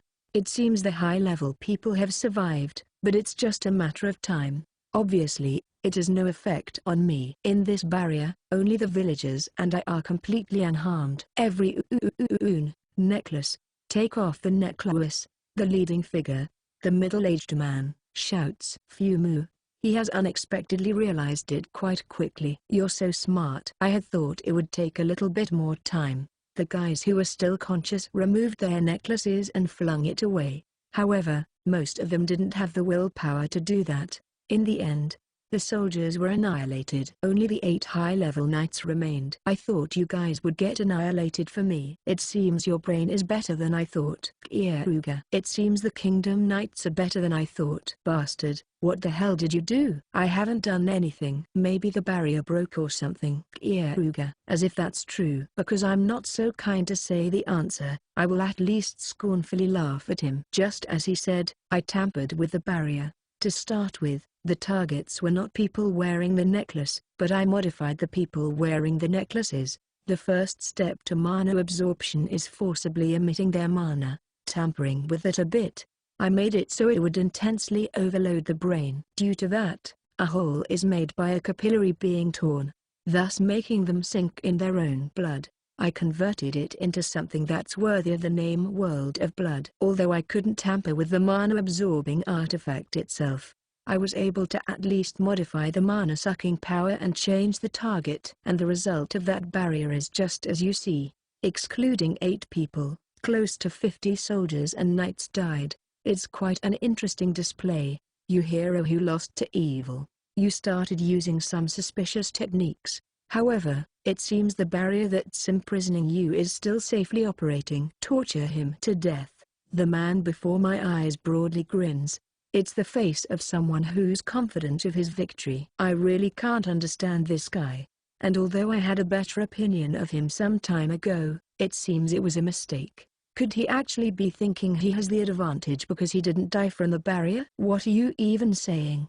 I'm surprised there are people who get delighted by being inside the cage together with a beast. What do you think you can do against me with just 8 people? You guys also can't escape, right? Reinforcements can't come in either. Hey, what's fun about this? Keare. Their faces stiffen. It seems they have finally realized which one was the prey. Don't come. If you move even a tiny bit, I will kill the villagers. In that case, I have no choice but to do my best to decrease the victims by at least 1.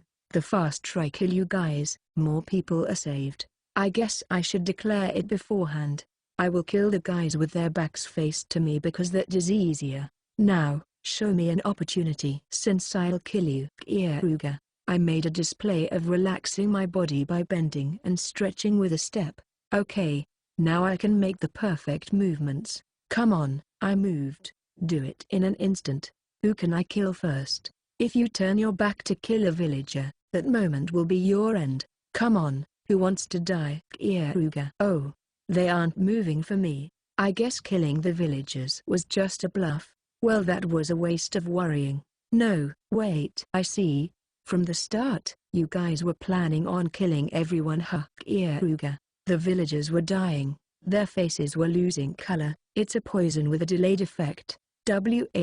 What are you on about? They still haven't they have died. You guys killed them. Now, I can do what I want without reserve. Even I was more or less thinking about it in my own way, how I could decrease the amount of victims. However, I have no need to hold back anymore. You massacred them. Keare. That's a lie. We don't know anything. We didn't do anything. It's true, believe me. I wasn't so naive to think that I could save everyone. I had already resolved myself from the start. I thought that it would be a good job if I saved 10 people by using all my power. The most important part to rescuing a hostage is to make the opponent think the hostage has no worth. For that reason, I was pretending to be mad. By doing that, the result should have an increased amount of people saved. In reality, they actually didn't think I cared about the lives of the villagers, and it seemed likely that I might even use them as shields in the end. I would have been able to save a few people with a bit more time. However, I was naive to think they would set up this kind of insurance. It must have been instigated by the younger sister princess. This is a trick set up by that woman. By making them drink poison in advance, she made a situation where if by any chance I succeeded in rescuing them, the villager would still die. Right after I believed I could save them, I would be knocked down into despair by the next moment. It's the worst trap that was made from those intentions. It's something she would think of. Phew, even though I had made arrangements for their lives after they were saved, it was pointless. Right now, I am angry. Although I want to immediately annihilate the knights in front of me, that will be after I achieve my goal. Any time now, Freya and Setsuna should start taking action. See, it came. I am the deputy captain of Princess Flair's Imperial Knight Corps. Buko, I will go. Confess. We lied about them being heretic. It was a lie. The people from that village were innocent. Buko. With amplification magic, a man's voice spread around. It seems Freya and Setsuna's preparations were complete. Originally, amplification magic could only be used if a dedicated jewel was used inside the ring. However, I tampered with that magic formula as well so that a stolen spare jewel can still carry the voice from a certain location, making Freya and Setsuna stay on standby there. I prepared one more actor. Why is Buko? The flustered voice of the middle-aged man spread with amplification magic. It's understandable that he's flustered, because the missing and thought to be dead deputy captain, Buko, betrayed them. By using recovery heal, I scanned through various memories of knights and soldiers until I found the most upright-looking person, and made Freya. No, Princess Flare to persuade him, which is why he is cooperating like this right now. As knights who protect the kingdom, we attacked the innocent people from his village to create hostages to capture the hero of healing. The thing about heresy was just an excuse. It is a lie. We have done unthinkable things, and it is not just this village. By using this as an opportunity, we also killed many people from the rebellious villages we had our eyes on. I have done something unbelievable. Buko. The spectator stands become noisy over the sudden revelation of a secret. Shut up, Buko. Did you lose your mind? Shut up. Captain Toya. I won't shut up. To this person, just to this person, I won't make any lies. I swear on my pride as a knight. Buko. Even from amplification magic, the strength of those feelings was transmitted. Who is it? Who is there? Toya, the middle-aged man, Toya, asked with a blood-curdling voice. Yeah, this will become a good play. Nice support. It is me. I am the Dyrel Kingdom's first princess, the hero of magic, Flare Earl Grand Dyrel. Although I cannot show my appearance, I will send my voice by borrowing this place.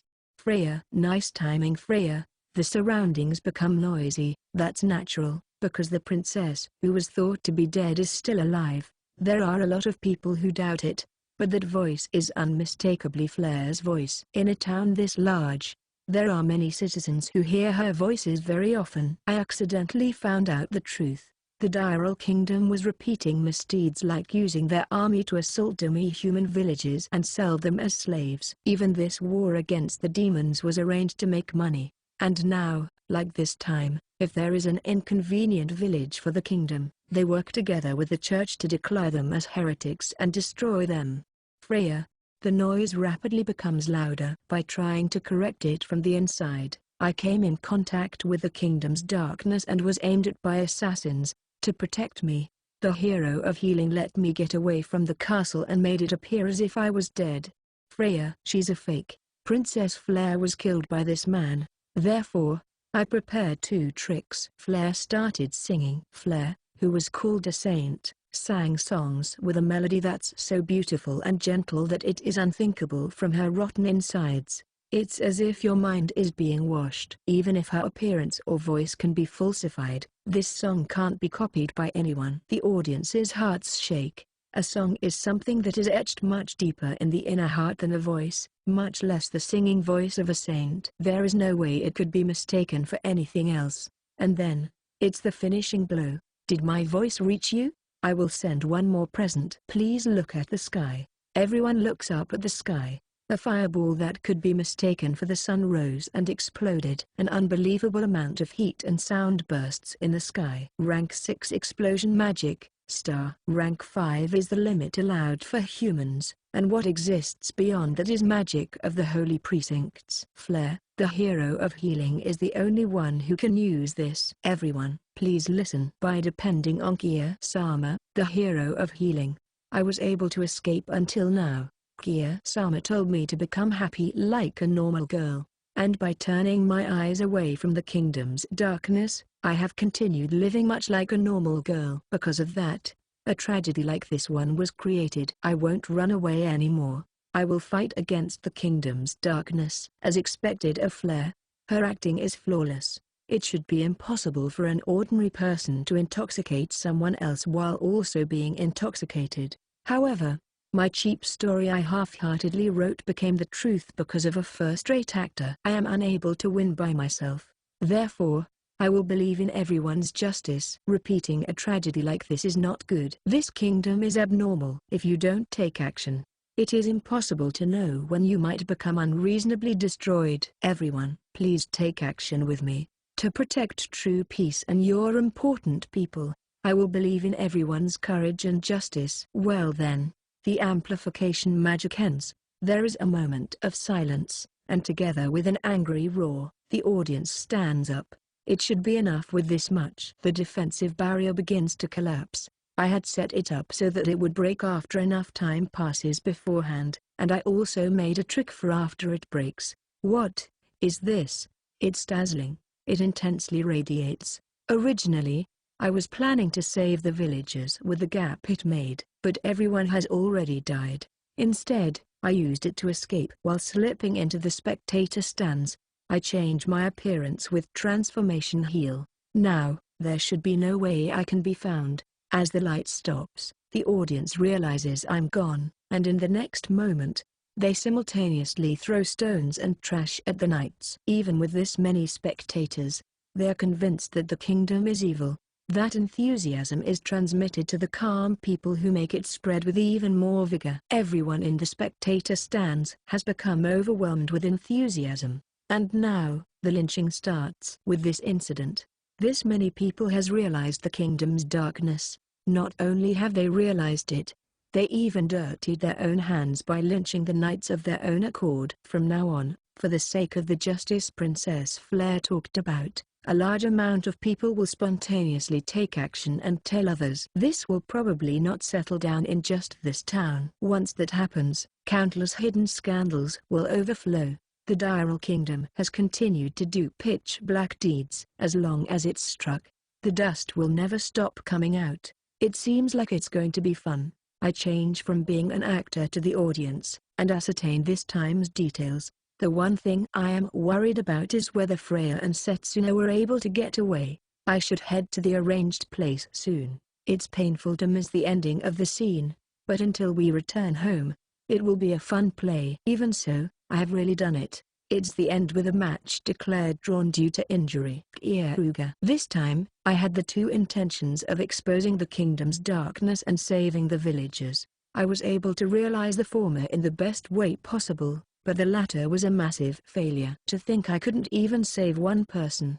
It's unpleasant that I was easily deceived. Although it was supposed to be the best revenge, I ended up having bad luck. That middle-aged man didn't have the brains to think of this, which means there is someone acting behind the scenes. I will definitely make them pay for hindering my fun revenge, although I'm 90% sure it's the younger sister princess. I can't kill her until I have positive proof. Well, before long, the younger sister princess will appear before me. For that reason, I revealed the information that Princess Flare is still alive while being resolved for the risks. That younger sister princess is a lump of inferiority complex to her elder sister, and yet still loves her elder sister. She is a stupid woman who cannot accept either, and is almost squashed by that dilemma. She can only avert her eyes from her inferiority complex by looking down on her older sister or using her to deny that she loves her own sister. She hurts her as well. In this way, if I let her know Princess Flare is still alive, and pick a bigger fight with the Diral Kingdom, the younger sister princess will come to try and kill her in ecstasy. If it becomes like that, I can carry out my revenge by killing her as a fool who touched my property. While thinking about that, I leave the audience died in madness. I can hear the audience's angry roar. It seems this mad banquet still won't end. Chapter 20. I'm a bit tired. After slipping away from the audience's racket, I have started heading towards the place I'm meeting Setsuna and Freya. Nevertheless, the masses are terrific. After all, without even thinking, they chose to dye their hands in murder with just that momentary impulse. They probably aren't aware that they are murderers while throwing stones and trash. I feel a bit disgusted. Well, it is a bit weird for me to be saying that even when I was the one who set it up. Setsuna and Freya are hiding inside an old, unused storage room of the food stalls in the Colosseum. Besides Setsuna and Freya, Balm, the deputy captain of the Imperial Guard Corps, who helped out today, is there. I enter the old storage room and look into the blind spot I created with the packaged food. Are you both safe? Keare. We are safe. No one came here. Setsuna. Yes, we were both very lively. Freya. Setsuna and Freya reply, although it is very rare for people to come to an old storage room, I need to prepare for a worst-case scenario. I was worried. except this room. I wasn't able to find a safer room that was within the range of amplification magic no matter how much I tried. Kieruga-sama, just as you told us to. We got rid of Bomb. Setsuna. Good job, Setsuna. Kieruga. Yeah, Setsuna. Setsuna proudly smiled. Although Bomb helped us out earlier, I knew that he was one of the perpetrators that attacked my village. There's no way I could let him live.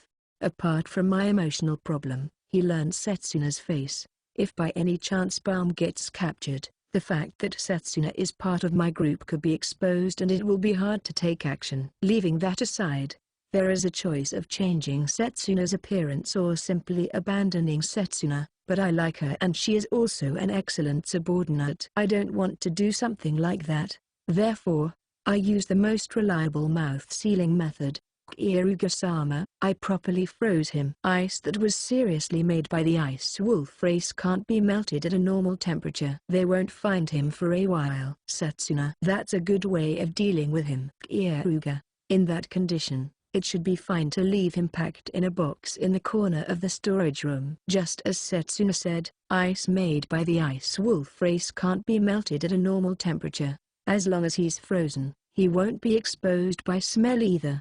As I stroke Setsuna's head, her eyes happily narrow. Well then, let's go. Let's leave the town as we are right now. Kieruga. Overstaying is unnecessary. There will immediately be a large amount of troops dispatched to this town. Added something to the degree. I am looking forward to going to a new town a bit. Freya, we are going much further south than here and I'm aiming to go outside the Diral Kingdom.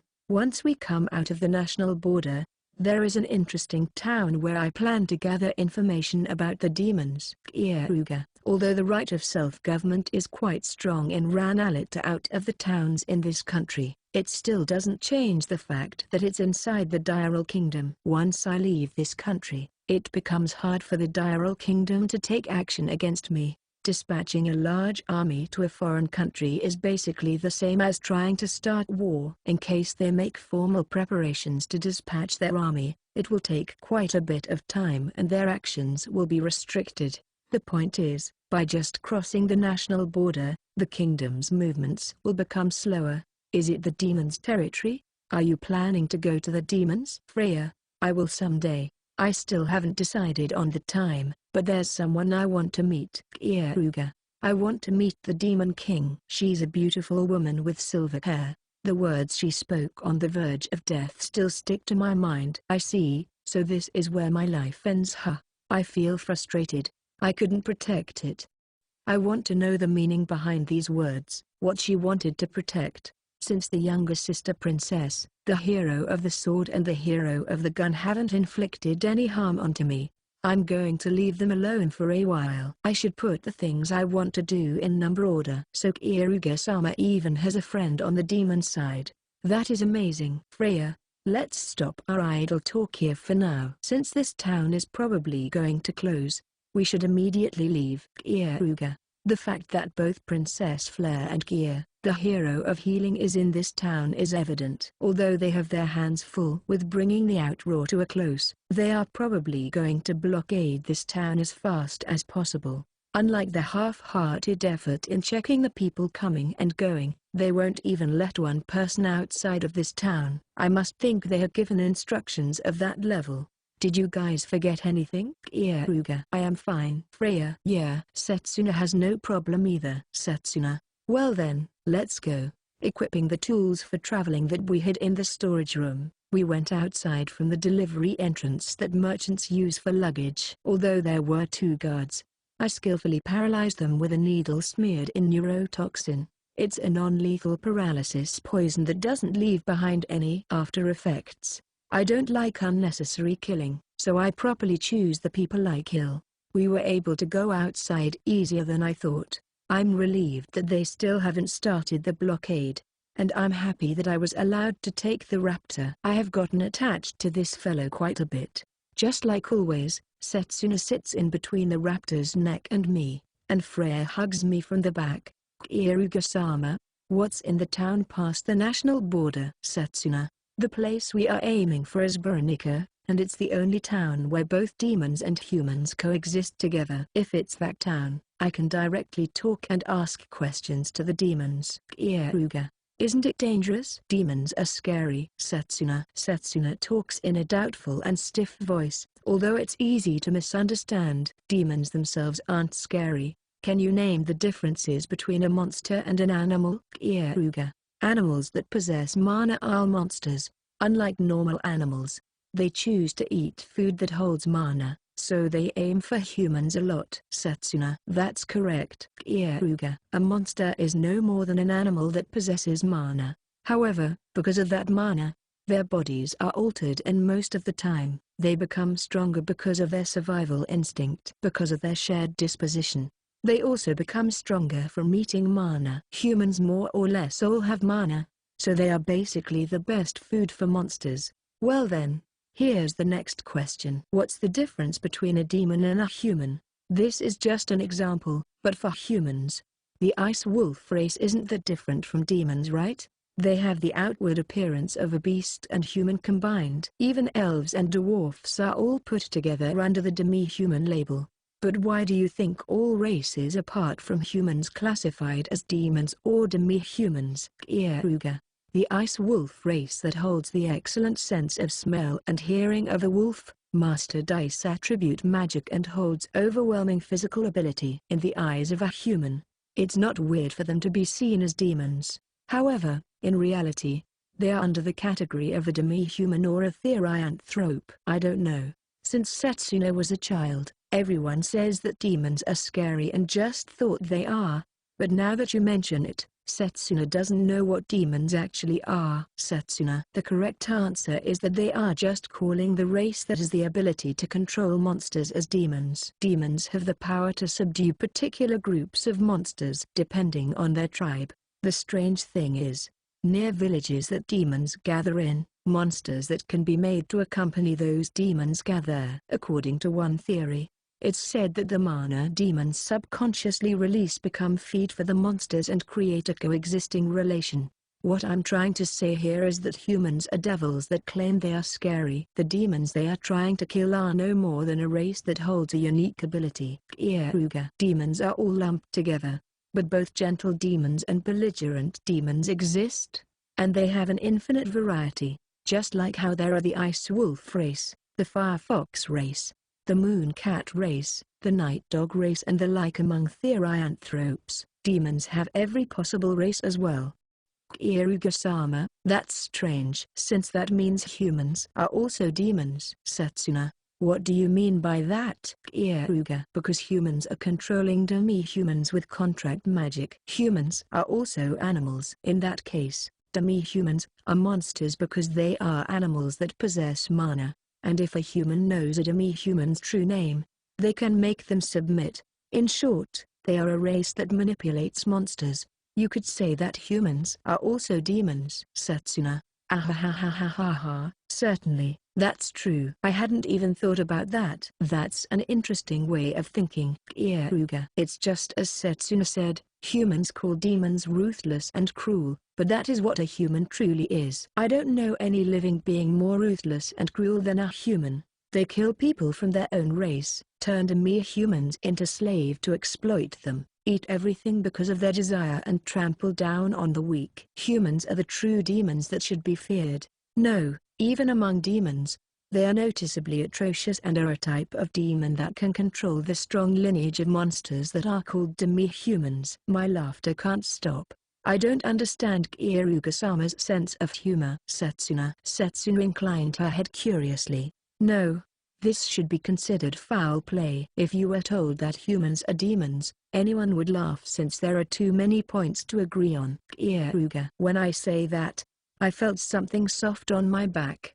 It's Freya. For some reason, she's pressing her chest against me. If it is Keare-sama, I don't mind being controlled. I am a bit sad recently since you have not cared for me recently. Please make love to me today. After a long time, I worked very hard this time, since pretending to be Princess Flare was very difficult. Freya. I'll give you plenty of love, but that will be after Setsuna since the very first shot is the easiest for raising the level limit. Keare. You I want to be loved first from time to time. But I will forgive you if you pour twice as much as you do for Setsuna-chan. Freya. This time, she rubs her face on my back. It's as if she is a spoiled cat. Even though I didn't intend on treasuring her, it seems she has become quite emotionally attached to me. I understand. I'll make love to you. Hey Freya, are you happy right now? Keare. Yes, I am happy. Since I can be with the person I love and eat a lot of delicious food. And sex with Keare-sama is very intense and feels good. Freya, that's good. Keare. Freya's words weren't an act. If it's Princess Flair's acting, I can see through it because of our long acquaintance. If I add the first world into my total amount, I have been close to her for more than 6 years. However, on the contrary, questions come out. Even though her memories were erased, do humans change this much? The person I knew called commoner blood as polluted blood and was an ideologist who discriminated and despised it. Her sadistic passion is only satisfied after enjoying the warped face of people going through pain. To top it off, she had a messed up personality and didn't love anyone apart from herself, so the gap between Princess Flair and Freya, who says that she's happy since she can be with the person she loves, is too big. Freya, you killed people by my orders. What do you think about it? Keare. If her memories were reset, then she should have unpleasant feelings about taking another person's life. Her stress might even be accumulating. I do not think anything of it, because no matter how many people that are not worth worrying about die, my only thoughts are so what? Instead of something like that, I am happy that Keare-sama was pleased. Freya laughs with carefree smiling face. Hearing that, I finally realized that Freya actually thinks like Princess Flair. I see, so it's not that her personality changed, it's just that Princess Flair, who only loved herself, instead loves both herself and me. Her treatment towards humans other than us hasn't changed. The reason she fell in love with me is because I used hypnotism, mind manipulation techniques, and gave her intense pleasure while she was in a blank condition, and gave her an illusion that the only one she can trust is me. Thanks. I also love you, who worked hard for my sake. Keare. I love you too. Freya, her cheerful voice was filled with sincerity, as if she was a little girl. For now, I will continue using her comfortably. For that reason, I whispered words of love while embracing her. Setsuna, my favorite, is here, and I can toy with, use, and sneer at that Princess Flair. There is nothing as fun as this. The raptor continues to run, aiming to leave the national border. Well then, I wonder what kind of fun things awaits me in the next town. Chapter 21. We have arrived near the national border. Looking at what was there, mixed feelings of shock and respect came to me. It seems the Diral Kingdom has a pointless amount of money. Keare. If I just pass through here, I can leave the Diral Kingdom. However, near the national barrier, a gigantic wall is there with soldiers protecting it. Although I will check for detours, as far as I can see, it's just wall, wall and more wall. I can't see the wall's end. I wonder how much money and labor they had to use to make this. I search around my memories. I remember now. If I remember correctly, they built this after collecting money from countries all over the world under the pretext of blocking the demon's advance. In reality, they used it as a way of freely giving money to the citizens that failed at getting food to eat instead. Though, that is a big wall. I wonder how tall it is. Freya, it should be about 10 meters. Well, I should be able to clear it if I'm by myself though. Keare. It's easy for Setsuna too, because Setsuna can use her nails to hang and run even on a vertical wall. Setsuna clads her hands and feet in ice. It should be easy for her with that. The shape of her ice can be freely changed, and it is sharp enough to pierce through stone. Coupled with her physical ability, there's no wall she can't overcome it. Although Setsuna and I are okay, there's Freya and the raptor as well. It would be too conspicuous if I pulled you up with rope. So we should just go from the front. We have a pass after all. Keare. It would be a waste to let go of Freya, and I have also gotten attached to the raptor. I don't want to leave them behind. Destroying the wall or forcing our way through the gate is a poor plan, because although it's possible to do, it's the same as shouting that we destroyed the Diral Kingdom's national border and escaped. I got the pass from the merchant I traded with by stealing. Receiving out of gratitude for helping him out of a predicament. Since we have arrived at night, the gate is completely shut, so we have no choice but to wait for it to open tomorrow morning. With this pass, we should be able to go through without any problems.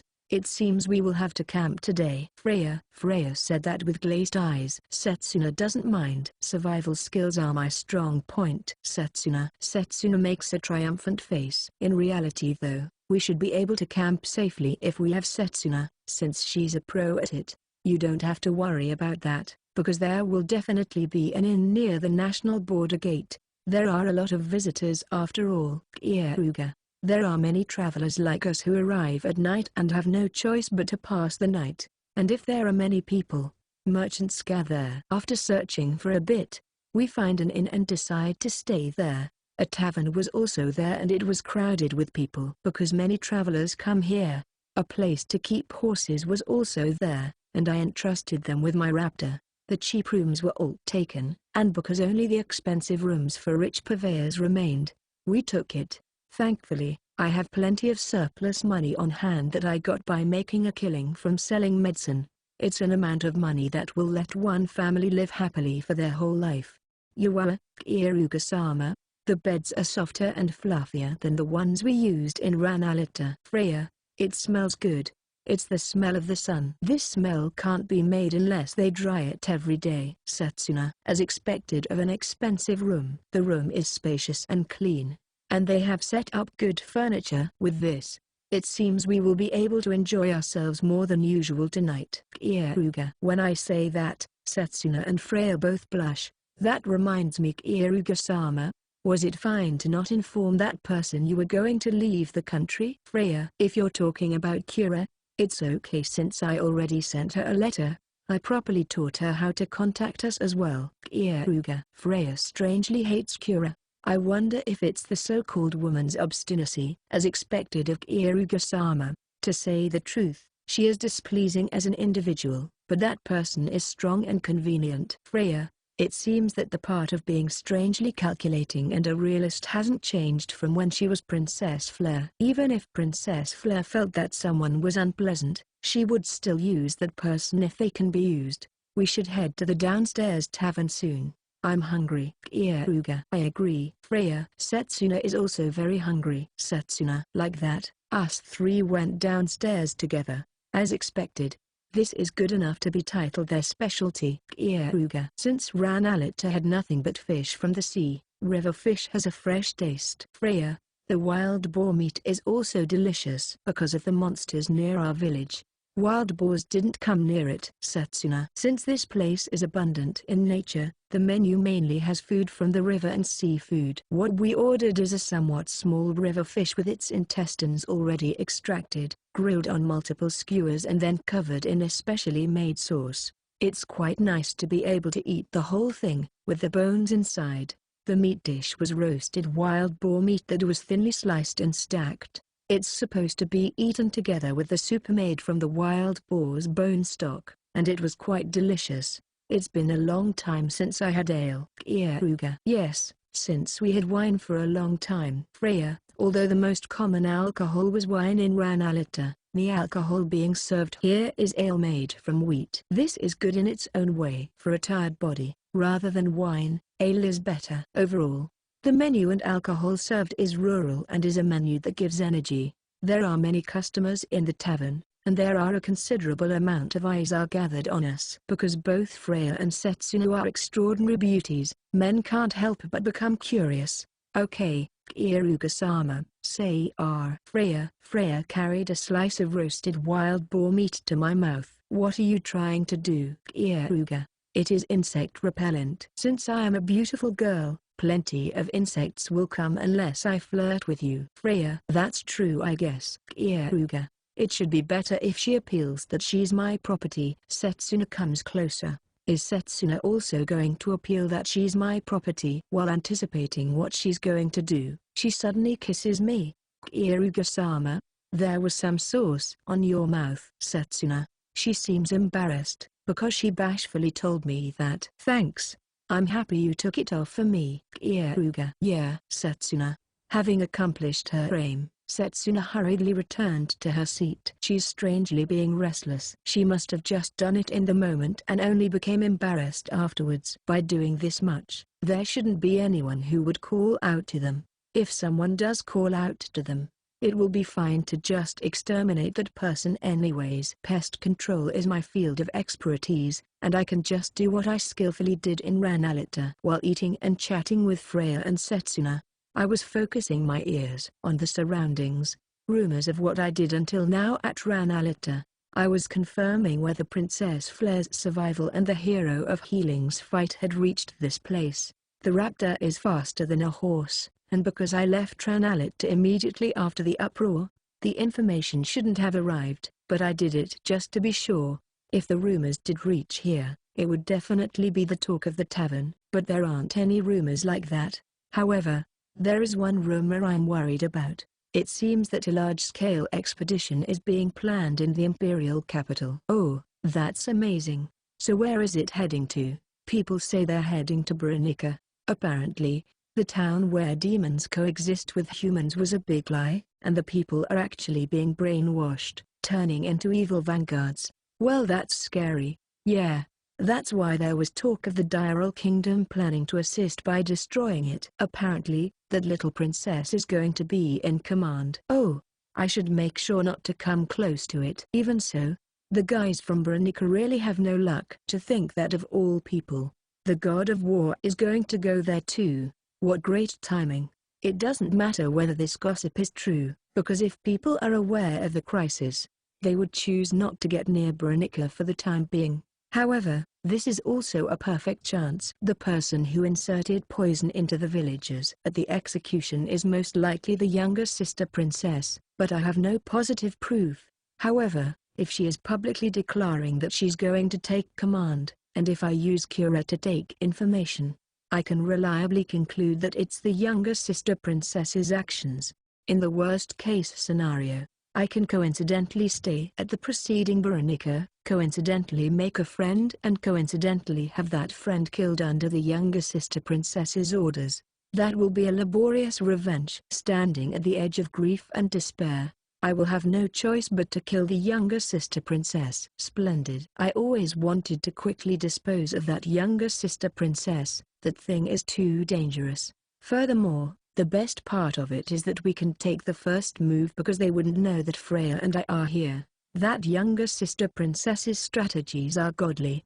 So if she finds out we are part of the enemy, she will create suitable counterplans, so it will become hard for me to simply kill her. This time, I'm obsessed with different prey. The moment an animal shows its biggest gap is the time to hunt it.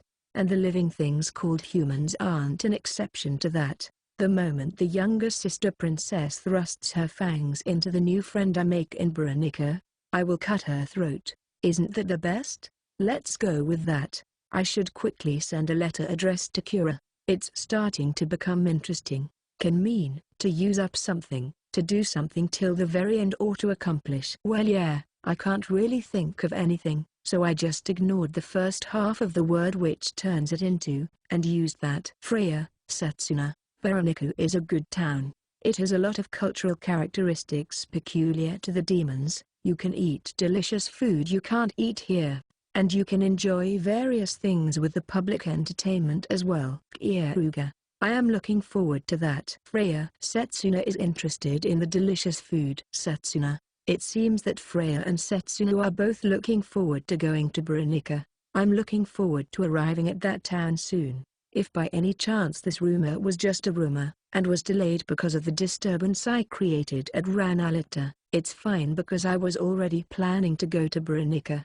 However, there is one thing that I can't help but get curious about it, and it's the fact that there was no attack on Branica in the first world. The gears of history are helplessly beginning to crumble, and my advantage is disappearing. I guess there's no helping it. And my objective when I created this world was to have fun. There's no meaning if I just continue to trace the history of the previous world. Now, make this world interesting.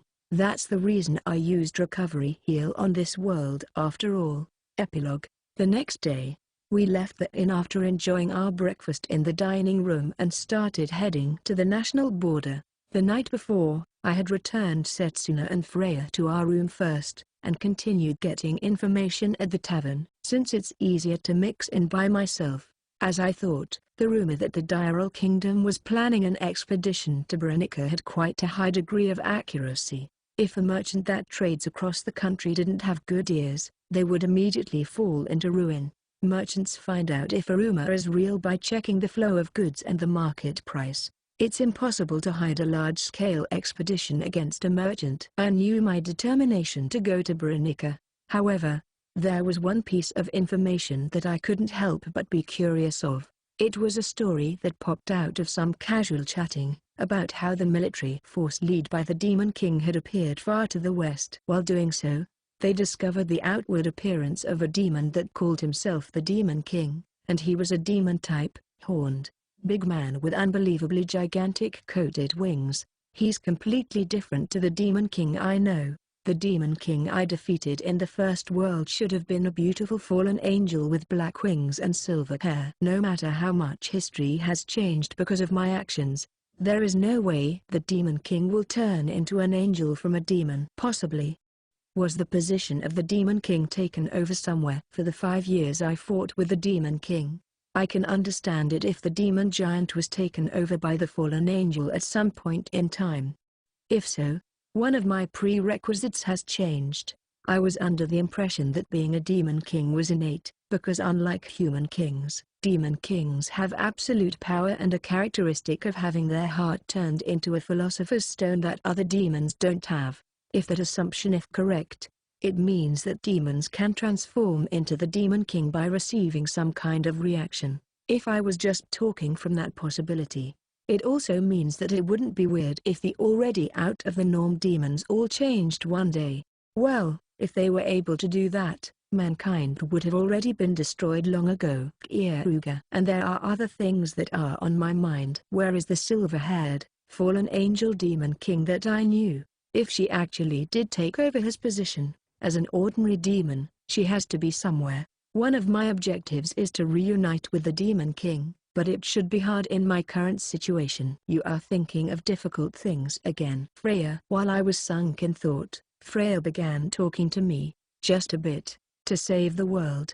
There are various things I have to think about after all. Keare. Although I don't take action to save the world, the actions I take to become happy should result in saving the world. Thinking about things is important as well, but please relax from time to time. You will become unable to see things you could normally see. Look, we have lovely weather today with a beautiful blue sky. It would be a loss to not see it. Freya. True, seems we're being sent a blessing for our new trip. Keare. No matter how sugar-coated it is, my destination is hell for everyone except me. A lot of blood and tears will probably flow down, and yet, the weather right now feels good. Sniff sniff. It's the smell of rain. We should hurry, because it will probably begin to rain by the evening. Let's quickly find a place to camp. Setsuna. Setsuna sniffs with her nose while saying that. No way. The weather is this good right now. Freya. Setsuna's nose is more accurate than Freya's eyes. Setsuna. As Freya said, all we can see is a cloudless blue sky. There's no way we would think rain would fall from now. However, let's trust Setsuna. We should hurry a bit and try to cover more distance so that we can set up camp ahead of time. Keare. As expected of Keare-sama. You are reasonable. Setsuna. It's my trust and her achievements. Using this way of doing things, Setsuna's predictions have never missed, and besides, I know that human life and weather are both terribly arbitrary. The next moment after you think you're going well, you drop headfirst into hell. Because I know that, I am never negligent. In any case, my body is light. It's because I refreshed myself after becoming considerably excited yesterday. When I killed the saint inside of me, my sexual desire began to increase. After I fought for my life, I wanted to ascertain the existence of life. The best way to experience that is sex. Because I was too intense, Freya had fainted midway. Well then, let's go. Keare. Yes. Freya. Setsuna. As a 3, we passed through the national border. They easily let us through after we showed them our pass. By tomorrow, a messenger would probably turn up to start the blockade, But the information still hasn't reached here today. I have now gone outside of the Diral Kingdom. Starting from today, a new journey is going to begin. Tilda? Point of view. This time you fail the execution? How incompetent is this country's army? To think the soldiers and knights would all be massacred, letting Keare, the hero of healing who nonchalantly appeared, escape. The younger sister princess was receiving a report about the execution of the villagers from the hero of healing's village from her male subordinate.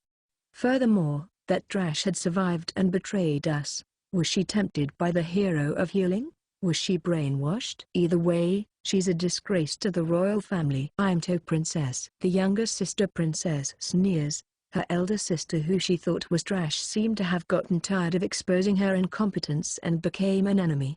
She was terribly delightful, as she made an excuse to torture and torment her older sister with her own hands. For the younger sister, that is sweeter than anything else in the world. Because of her elder sister's misconduct, a rebellion sprung forth in Ranalita which seemed like it would spread to the other villages and towns. Although troublesome, dealing with it is simple. By mobilizing the demons she is raising, she can just attack villages and towns with the monsters they control. Once that happens, whether they pick a fight with the kingdom or not, that foolish lot will cling to the kingdom asking to be saved. The first time, she will brush them off saying they will not save rebels. When they're cornered to the very limit and ask for a negotiation again, she will send soldiers to resolve the problem under the conditions that they swear obedience. After the place has been calmed down, she will make the troops permanently stay there, saying it's for upholding public order, and also use that as an excuse to raise tax. Once that happens,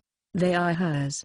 She can press them hard as much as she wants. Even though they would have forcibly plucked the sprouts of rebellion, it's perfect because the situation wouldn't let them make any complaints.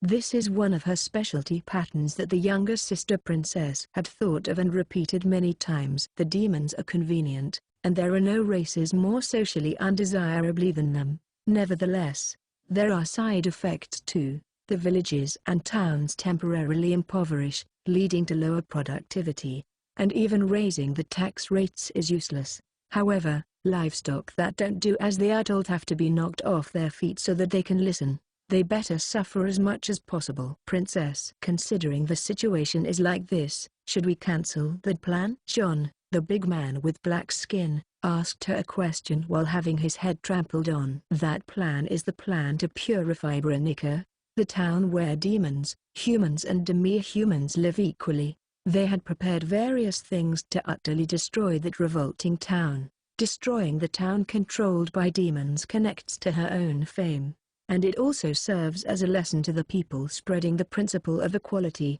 a way of thinking that is filled with madness. Furthermore, the demons will be massacred, and the demi-humans will be pets. And humans also have various effective ways of being used. It was supposed to be a fun hunting game with plenty of profit. I will not change the plan. Purging the members of the rebellion with demons has already been put into a manual, which means they can do it without me, and if we use her normally, she should be able to progress if it is left to her. How much troublesome procedures do they think I had to do to make the necessary arrangements for destroying Branica, which is in another country? I'm to princess. When the younger sister princess says normal, it's one of her greatest compliments. The younger sister princess has someone she can entrust for house-sitting.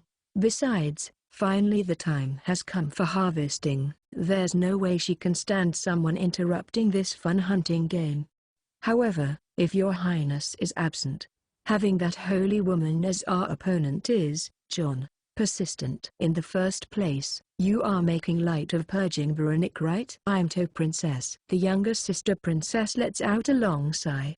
It seems even John, who she thought was less of a trash than most, seriously thought she was destroying Branica for fun. Listen, there is no way a successful practice of demons and humans coexisting can be forgiven by just existing. The moral law of eradicating demons which the Diral Kingdom put up will be doubted. Demons are such cruel people. Even if I say they are scary, my arguments will be defeated by, but Branica is doing well. Therefore, that place has to be destroyed at all costs so that I can make it known that everyone from the world, look, just as I thought coexistence with the demons was impossible after all.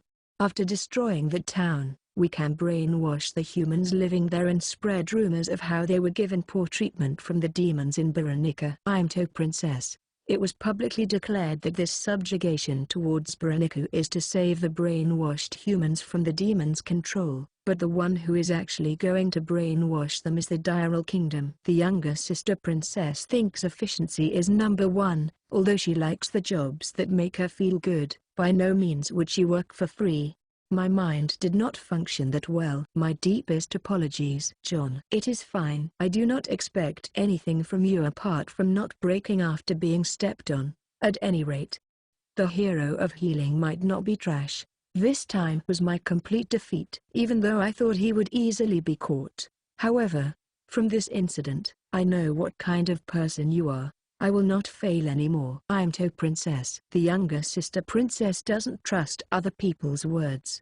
She only trusts their abilities and behavior. After precisely collecting all the actions Keare, the hero of healing, took this case, she created a naked image of him. Her high accuracy when doing so is one of the primary factors as to why she's called the genius of strategy. Keare comes to her mind. A hedonist who does not believe in anyone apart from himself. His personal principle is to always decide on his feelings, not about loss or gain, but he becomes an extreme realist during the implementation phase, taking the opportunity to want profit as well. He thoroughly prepares to do fun things, removing the anxiety factor, chooses what he can do and calmly implements it. The troublesome type, on top of not being able to predict what they will do, when they need to take action, they come at you with a plan with no gaps. At one glance, he looks mad, but he is actually not a lunatic. If he was mad, he would not be able to take such systematic actions. Rather, he may enjoy being conscious that he is mad. I'm to Princess. Her prediction of the man called Keare was quite close to the actual person. However, there is one portion that she cannot understand no matter what. What stimulates him? She arranged all the information of him ever since he was brought along to the castle. It's not weird if he resents the royal family. However, just from that, would a naive boy who used to pick apples in the countryside warp that much? Although she got information about him from the villagers, it was all the same. Kind, hard worker, indecisive and easygoing. Only those types of words came out. Since he was young, he had an optimistic dream of saving the world after becoming a worthy hero so that no more children like me get their parents killed and become lonely. It does not bear the slightest resemblance to him right now who just acts violently. In the first place, why does he possess this much knowledge, judgment and technique? There is no way he could have been born with it. If he had continued to act the whole time he was in the village, he would be a genuine psychopath. Well, I guess it would be futile to think about it. After all, we will properly meet straight away anyways. I'm to Princess. If the words my elder sister uttered at the Colosseum, that she is going to seriously fight against the kingdom, is true, then there is no way she would not appear in front of the kingdom's leader. So that I can prepare for that battle as well, I will enjoy this hunting game to release the stress I accumulated for it. This time, I will take the hero of the sword with me after skillfully deceiving her.